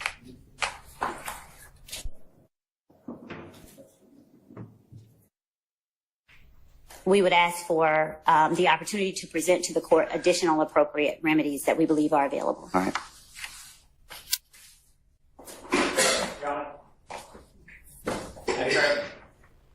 Sure. And the animated cartoon is on the channel. It's on the channel. It's on the Flesh of the Gods channel. I'll bring it back up. Actually, let me see. I'll bring up a piece right now so you can check it out. Appreciate y'all being here. Hit the like, hit the subscribe, tap in, share with a friend.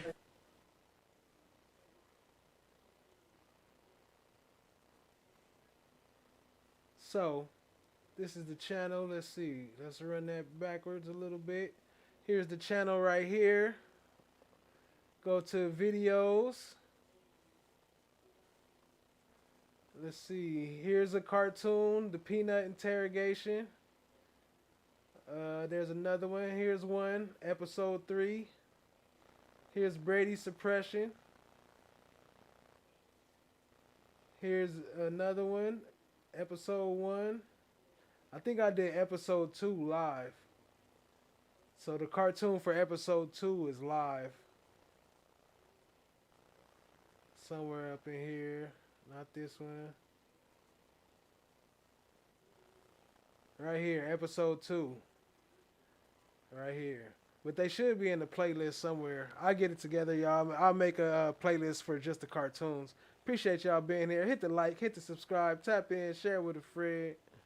Your Honor, also, unless it's Mr. Adams representing Mr. Steele in the capacity as someone who has been held in contempt, Mr. Steele just argued whatever it is that they are trying to argue based on information we believe illegally obtained from the court's chambers. I represent Mr. Williams, and my statements are in regards to my representation of Mr. Williams.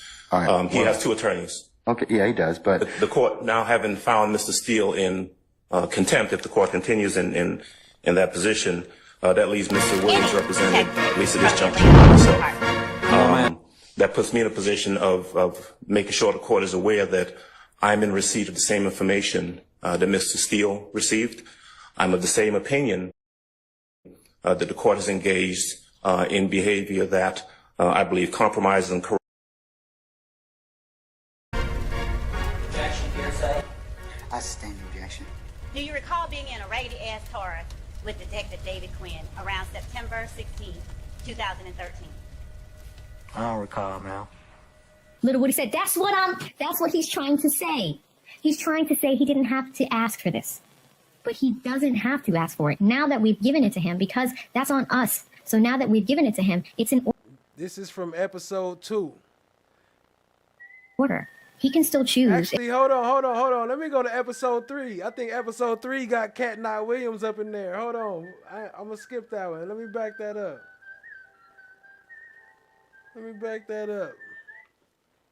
Let me show y'all episode 3. I think it got Cat Knight Williams up in there. That's not perjury. That's a prior and consistent statement. You've got to make a decision. I did these crimes. Shout out to that cartoon. Oh no, the video. Guys, somebody made a video and used AV's voice. It was hilarious reading the transcript with AI. I was like, it's your boy. AI is racist. It's your boy. Got real urban on me. All right, and so whoever did that video with AV, I don't know if someone could drop the link. It was hilarious. Hey, Flesh of the Gods. So shout out to Flesh of the Gods too, who has been really I don't know, not daily coverage, but almost daily coverage, content about this case, looking back at different parts of testimony and in-court moments that relate to the things that we're arguing about today. Flesh of the Gods has a great archive of content on the YSL trial, so make sure you check out that channel as well.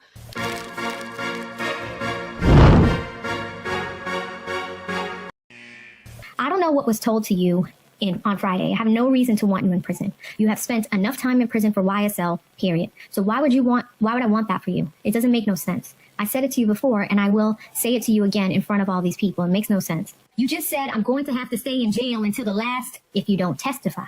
Get this part through your head if you don't testify. That is the only thing that is holding you. That is literally the only thing holding you right now is the fact that you keep saying, I'm not going to testify. Well, you haven't said it today. I'm not testifying. I plead the fifth. If you get up there and I want you to tell the truth, like I said before, if you don't recall certain the things. continuation of this trial, I do believe that we are entitled to and should receive a copy of the transcript so that a full investigation can be made as to what we believe has occurred here. And so I take the same position as Mr. Steele. I am asking for a mistrial, as he did previously, and I'm telling the court that I do not believe that we can proceed at this point based upon the information that we've received. All right. So and frankly, So yeah, that's some of the cartoon. Y'all go check that out. Appreciate you, family. What happened, Steph JK? What you talking to? I just saw something, but appreciate y'all, family. What up, Steph JK? What's going on? Ain't nobody ignoring you. You know we love you in here, Ice Cream. Y'all drop some ice creams and show Steph JK some love. I don't believe the state has any say in that. My statements are in regards to my representation of Mr. Williams, and if Mr. Steele is going to be held in contempt, I have exactly the same position. I also do not. Well, I asked him, so I didn't ask you. Yeah. So, but I'll leave it at that. Okay.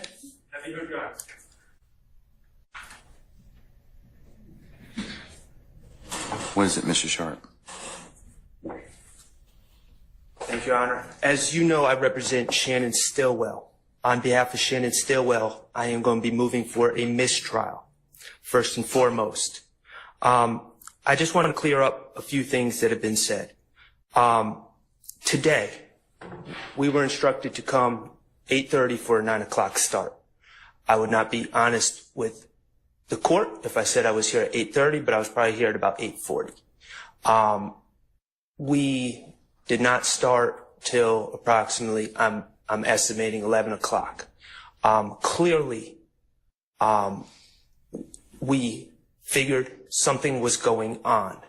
We were given no information about any meeting, who was meeting, what the meeting was about, or whether the meeting was ex parte or not ex parte, who requested the meeting, who was in the meeting. We were completely in the dark, and quite frankly, we kind of remain in the dark.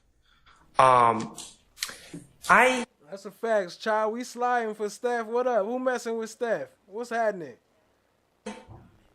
Am not a false accuser, okay? I do not just willy-nilly accuse people of things. So, I'm not going to throw out spurious allegations like the ones that have been thrown at me over the past couple days that are absurd. But I will say, Your Honor, what I do know is just based on what we've heard over the last 20 minutes, it appears there was a meeting that I knew nothing about that involved Your Honor, the district attorneys, and a witness who had been sworn in.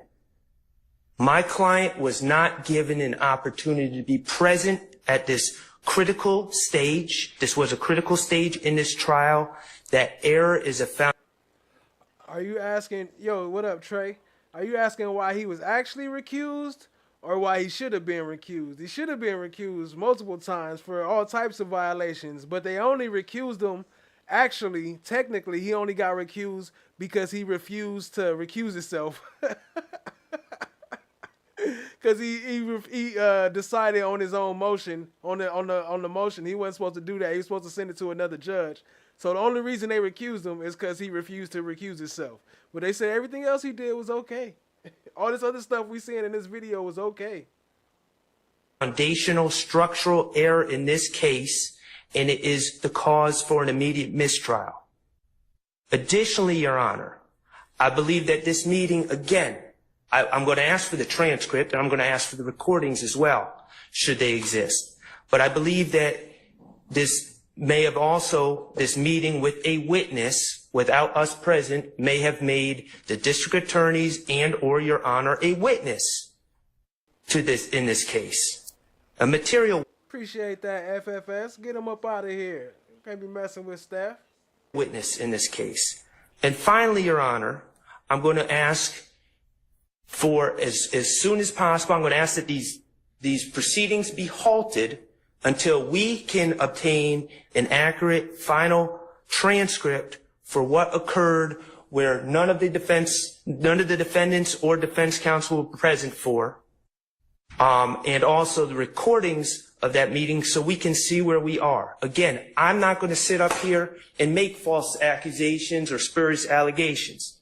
But I do think we need to figure out what happened. We need to be in the know and not in the dark about what happened when a meeting occurs with a witness that has been sworn in. And we're not invited to the party. So those are my requests, Your Honor. I think it's necessary at this time to put a halt to these proceedings. I am moving for a mistrial. I have not waived anything. I just found out about this information. It is timely, and that's our stance, Your Honor. Thank you. I've noted your motion for mistrial. It's denied. Okay, are you same thing? You want the Harvey? Okay, all right. Okay, Mr. I'm adopting all of the statements. All right. Good afternoon, Your Honor. Carlton Matthews here on behalf of Mr. Marquez Huey. Okay. We are also adopting all the arguments that have been made by All right, sir. Steele, by Attorney Keith Adams, by Attorney Max Sharp, by Attorney Douglas Weinstein. We also, Your Honor, we were here at the appropriate time. And when the court did come out, we were not made aware that there had even been an communication that was had, that was on the record. Just in the point of just letting the parties know that there had been this particular meeting. I had my suspicions that that was likely what was going on, but I could not reduce that to a fact. When the court came out, the court just got charged. We believe that based upon, again, ex parte, we don't have to know the substance all the time. Just the fact that there was that meeting, Your Honor, would have at least put. Yo, Trey, I don't know what he said. I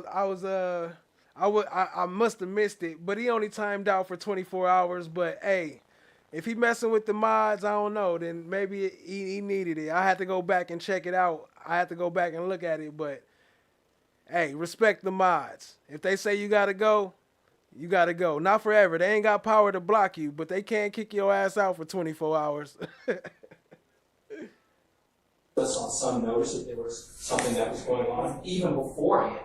I thought that would have been the appropriate move, but nonetheless, Your Honor, I'm asking the court for a mistrial. I believe that it's appropriate here under these facts and circumstances. Thank you. All right, motion for mistrial denied. Ms. T. Williams? All right, thank you, madam. Motion's denied. Mr. Garner?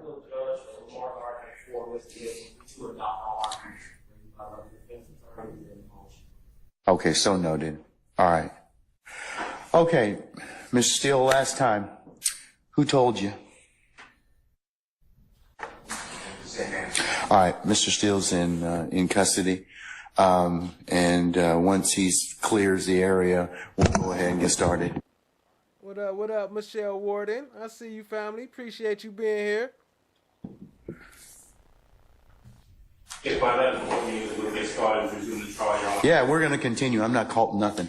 I'm not going to participate in the trial without the Steele and without You don't have that luxury at this point in time, sir. You don't. You don't have that luxury. You don't have that luxury at this point in time. You don't. Without the court addressing the issue that we believe is germane. Sir, you all are really getting yourselves cross purposes at this point in time. I don't believe so. Sir, I'm telling you, you are at this point in time. You made some things out of nothing. I think that you're on very precarious ground at this point in time. So I'm telling you at this point in time, he's in custody. We're going to go ahead and start. You can represent Mr. It's all day spam sessions with the emojis, family. Go ahead and let free. Get your spam session on with the emojis. Just don't get blocked. Put a FOTG up in there. Put some Flesh of the Gods or some FFS, or put your own name. Put a Blue Dream up in there and spam the emojis. You got it, family. Williams, that's okay. That's fine. I'll take up the other stuff as We working on building freedom over here. We work as long as it's non-offensive. Nothing offensive, but other than that, feel free, family. as needed. But I'm not going to take it up right now. I will not. Say again? Respectfully, I will not. I cannot. Sir, you have to.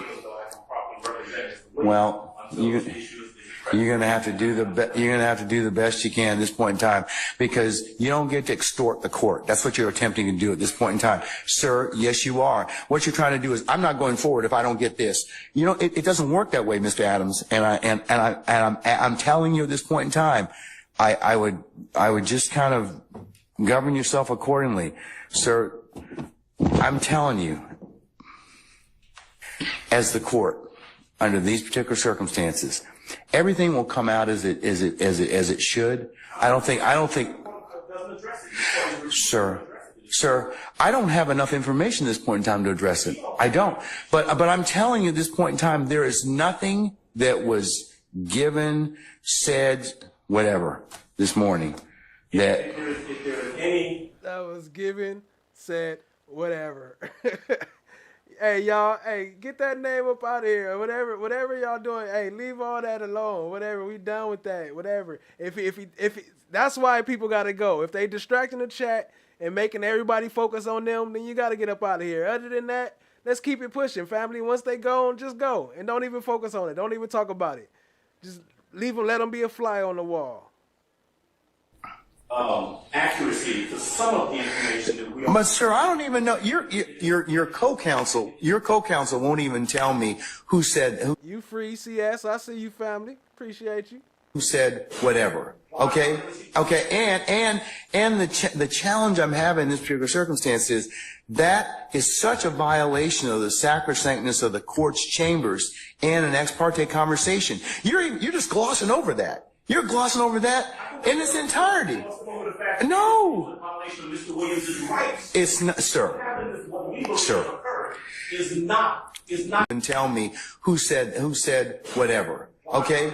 And the challenge I'm having in this particular circumstance is that is such a violation of the sacrosanctness of the court's chambers and an ex parte conversation. The challenge I'm having in this particular circumstance is that is such a violation of the sacrosanctness of the court's chambers and an ex parte conversation. You're just glossing over that. You're glossing over that in its entirety. No. It's not, sir. Sir. That's not what happened. That's not what happened. That's not what happened. I'm just telling you, that's not what happened. Judge, respectfully, we are not obligated to simply accept that there. We still going. AOBD, all the way to 3K. Help us hit that 3K subscriptions, family. We appreciate it. I see you, Indie Love. Let's get us up there. There's been no violation. We believe that there has been, and the only. Okay, well then no, we're not doing that at this point in time. So you'll have a choice to make. All right, take Mr. Steele into custody, please.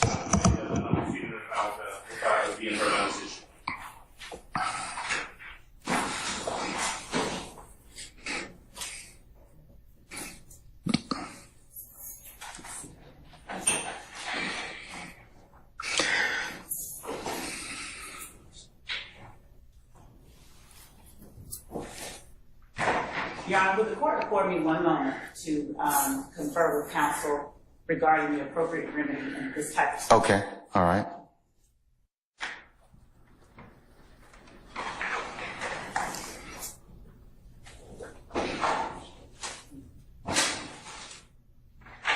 May I say one thing, Your Honor? Yes, sir, you certainly may.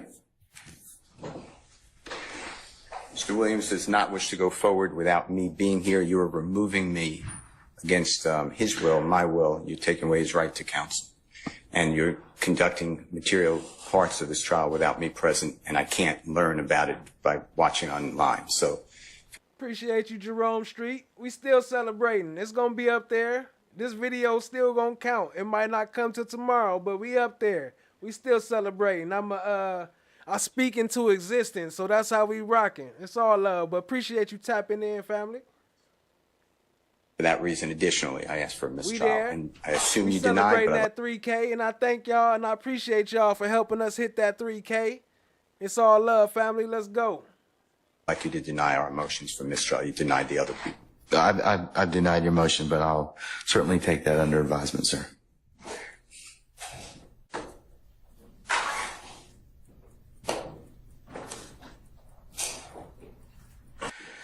Mr. Adams, let me address your first refusal to go forward. We have had plenty of circumstances in this trial where you have been lead counsel and you have done more than a yeoman's job of representing Mr. Williams. Shout out to AOBD, April O'Neil's baby daddy, with not one but two of the gifted memberships sprinkled in the chat. Appreciate you, family. Drop some slime brothers. It's still raining. It ain't over yet. It ain't over yet. Drop them slime brothers. Appreciate you, family. And I don't doubt that that won't continue. So you don't get to have your entire defense team here. You certainly get competent counsel, which the court finds that you are in this particular circumstance. And an appellate court will review my decision for abuse of discretion. So I'm going to direct that you go, that you continue to represent Mr. Williams. You can consult with me.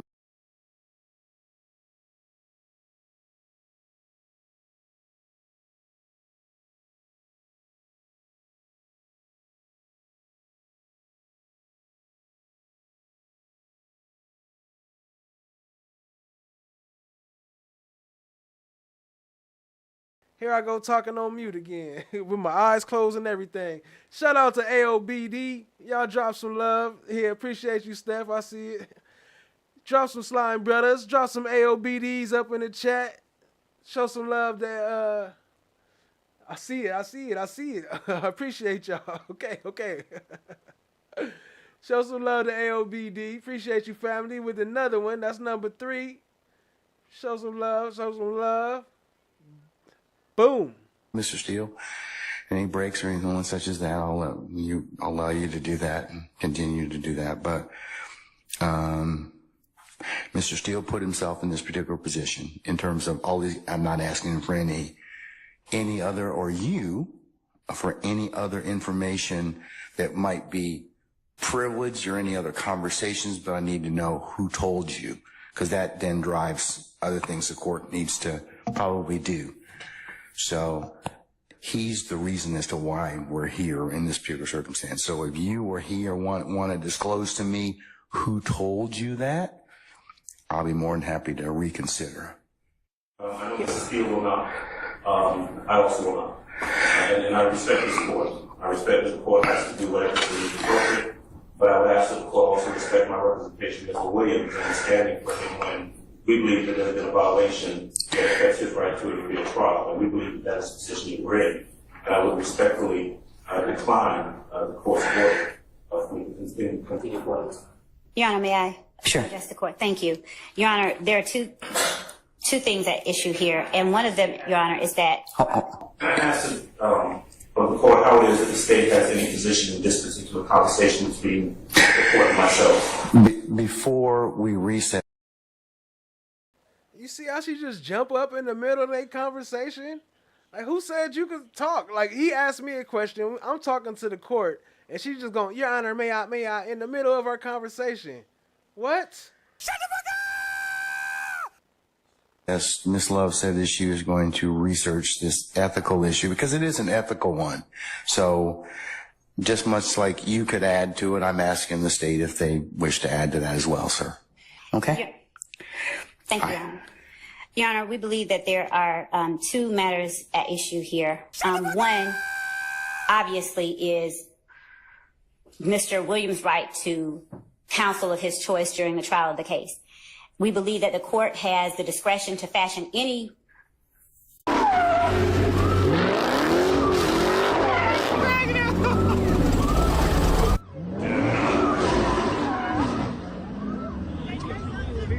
Oh, that wood!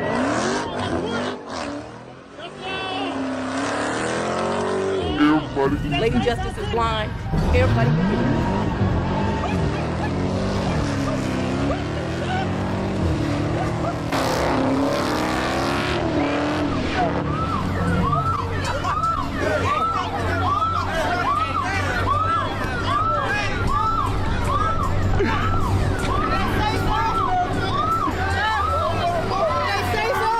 FFS said spam the chat one more again. Put an FFS with a bunch of slime brothers. He said we spamming the chat all night. We making everybody members tonight. Appreciate you, family. Y'all show some love to FFS. Did they say so? Did anybody say so? You did. We ain't going back and forth. Hey, nephew. Hey, nephew. Get that for me. You hear me? Not you, not you, not you. We ain't going back and forth. Yeah, how about that? Yeah, bro. You ready? Yeah, man. You know what I mean? You got a whole lot of this shit, man. All right, I see you, CS. Only do 2. If you do 3 of them, they gon' be careful, CS. They gonna block you. I see you rocking, but be careful. I appreciate it, family. I didn't know you were gonna Hey, they let you ride. They let you ride. So, hey, I ain't knocking you. Keep it going. act up that bad. Oh, shit. Yeah. If I put that shit in my nutsack, 12 might pull up. I gotta run with that money. God damn.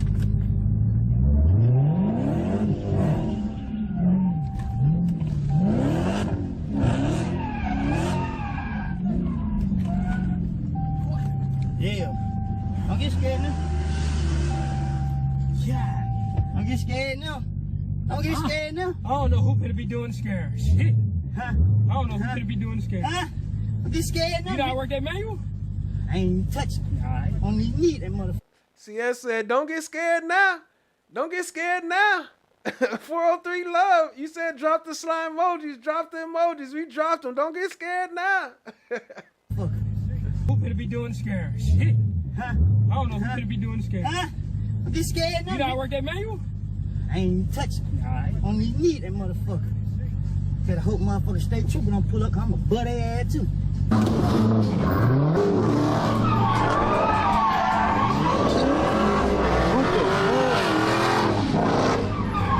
Hold on.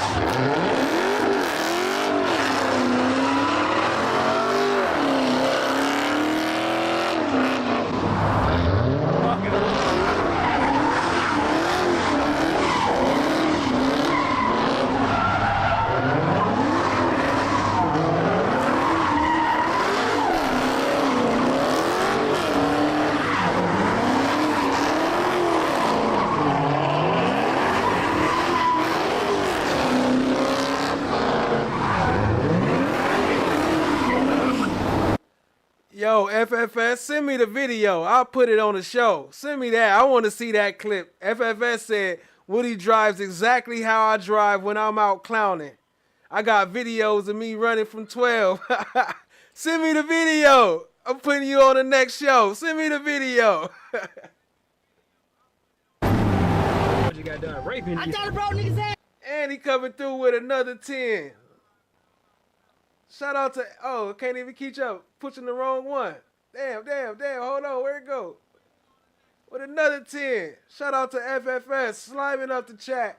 Slime up the chat. Appreciate you, family. Show some love to FFS. The chat stream king right there. Appreciate you, fam. Yes, sir.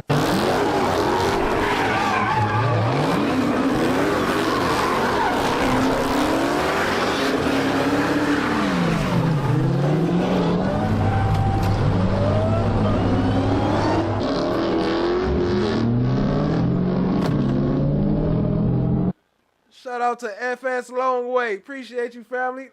Huh?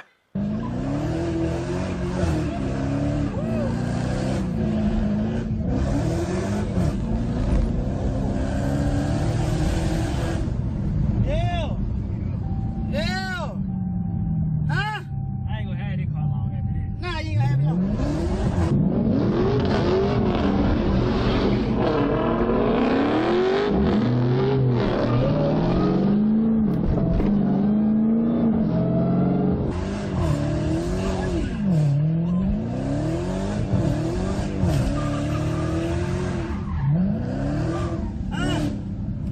What you said? We all in my hood with the bullshit.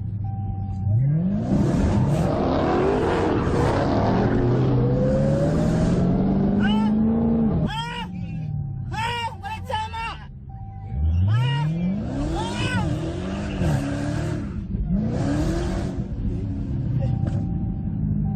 Yeah, man. Straight up. Yeah, man. These niggas ain't ready for this type of shit, man. I wasn't ready for this type of shit. You ain't ready? What you gonna get me for? You ain't ready?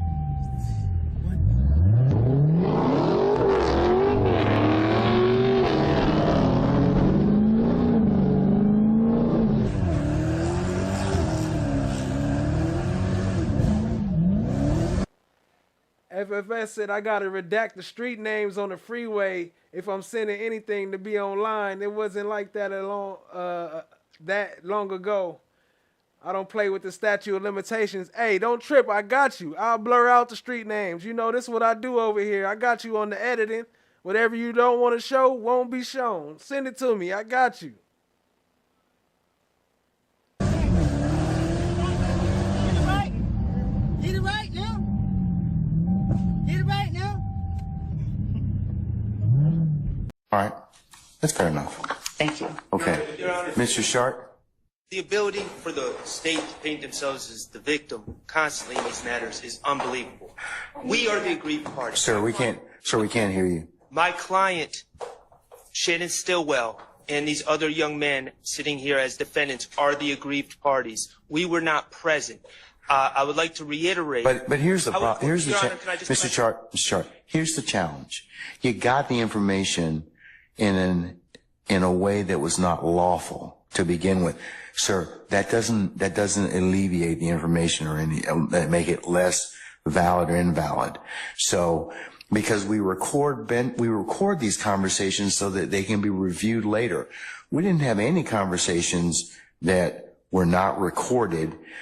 And if you heard of other conversations that were made, I don't know how you would have gotten them otherwise, because somebody had to tell you. Okay, well, all that's great. And like I said, if and when the case gets reviewed, an appellate court will make those decisions. But at this point, my client is the aggrieved party. He was not present.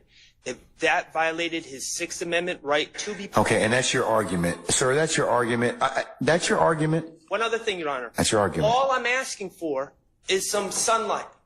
Some sunlight to come over these proceedings. Sir, this is not an open meeting. This is not a sunlight situation. Release the transcript and then we can see, because we do not accept Miss Love's representation. Okay, you don't accept the court's representation? I'm telling you. Like the transcript. I'm telling you at this point in time, when the case is reviewed on appeal, if I am wrong, then certainly the appellate court can tell me, and certainly there are other bodies in Georgia that certainly my conduct can be reviewed by. But at this point, I'm telling you that's the sum and substance of it.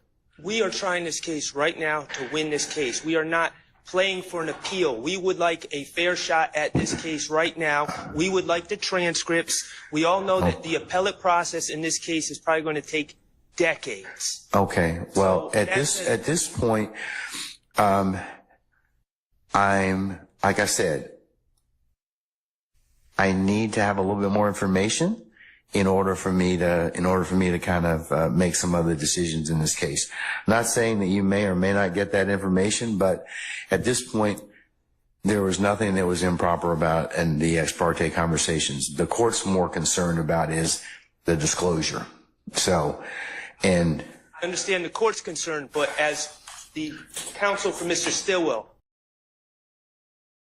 All right, and so real quick, I know a lot of y'all are new and don't know how to turn on your gifted membership, so let me pull that up for you real quick one time, since FFS has been so generous to pass out memberships. Some of y'all have not activated to accept them. So here we go again with the cat stream. So right here is a join button, right? Click the join button. And then up here you see these 3 dots. At the top of the thing, click the 3 dots. Then you go down to gift settings. And see gift settings right here? You turn on your gift setting. Allow gifts. Turn that on. And then you'll be able to receive free gifts from any channel. You just got to turn it on once. So shout out to FFS. And shout out to Steph JK. Appreciate you, family. Have a great night. Appreciate the love, family. My concern is the meeting that he was not allowed to be present for. okay, all right. Thank you, sir. Are you going to repeat the same thing again? Oh, let's try not to, because the Harvey rule's in effect. I understand everyone's opinion at this point in time. And Judge, the only thing I want to say, and to not be repetitive, but on Friday, Your Honor, this particular witness came in, he pled the fifth, his lawyer was present, his lawyer stated to Your Honor that he had spoken. Did y'all hear me explain that about the how to sign up, or was I on mute? Did y'all hear me show how to join the memberships? To his witness, his client, and he stated that the witness indicated that on Monday he will also be saying that he will plead the fifth. And then, Your Honor, there was a 2-3 hour span this morning, and then he comes on and he says, I'm going to testify. That's why I believe in the application Huey that the transcript is important. Okay. Thank you, sir. All right. Let's get Mr. Steele out, please. You can tell him to put his tie back on. All right, thanks. Y'all say y'all heard me. Appreciate you, family.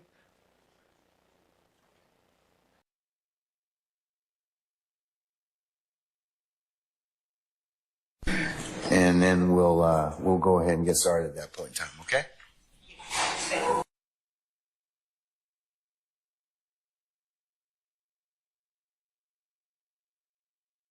Who it is that told you his information. All right, Mr. Steele, in the interest of your representation, continued representation of Mr. Williams, is been brought to court suggestion that you be here and Yeah, TGQ or Ty GQ. All those clips are pretty recent. Until when we've at all open sessions of court and until we finish for the day. So I'm still going to hold you in contempt. And he said his age at the beginning of the video. I'm not sure. I think he said 32 or 33 or something like that. You can purge that contempt by just telling me who it is that told you this information. That's all I need to know. But at the end of today, I'll ask you that question again today. We did not take up any business in your absence, other than Mr. Adams eloquently saying that he was not going to go forward without having you present with him. So, and him not wanting to divulge who the FFS just dropped another 5. That's if you got those 5. That's from FFS. Show some love to FFS. But first, let me shout out to AOBD, April O'Neil's baby daddy, sprinkling up in here. Y'all drop them slime brothers and show some love for FFS and AOBD. We got you coming up next, FFS. Don't trip. information came from. Those ones is all from FFS. If you're watching right now, those was from FFS. I'm a little late. From either. So, with that, sir, we're going to go ahead and continue. All right? Ask a question. Yes, sir. Did the court order the transcript that we can see it and have a hearing and call witnesses? No, I'm not going to order the transcript as of yet, because if the case should be reviewed, the appellate court will have that particular ability to do that. I don't believe at this point in time it is the court's understanding of the ex parte conversation that I agree, April O'Neil's baby daddy, AOBD. They should be able to where you could pick who you want to give them to. At least like one or two of them. That's a fact, though. the disclosure is the more troublesome remedy. If I did something wrong, then certainly that can be reviewed. But I'm not at this point in time going to release any of the transcript in terms of what may be disclosed or that was said in Chambers ex parte at this point. Well, I was told based upon information belief that it would affect this witness's testimony in front of the jury because I was told based upon information belief that depending upon There you go. He paid you back. Now those 5 is from AOBD. Shout out to April O'Neil's baby daddy. Coming through with another 5. Drop some slime umbrellas in the chat. If you got some membership, show some love to AOBD and FFS. how the day goes, he may go home or not, depending upon his testimony. I'd like to know what that's about. I don't know, Mr. Steele. I don't know. I mean, that's why I would like to know who it is that told you or disclosed this information from Chambers, because I don't know if this person even had, if that conversation was even had within my presence or hearing. I don't. So I would like to have a hearing with the court as a witness, with the DAs as a witness, with the deputies as a He said he don't know if the conversation was had. Ain't that why you was recused? And they still got this case running. They got a whole fresh restart after this. Ain't that some shit? witness, with Mr. Copeland as a witness. Disclose this information from Chambers, because I don't know if this person even had, if that conversation was even had within my presence or hearing. I don't. So I would like to have a hearing with the court as a witness, with the DAs as a witness, with the deputies as a witness, with Mr. Copeland as a witness, with his counsel as a witness, court reporter, transcript. And Judge, I'm not trying to be harmful. Mr. Steele, I think that you're running a very thin professional responsibility line. I don't think you have cover at this point in time. I think you're blowing your coverage at this point, because I do think that somebody told you some things that violate privilege. I guess they just switching off, because now here go another 5 from FFS. Oh, what happened? They stopped popping up? Where'd they go? I only saw 1 pop up. But shout out to April O'Neil's baby daddy. And then FFS just dropped another 5. We'll pull that up in a second. Appreciate you, family. Privilege. Attorney-client privilege. Let AOBD marinate a little bit. So, I mean, but that told you some things that violate privilege. What privilege? Attorney-client privilege. So, I mean, but that's beside the point at this point in time. We're not going to argue about that right now. I just need, the way you purge your contempt is that you just tell me who told you this. I'm not asking you what was said. But you're indicating what was said. I want to know who told it to you. And I'm making it based upon information. But I need to know who it is, because that's critical for the court taking remedial steps at this point in time. You're holding me in contempt. No. Yeah, I'm holding you in contempt because you won't tell me who. How could something, I'm not trying to be obstructive, but how could something be attorney-client privilege if it happened before the court? Well, because if somebody's a represented party and they disclose the information that to you all as parties in this case, that could be a problem. That could be a problem. I don't. I mean, like I said, I don't know what was said to you. I don't. I'm trying to get out. Well, that's improper at this point in time. Why? Because you are telling the court conversations that you are privy to in my chambers that I know you weren't present. But the court was present. That's what I'm trying to say. That doesn't make a difference, but you got information that you shouldn't have had. And then you turn around and you say, well, the court did something wrong and that we should be entitled to have the transcript. You all have contorted and perverted that particular process. You really have. What I said was it is a material part of the trial. It's not, well. As a right right to be at, and I'd like to exercise. It would be just like if you all in the past have had ex parte conversations with the court. And I won't say about for what. You and Mr. Adams and others. That is your right, and that little period, or that little conclave of discussion with the court protects you and protects the system. It's recorded and taken down, so if the... Show some love to Dee with the gifted 5. Appreciate you, family. Dropping the 5. Y'all show some love. Drop some slime umbrellas for Dee. Appreciate you. I'm going to add your names up top. So if it needs to be reviewed later, it gets reviewed. But you have made something out of it that where I'm kind of at a disadvantage at this point in time. So, because I didn't invite you into that particular proceeding, and I don't think you had the right to be there. Well, all I know is what I told you, and there's more. Okay, well. There's a witness testifying who met with the court and the DAs. That doesn't concern us? Your Honor, meaning the defense? I think that for an ex parte conversation, in terms of what was said, and I'm not gonna keep continuing to discuss this because the transcript is what the transcript is, and it will say what it reflects. It really will, and the court will stand by that. But the other conversations that you may be privy to or may have been disclosed to you, they're troubling. They are.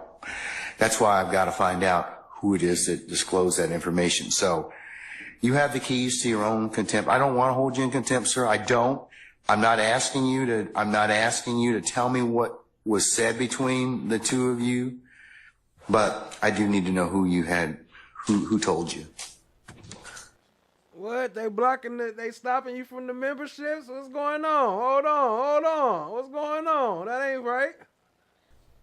So if you're willing to tell me that, that's fine. That will purge your... I still see some names in the chat that ain't green yet. Contempt. If you don't want to, then, I'll unfortunately have to look at and waiting to get that information. So you can let me know.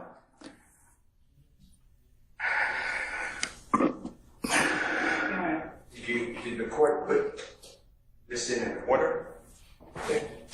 In terms of what, sir? I suppose contempt. It's criminal contempt. It's sua sponte criminal contempt, sir. You don't get to appeal from this.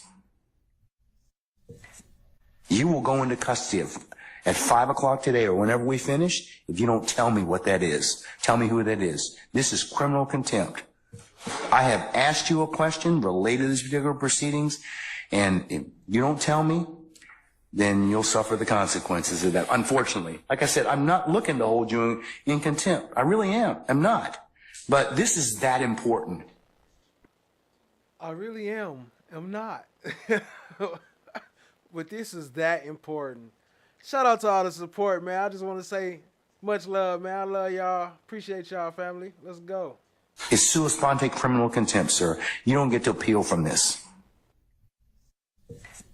You will go into custody at 5 o'clock today or whenever we finish if you don't tell me what that is. Tell me who that is. This is criminal contempt. I have asked you a question related to these particular proceedings, and if you don't tell me, then you'll suffer the consequences of that. Unfortunately, like I said, I'm not looking to hold you in contempt. I really am. I'm not. But this is that important. Important? It is important. Okay. All right. So think about it. All right. Can I just, last thing, going forward, was over objection because I believe that we're entitled to these information, especially with this witness. All right, sir. I'll note your objection. It'll be a continuing objection for the time being. And I may make some other remedies depending upon what information I find later. Okay? All right. On behalf of Mr. Stillwell, I'm going to review our Brady demand for any Brady material that came out from any conversations with Mr. Copeland, between Mr. Copeland and the district attorney's office this morning. All right. Summon our jurors, please.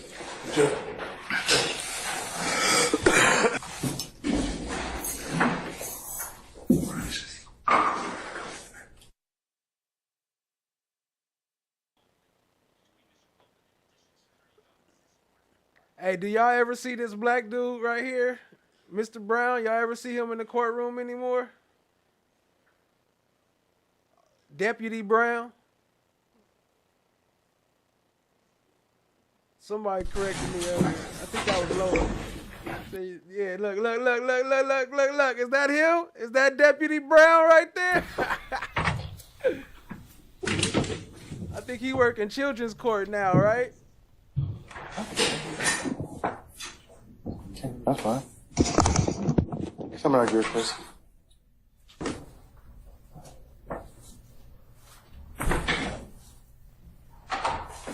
That's not him destined to be?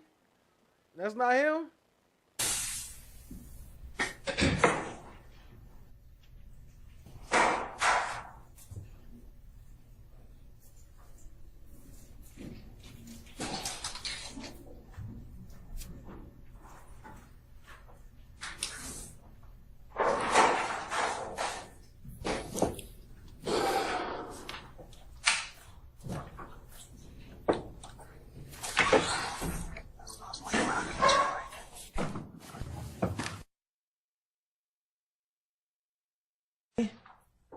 Can you hear me?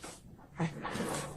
When we left after court, I'm going to approach you with some items. Your Honor, may I approach the witness? You may have shown those to counsels already. Yes, these are what they saw. Right. Okay. Destined to be say that's him. Nope, don't see him anymore. I thought that was him. I've been wondering who he was, and I finally heard somebody say the name Brown. Today was the first time I heard somebody call the name Brown. It's coming up. Right before we took lunch. Mr. Copeland, I'm going to show you what's been marked as State's Exhibit 350Y. Look at his face. He like Copeland like fuck that. But except for BBL Brown, we heard that one. But we talk about Mr. Brown up in the corner right there. That's the one who exposed the meeting, huh? 351Y, 342 Yankee, and 356 Yankee. Can you take a moment and look at those pictures?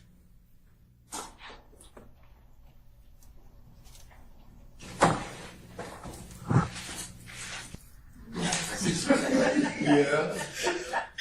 All right, let's take 10 minutes and then we'll see where we are then. See where the day leads us. All rise. I got a headache.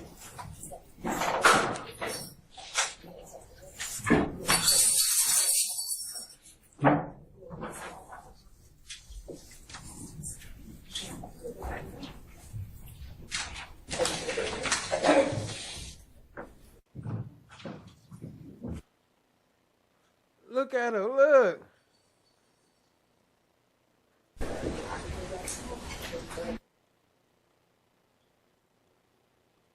Look at that. We'll be in recess 10 minutes. Listen to Copeland. I'm about to take the fifth.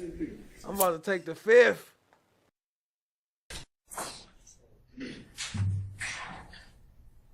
Who's speaking up? Gordon. Okay.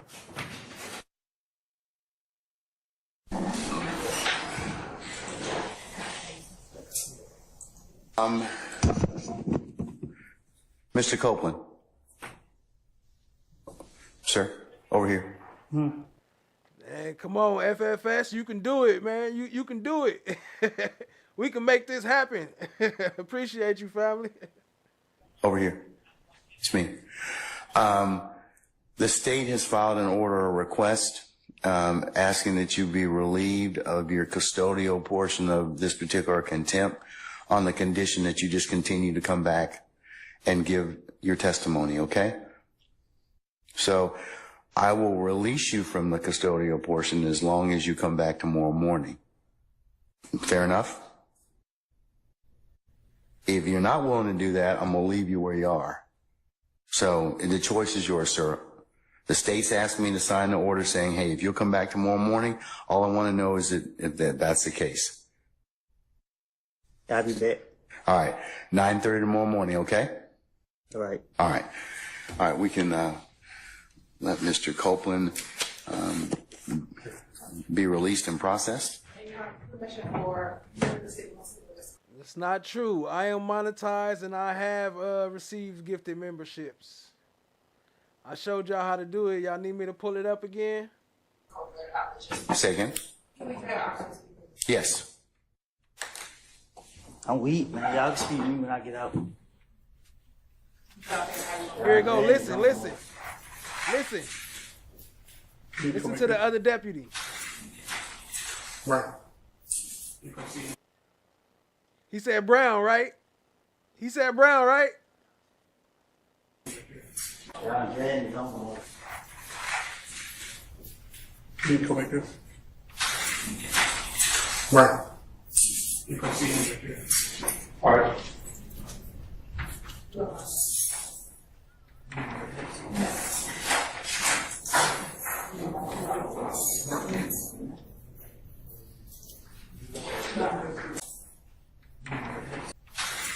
Speak to me when I get out. She asked the judge, can we talk to him before he go? He said, nah, y'all see me when I get out. Then Deputy Ingram was like, nah, hold up, bring him back. He was like, Brown, hold up, because he was about to make him stay. And then Hilton was like, nah, let him go. And then that's when he shook his head like, nah, go ahead, take him out. That's Brown. That's what the papers say. That's the one who exposed the meeting. Why you banging on everybody? Did you ask him right here? Did you ask him? Did he tell anybody? Y'all dragging me on. Can you come like this? Right. You can see him like this. All right.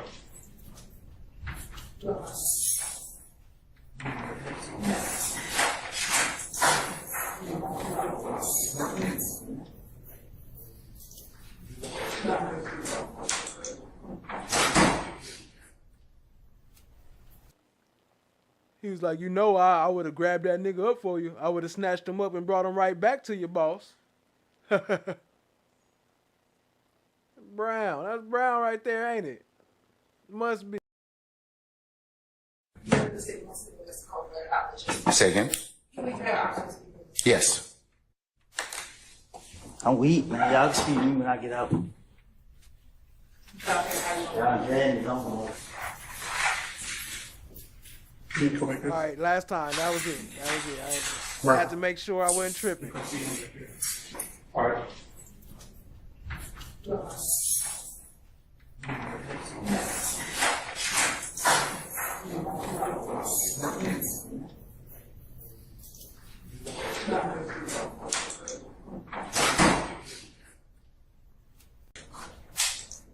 Okay, Mr. Steele, are you willing to tell That's a fact, Loa. I did pass the 4-hour mark. I forgot about that. me at this point in time who it is that disclosed this information to you? Working hard over here.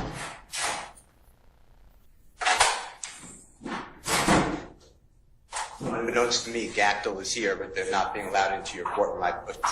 Working hard over here. Y'all hear him? He said Gacto in the building. presume they're outside. So I'll wait on them to come. Team. What is, I'm asking you, sir, because the contempt is for you. It's not to the Georgia Association of Criminal Defense Lawyers. Well, I didn't call, but I Okay, I mean, and that's, let me just finish. okay. Because you said to me that you figured out somebody told me this information, and you somehow said that it's privilege, which I can't imagine, or I eavesdropped. So to me, eavesdropping is a Title 16 crime. So they brought down lawyers. But they brought down lawyers. The lawyers are not allowed into your courtroom. It's not on. No, we just, Or they're not in your courtroom. we just don't have any space, Mr. Steele. And plus, they're welcome to go to 8H. I mean, I told Sergeant Ingram that we can let in as many as we possibly can, that will fill up our benches at this point in time, that won't violate our security protocols, but that 8H is available. And 8H then has to have right to counsel because they're here, and I'm not going to. Do you have an attorney that's here for you, sir? Sure. Ashley Merchant is here. She's the president. Okay, all right. Well, we'll let Ms. Merchant in. That's fine. Ashley Merchant. Yeah, Ashley Merchant. Ashley Merchant in the building. Why they got them locked out though? They not letting them in. And I saw you saw the deputy. I meant to point that out earlier too. It's in here. It's in this video. But the deputy was right when I started talking about Brown. He was telling him that all them was outside. He was like, "Nah, don't let them niggas in." Merchant. Ashley Merchant. Keep them niggas outside. Actually, Merchant is present. All right. Ms. Merchant, good to see you as usual. I have told your client, you represent Mr. Steele, is that correct? Yes. For the purposes of the contempt. Still going, Danielle. Shout out to you. I've entered the order. I've entered the contempt already. I'm entering the order. I'm about to enter the order. I've held him in contempt earlier from today's proceeding by him not telling me who it is he got this information from. I'm not asking him for any of the sum and substance of the communication. He's been disclosing that, however, and that's why I kind of want to know who told him that. So if he tells me who it is that disclosed that to him, he will be able to purge himself of that contempt, and he's done. That's the only thing I'm asking for at this point in time. If not, then as you well know, as a criminal contempt, there's no supersedious bond, there's no appeal, and I'm going to put him in custody for this evening. And if he wishes to, which he can still purge if tonight Keith Adams emails. My card stopped popping up too. I'm not sure what it is, fam, but I appreciate you though, definitely. Me or you emailing me and tell me, well, it was X. So I'm going to give him as much flexibility to purge himself of this contempt. Only thing I want is, because of the way this information was disclosed, it is troubling to the court, and it's since it was a ex parte communication. We won't get into the merits of everything else that Mr. Steele has proffered and everything else, but that's the only thing I'm trying to do at this point in time. So, yeah, that's a fact. Didi's was cut off too. Sorry about that, family. I guess it got a limit that it can handle. I've asked your client for the last time if he would tell me who it is that disclosed that information. Judge, can you come up to the microphone? Sorry. Please. Microphone, it'll pick up, madam. Thank you so much. Just for the record, Ashley. For all those here from a couple streams ago that was asking who Ashley Merchant is, this is Ashley Merchant, the one that was in the courtroom with Rachel Krause and arguing about the Fannie case, the one that's fighting the Fannie case. This is Ashley Merchant, same one from the other day. Which one? It'll turn green. Yeah, it'll turn green. Yes, ma'am. Is it on now? Yes. Okay, great. Thank you. Judge, just for the record, is it criminal contempt that you held him in? Yes, ma'am. Okay, and you said you had a hearing earlier today. No, with criminal contempt, I told him what the contempt was, and that was he refused to tell, order of the court. If counsel, as you know, if the court orders you to do something and you don't, that's criminal contempt. So I've asked him several times, please just tell me who it is that told you. I didn't ask or inquire about anything that was said. I just want to know who it was. Because he's got too much detail of this particular alleged conversation for the court to be concerned about it. So. And Judge. There go the card. April O'Neill's baby daddy, AOBD, say he got a card popping up. Appreciate you, family. So I guess it is still working. Since it is a criminal contempt, he is entitled to due process. He's entitled to a hearing, entitled to an actual show cause, entitled to the allegations actually written, entitled to a witness list. We're entitled to present our own witness list. And notice of that. Criminal contempt is different. It is on the spot. So he's gotten the due process he's going to get. That's on the spot. I told him. Plus, he's had all day to tell me who it is that is it. So a little different, Ms. Merchant. I won't disagree with you, but okay. Judge, just for shout out to Casper. Appreciate you, family. For the record, it's that's direct. So what you're holding him in is in direct criminal contempt. Yes. The issue with the direct criminal contempt is whether or not to actually hold a hearing now, whether or not it needs to be held. Didn't get no card on that one, I think. Immediately. And the problem is, if you hold him in direct criminal contempt, as you're saying that you did, you are a witness to that proceeding. And so it has to be referred to another judge. Doesn't require recusal. You actually have to sua sponte send it to another judge because you are a witness to the proceeding. Show me the case law that says that, Ms. Yes, Merchant. it is Henry McClarty. It's 152 Georgia App 399. And it says that is one of the cases. Also, two other cases, Henry Adams, 215 Georgia App 372. Well, 1 second.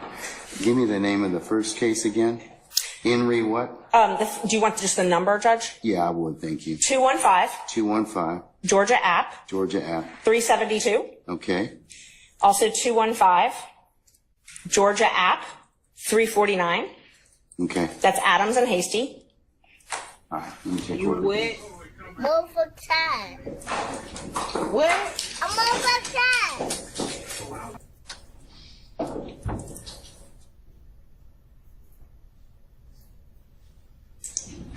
Shout out to FFS with the what is You have that? anything a little bit 1 more million? current than You got a 1994? million points?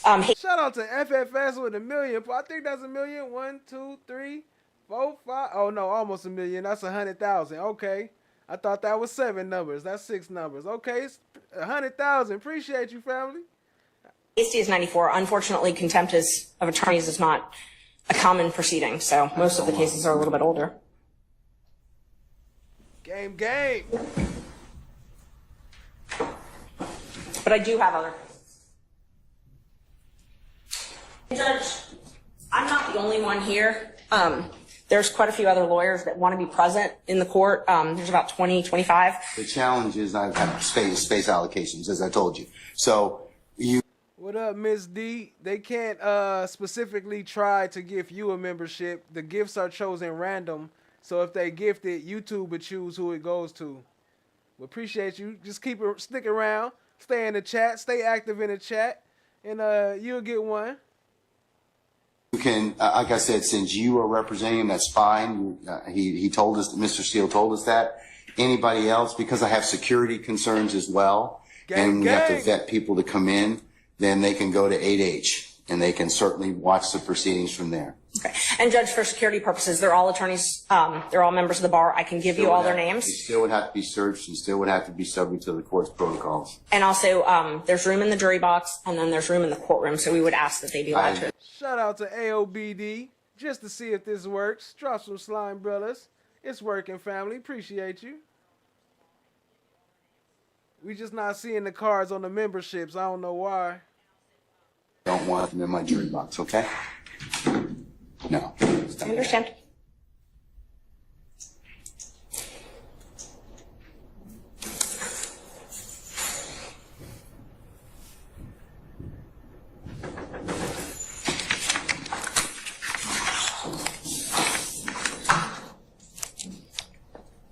May one additional attorney come in, then Alex Susser. And we're here on behalf of Gactel for our strike force. He is the chair of the strike force. I'm the president of the Georgia Association of Criminal Defense Lawyers and also a member of the strike force. So can he come in as another attorney co-counsel? Yeah, I certainly may, sure. Great. Alex Susser. Alex Susser. Thank you, Judge. Look at Love and Hilton. Henry Adams, Look like they about to crawl up in the rabbit hole. It has two issues. One is the motion for disqualification. Okay. And that's, and I think the judge went ahead and did some other things that caused there to be that issue presented. So I don't think, Adam, I'm going to take a look at the other case. And shout out to AOBD with the gifted membership. Appreciate that, family. That was Henry Adams. That was 215 Georgia, 372. Yes. The other case, just a second. And there's several others when you're ready.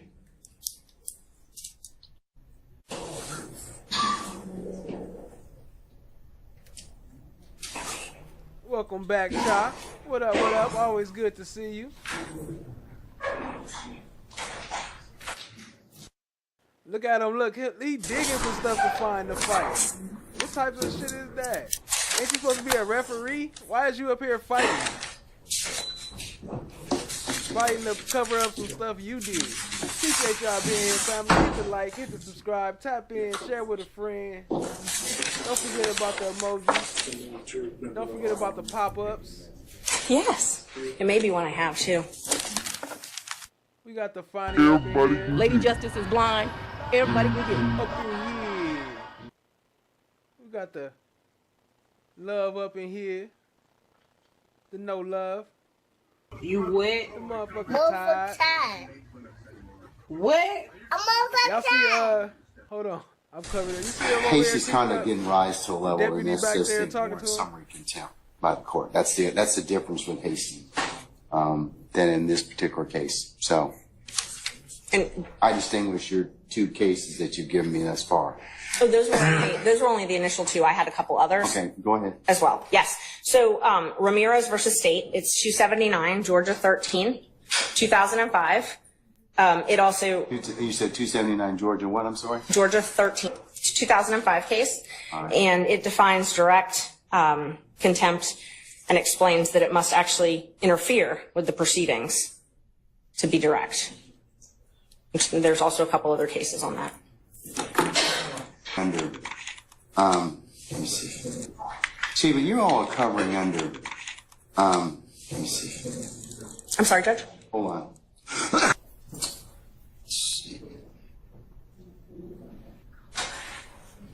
The contempt is direct. The trial court has the power after confording the contempt door to opportunity to speak in his own behalf, announce punishment summarily and without further notice or hearing. I already did that, Mr. Steele. He's already told me, I already gave him the opportunity to do that. So, we had that conversation this morning already. So, and Judge, so there's a couple different issues. First, the question is whether or not you need to have that hearing now. I know you're saying that you had the hearing earlier, but regardless, he was entitled to have an attorney at that point, and he didn't have one. So the question is initially whether or not you even need to hear this now. And some of the cases I've cited, along with some others, say that a summary proceeding is not necessary in a case. She just shitted on him. Like this. And the best evidence of that is the trial has continued. It has not stopped this trial. So for you to hold a summary hearing of direct contempt, the court has to be able to state how this interferes with your ability to administer justice in this case. I can tell you because it is a violation of the sacrosanct nature of the court's ability to hold ex parte conversations without those being broadcast to other people. And as to how that information was disclosed, that's a real problem. That's why it's of such an issue for the court at this point in time. Judge, Mr. Steele has a right to make a motion like this. If there were ex parte, he does. But I'm not saying anything, but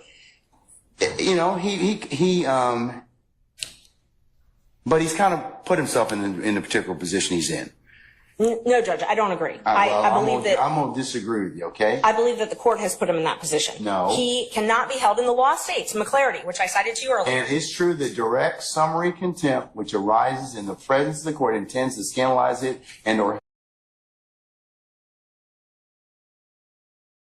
Chadiggy said they put you on timeout from the gifting. They say you're going too far. You're going too far. What are you doing over there? Appreciate you, family. hinder, obstruct the orderly process of the administration of justice. The preservation of order and decorum of the court is exempt from due process requirements of notice and hearing. That's even Moody. It goes back to 1974. So I believe that Mr. Steele's, he can file whatever motions, but his particular actions in this case, I just want to know who told him this. That's all. I'm not asking him to release or otherwise tell any conversations, but I just want him to tell me that. And Judge, so that's what you want, but that does not conflate to a contempt. Your desire for him to answer your question does not mean that you have the power to hold him in contempt. So you can come into court, Mr. Merton, and not answer a question of the court and not be held in contempt? If it's a question that the court is not permitted to. Shout out to Chot Diggy. Drop some slime brellas and some blue hearts in the chat for Chot Diggy. Appreciate you, family. Appreciate the love with the 5 gifted. We killing them tonight. We killing them on the support. We got this. It's raining all up in here. Appreciate the love, family. They can't stop us. To ask, yes. Okay, well, this is a question the court's permitted to ask. And it's our position, if we had a hearing, we could explain to the court why he is not required. First of all, the court accused him of eavesdropping. That is a crime. He has a Fifth Amendment privilege against answering those questions. Rule 1.6 protects all confidential information that is gained not from your client, but in representation of your client.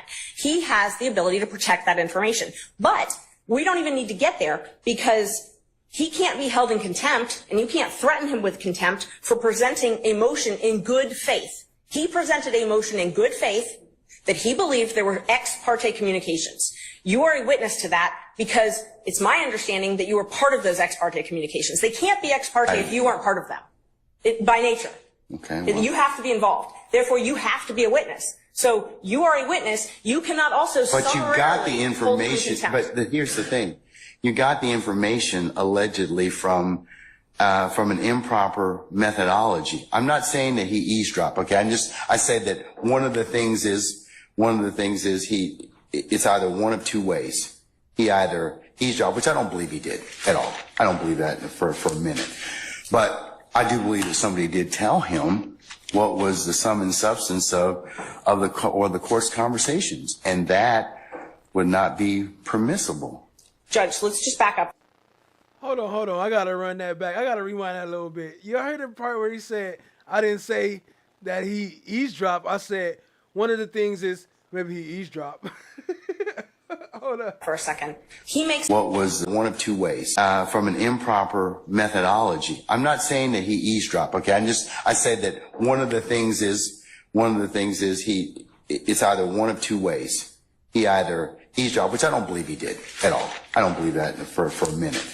But you see, he tried to slide the eavesdrop in there all quick. He either eavesdropped, which I don't believe he did. I do believe that somebody did. The things is he allegedly from an improper methodology. I'm not saying that he eavesdropped. Okay. I said that one of the things is it's either one of two ways. He either eavesdropped, which I don't believe he did at all. I don't believe that for a minute. But I do believe that somebody did tell him what was the sum and substance of the court's conversations, and that would not be permissible.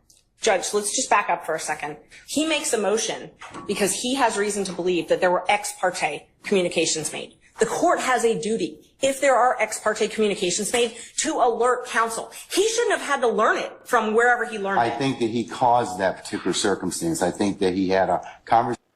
What up, Love Nona Creations? Appreciate you joining, family. With somebody, and he got some information that he shouldn't have had to begin with.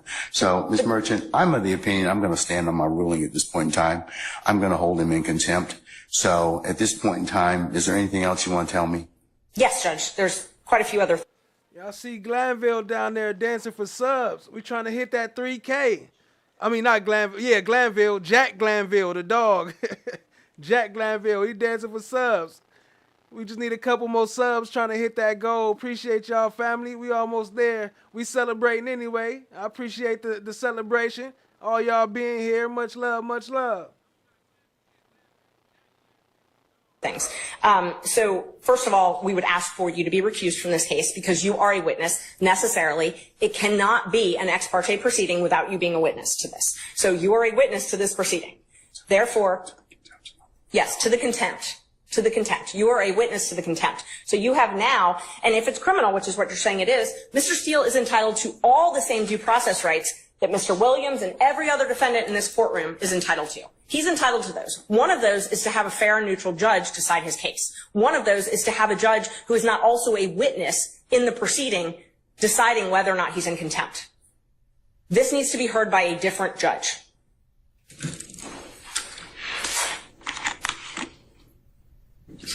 And he has the right to subpoena witnesses. He has the right to an attorney. He has the right to due process, notice, a show cause hearing, notice of the alleged violation, whatever rule it is that the court believes, and a hearing where he can call you as a witness. You can testify. You are necessarily a witness. Shout out to Casper helping people in the chat. Shout out to Miss D, was able to recover her Google account thanks to Casper. Appreciate the love up in here, family. I like that. You can't, for it to be ex parte, you have to be a witness. It can't be both ways.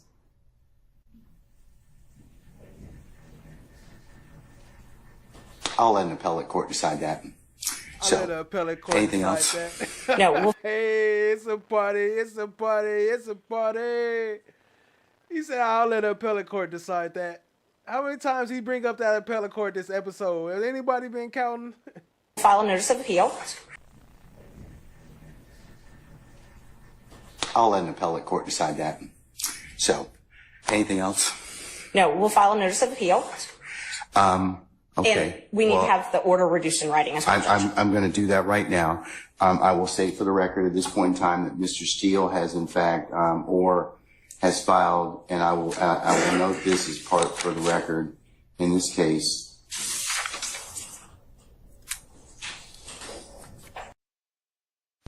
He has filed a motion to set aside the contempt.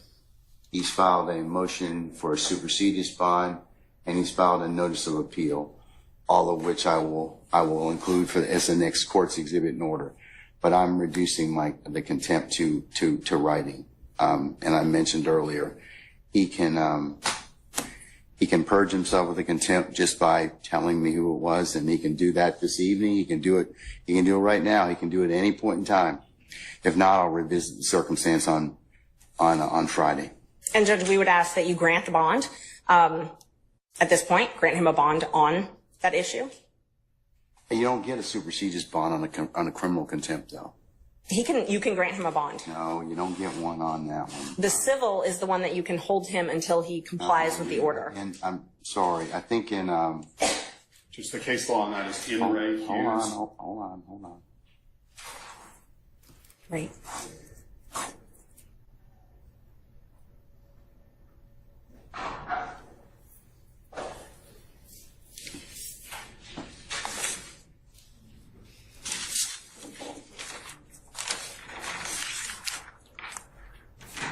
Assistència de Xavi, més capradeta per Messi.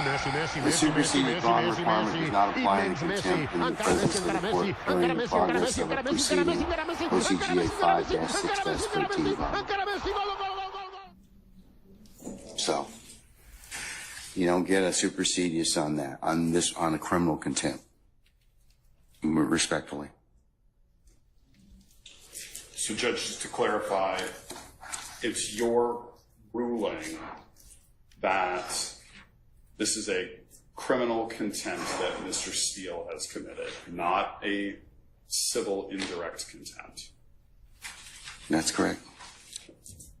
But Judge, that's the reason I'm asking is because the N. Ray Hughes case, which is a 2009 Court of Appeals case, 268, Georgia Appeals 66, lays out the distinction, as does the Ramirez case. There's a case that, in fact, I'll do you one better, sir. In fact, there is a recent pronouncement out of our appellate courts.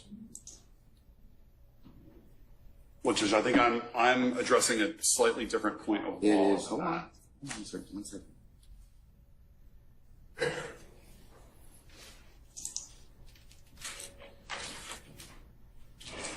One is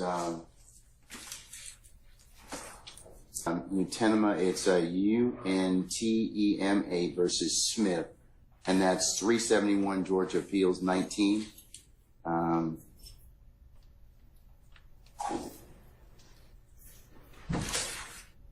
Which was decided March the 12th of this year. It covers the differences between the types of contempt. And then there's another case that I'd invite your attention to, and that is Henry Syverson. It's SYVERTSON, and that is 368 Georgia Appeals, Georgia App, I should say, 865. And that was decided July 31st of last year. And Judge, I'd just like to point two things out. The statute that you were citing about the supersedious, it only says it's not mandatory. You still have discretion to grant him a supersedious bond. I'm not going to grant him a supersedious bond. And so you definitely have the discretion to grant him a supersedious bond. The other issue is if it is a criminal contempt and you are finding him guilty of criminal contempt, then we have to have a sentence imposed. Now, civil is where you get to hold him until he complies. Criminal is where you get to impose a sentence, maximum 20 days and a $1,000 fine. So if you're going to incarcerate him under a criminal contempt, he's got to be sentenced. Well, his contempt is as long as he, when he tells me what the basis of the conversation was, who, I didn't ask what, but he tells me that, then I can certainly, he purges himself of the contempt. Then that's civil, Judge. That's civil contempt. That's civil. Judge, and that's I respectfully. CS, you back? Where you been? You must have got locked up again or something, huh? My bad if you did. What up, Pink Slime? I see you, family. Appreciate you joining.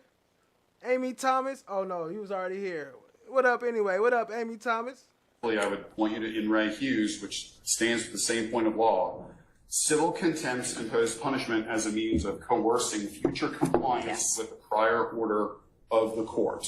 Here, the prior order of the court presumably is that you have directed Mr. Steele to answer the question, to disclose the information as to who is his source for knowledge of this ex parte meeting that occurred earlier today. Criminal contempt imposes unconditional punishment to punish the act which has occurred in the past and cannot be purged. It is not capable of being purged, in which case what Ms. Merchant said applies. They did put him up for adoption, Child Diggy, and I adopted him. That's why he over here dancing for subs. You forgot? Come on, Jack, dance for some subs.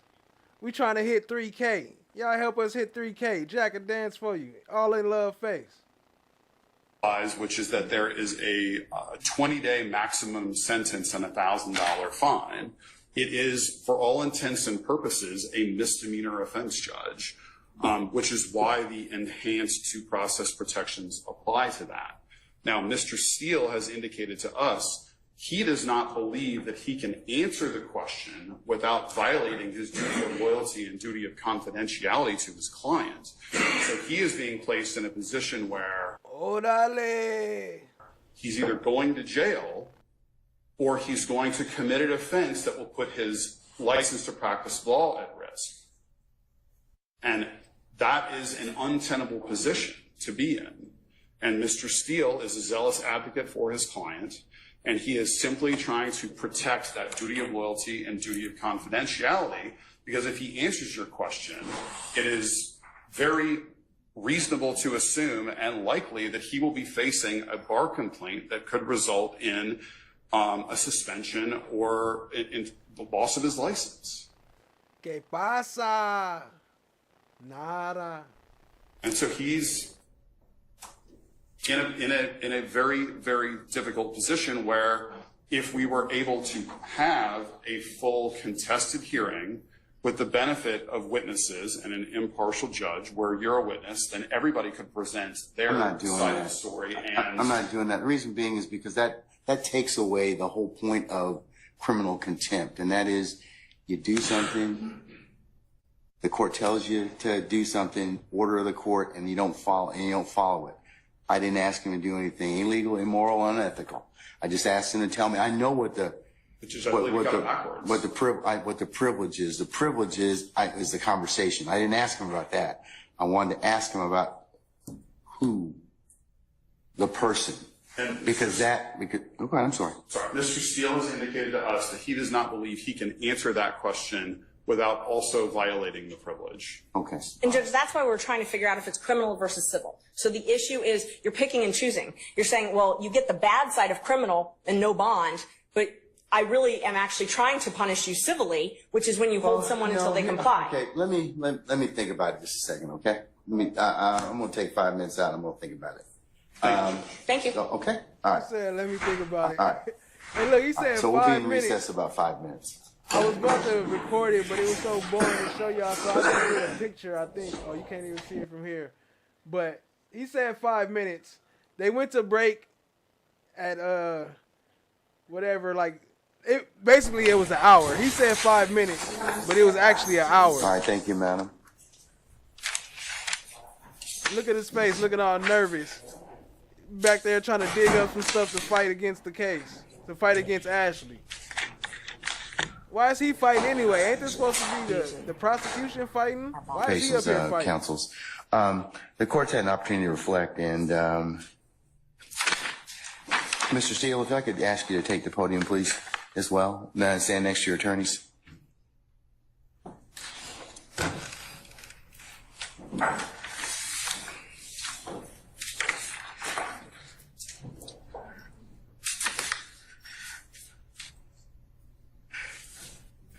Okay, Ms. Merchant, Mr. Steele and I. You know, I do have some actual pictures of the real Jack. I have them in some old streams. I had to pull them back up, but I do got some pictures of Glanville and Jack together, the real Jack. I apologize. Mr. Susar, Judge. One more time. Susar. What? Spell your last name for us.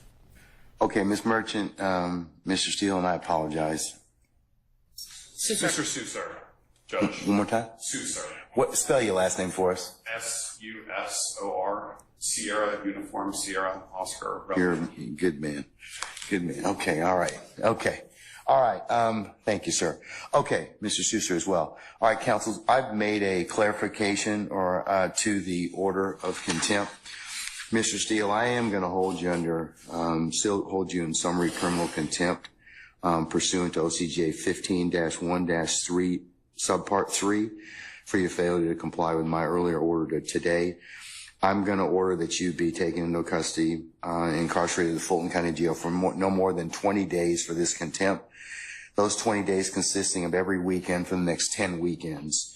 And you'll be reporting to 901 Wright Street Northwest, Atlanta, Georgia, 30318 at 7 p.m. on Fridays. You'll be released on 7 p.m. on Sundays. And it's to commence. Rainy Rain. Oh boy, hair is throwing me off. A little hair in the front, bald in the middle, long ponytail. It's crazy. This Friday, June the 14th at 7 p.m. and not to end until Sunday, August the 18th at 2024, 7 p.m., subject to further order of this court. And that will be entered and e-filed, and you may take whatever steps you and your counsel deem appropriate after that. Okay? Can I ask a question? Sure. I'm going to file a notice of appeal, but for whatever reason that doesn't take, and you don't give a bond, then I'd ask that I can be with Mr. Williams and we work on our case all weekend, for all those weekends. Otherwise, I can't prepare. I speak with Mr. Williams all the time. That's up to you, and sir. I will, sir. If that comes to pass, you have my support. I will talk with our sheriff, and we may be able to make that work. Okay, if that should occur. Okay. All right. Okay. All right.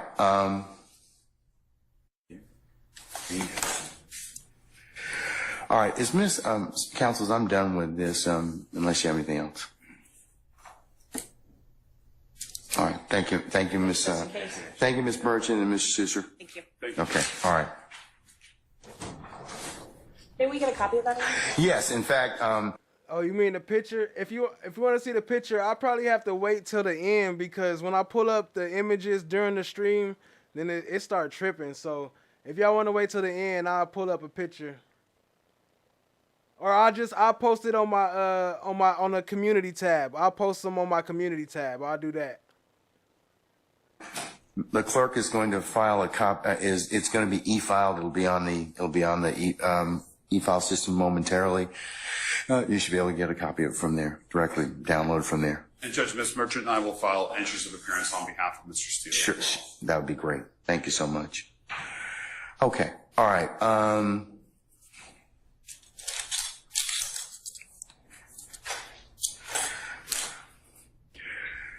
Although it is almost over, so I might be able to pull it up. State, is there anything else we need to, or any defendants, is there anything else we need to take up before tomorrow morning? Mr. Copeland is going to rejoin us tomorrow morning, so we'll continue with his... Tomorrow morning. Tomorrow morning. That's where I got that from when I said that on the cartoon. Wait, tomorrow morning. His testimony, or any defendants, is there anything else we need to take up before tomorrow morning?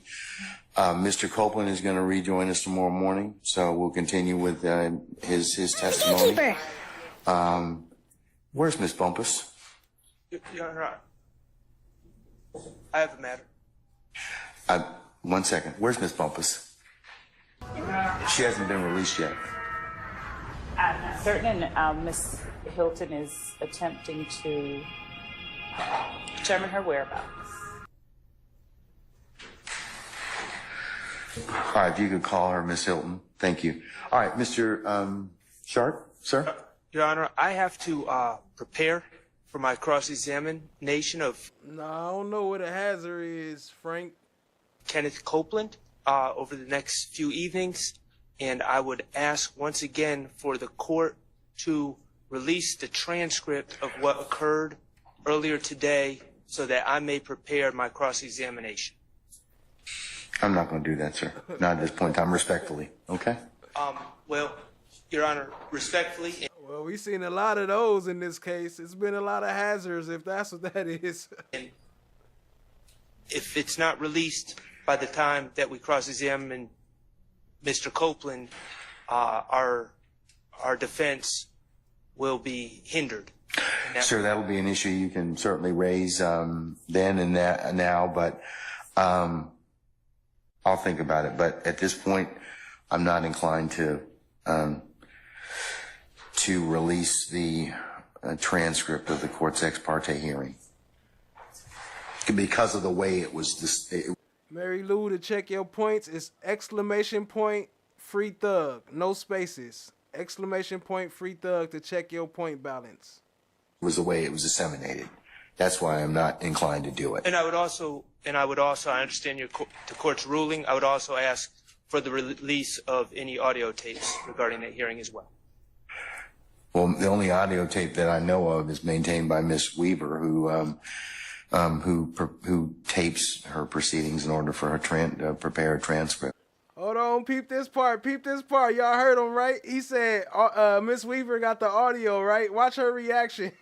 She gonna be like, don't put me in that shit. So, the audio tape that I know of is maintained by Miss Weaver, who tapes her proceedings in order for her to prepare a transcript. So, okay. Well, I don't know if she may not have any, but we'll see. Miss Weaver was like, nah, I ain't got that shit. You better not pull that out. Okay. Prepare a transcript. So, okay. Well, I don't know if she may not have any, but we'll see. Okay. Your Honor, good evening. Carson Matthews on behalf of Mr. Cooley. We were making that same request, Your Honor, for that transfer. We believe potentially could contain some Brady material. Sure. Okay. The audio tape that I know of is maintained by Miss Weaver, who I join that, and look at that face. Look at love face. believe I advise the court. I join that, and look. I also believe I advise the court the reason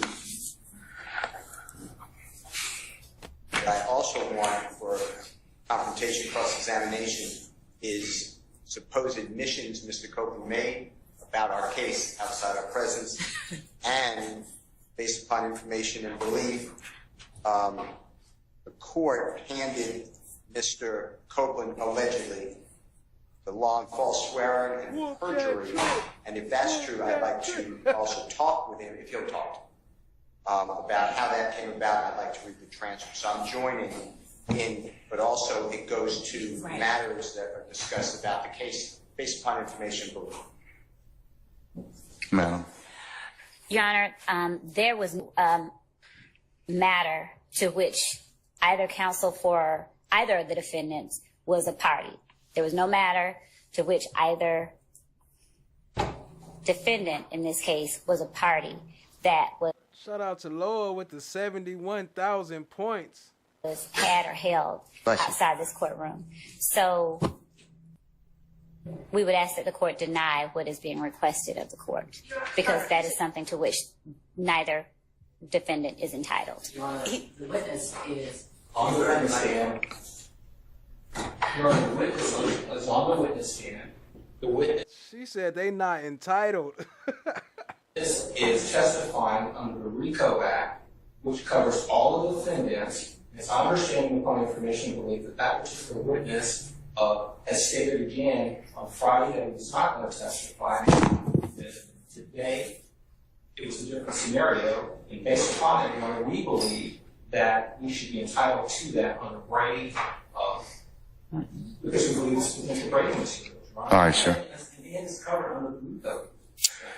testifying because all of these defendants Assistencia da Xavi, més capradeta per Messi, Messi, Messi, Messi, Messi, Messi, Messi, Messi, Messi, encara Messi, encara Messi. Your Honor, I would additionally point out that the question to which Mr. Copeland asserted a Fifth Amendment privilege was, how old are you? On Friday. Yes. Yeah. All right. I'm going to deny your motion, Mr. At this time. What up, Adrian Sims? I see you, family. Mr. Matthews. Your Honor, I don't understand the state's argument that we are not a party. This gentleman was sworn in as a witness against all of our clients. He is sworn in as a witness specifically against Mr. Stillwell. Conversations with that gentleman were occurring apparently ex parte without our knowledge, without my client's presence. And I don't understand how the state with a straight face can possibly say we are not a party to matters concerning a witness sworn in trial to testify against our clients. We are certainly a party. Okay. And we were denied the right to be present. All right. Thank you, sir. I'm still going to deny it. All right. Anything else?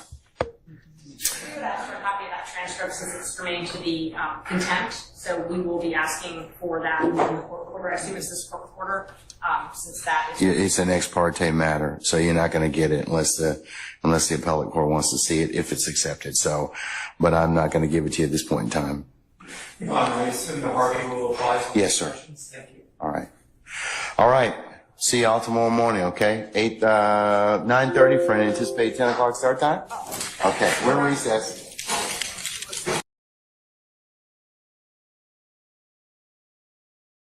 Assistència de Xavi, més capradeta per Messi, Messi, Messi, Messi, Messi, Messi, Messi, Messi, immens Messi, encara Messi, encara Messi, encara Messi, encara Messi, encara Messi, encara Messi, encara Messi, encara Messi, encara Messi, encara Messi, encara Messi, encara Messi, gol, gol, gol, gol, gol. Appreciate the love, family. I don't know. I'm gonna have to look for that Jack Glanville. I got it in my files, but I don't know. I put it in the in my community tab probably in the morning, because you know what I am right now?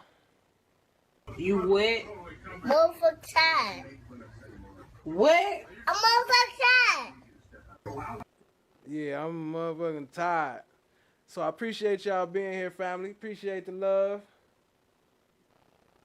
Till next time. You know how we do. Let's see, where we at? I can't even find my outro. That's how tired I am.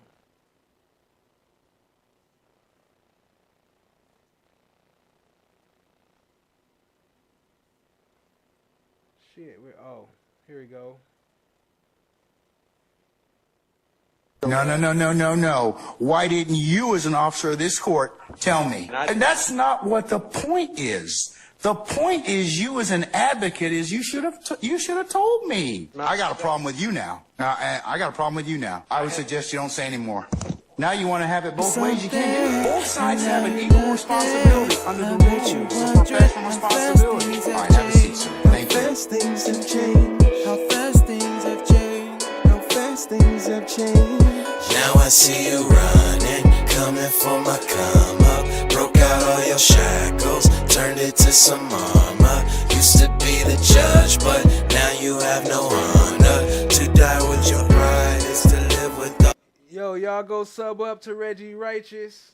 Oh, his name at the bottom, it always be covered up, huh? I just realized that. Let me move love, big head ass. Go sub up to Reggie Righteous. He got a new track dropping on Halloween. He gonna drop a video. So y'all go sub up and show some support. Check out the tracks. Let me move love. Still can't barely see it, huh? I'm gonna have to move that. I just now, because it's always up there. His name always been up there, but I guess I'll be busy reading, so I don't notice that it ain't showing. But he up there. Actually, let me see. I'll do it like this.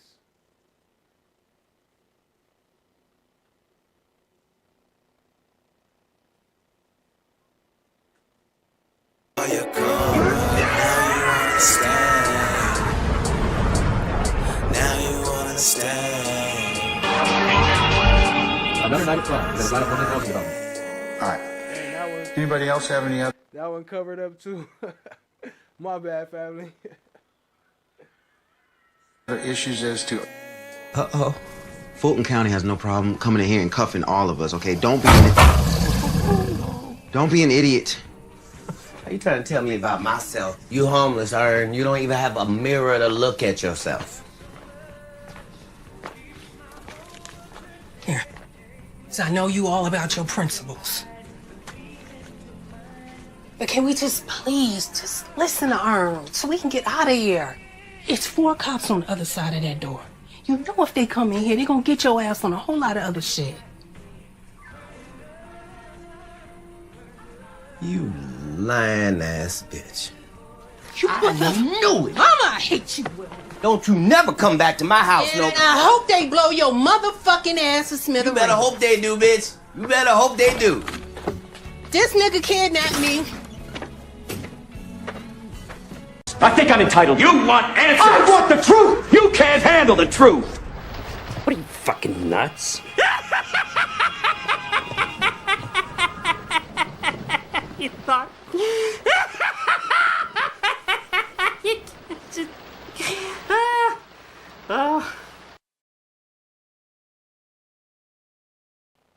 Another great night. Had another great time with y'all. Let's do a ending roll call. Shout out to April O'Neill's baby daddy, AOBD. Shout out to Cha Diggy. Shout out to Loa. Shout out to No One, Casper. Shout out to the FFS. Appreciate you, family, for all the love and support. Shout out to Adrian Sims. Shout out to Destin the B. Rainy Rain. Loa, Miss D. Chad My Black is Golden, Danielle, Amy Thomas, Rainy Rain, No One, Casper, I think I said that, Destin to Be. Okay, I'm seeing doubles now. Appreciate y'all. Appreciate y'all. Mary Lou. All right. Till next time, family. We out. You know I gotta play the outro twice because they be clipping off the end of my stream. So let's get it one more time and we out, family. Much love. No. Why didn't you, as an officer of this court, tell me? And that's not what the point is. The point is, you as an advocate, is you should have told me. I got a problem with you now. I got a problem with you now. I would suggest you don't say anymore. Now you want to have it both ways. You can't do it. Both sides have an equal responsibility under the rules of professional responsibility. All right, have a seat, sir. Thank you. Hey, I wouldn't mind having that Hellcat that Woody was driving earlier. FFS. That's what I'm probably looking for. But actually, no, what I'm looking for, I want a Jeep. I want a Rubicon. Fast things have changed. How fast things have changed. How fast things have changed. Now I see you running, coming for my come up. Broke out all your shackles, turned it to some armor. Used to be the judge, but now you have no honor. Thanks for dropping the link in the chat, Loa. Appreciate you. Have a great night. Cha Diggy, FFS, AOBD, Chad My Black is Golden. Much love. To die with your pride is to live with all your karma. Now you understand. Now you understand. Another night at club. There's a lot of fun talking about. All right. Anybody else have any other issues as to? Uh-oh.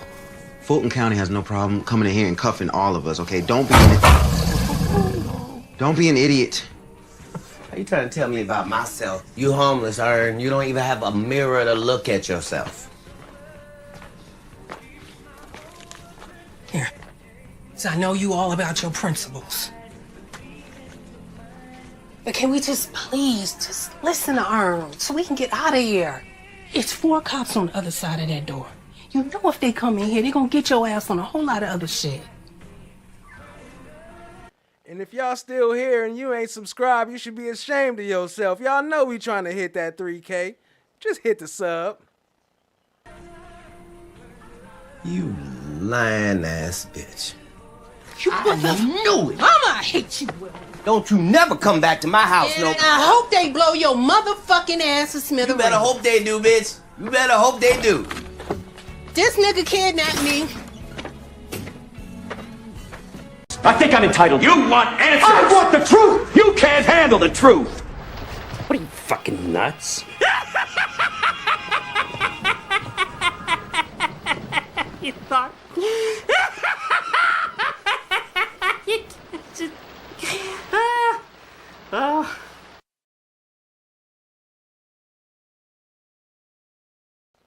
Peace out, fam. I'll catch y'all Tuesday, or I'll probably catch y'all Monday. I might catch you tomorrow in these YouTube streets. Next, we gonna be tapping into that Lil Durk. We gonna be getting some Lil Durk. I got some stuff lined up that I'm working on, but I had to organize this first. Appreciate y'all again. Hey, Becky, what up? I see you. I see you on the way out. Much love. Had a great time with y'all as always. Peace out.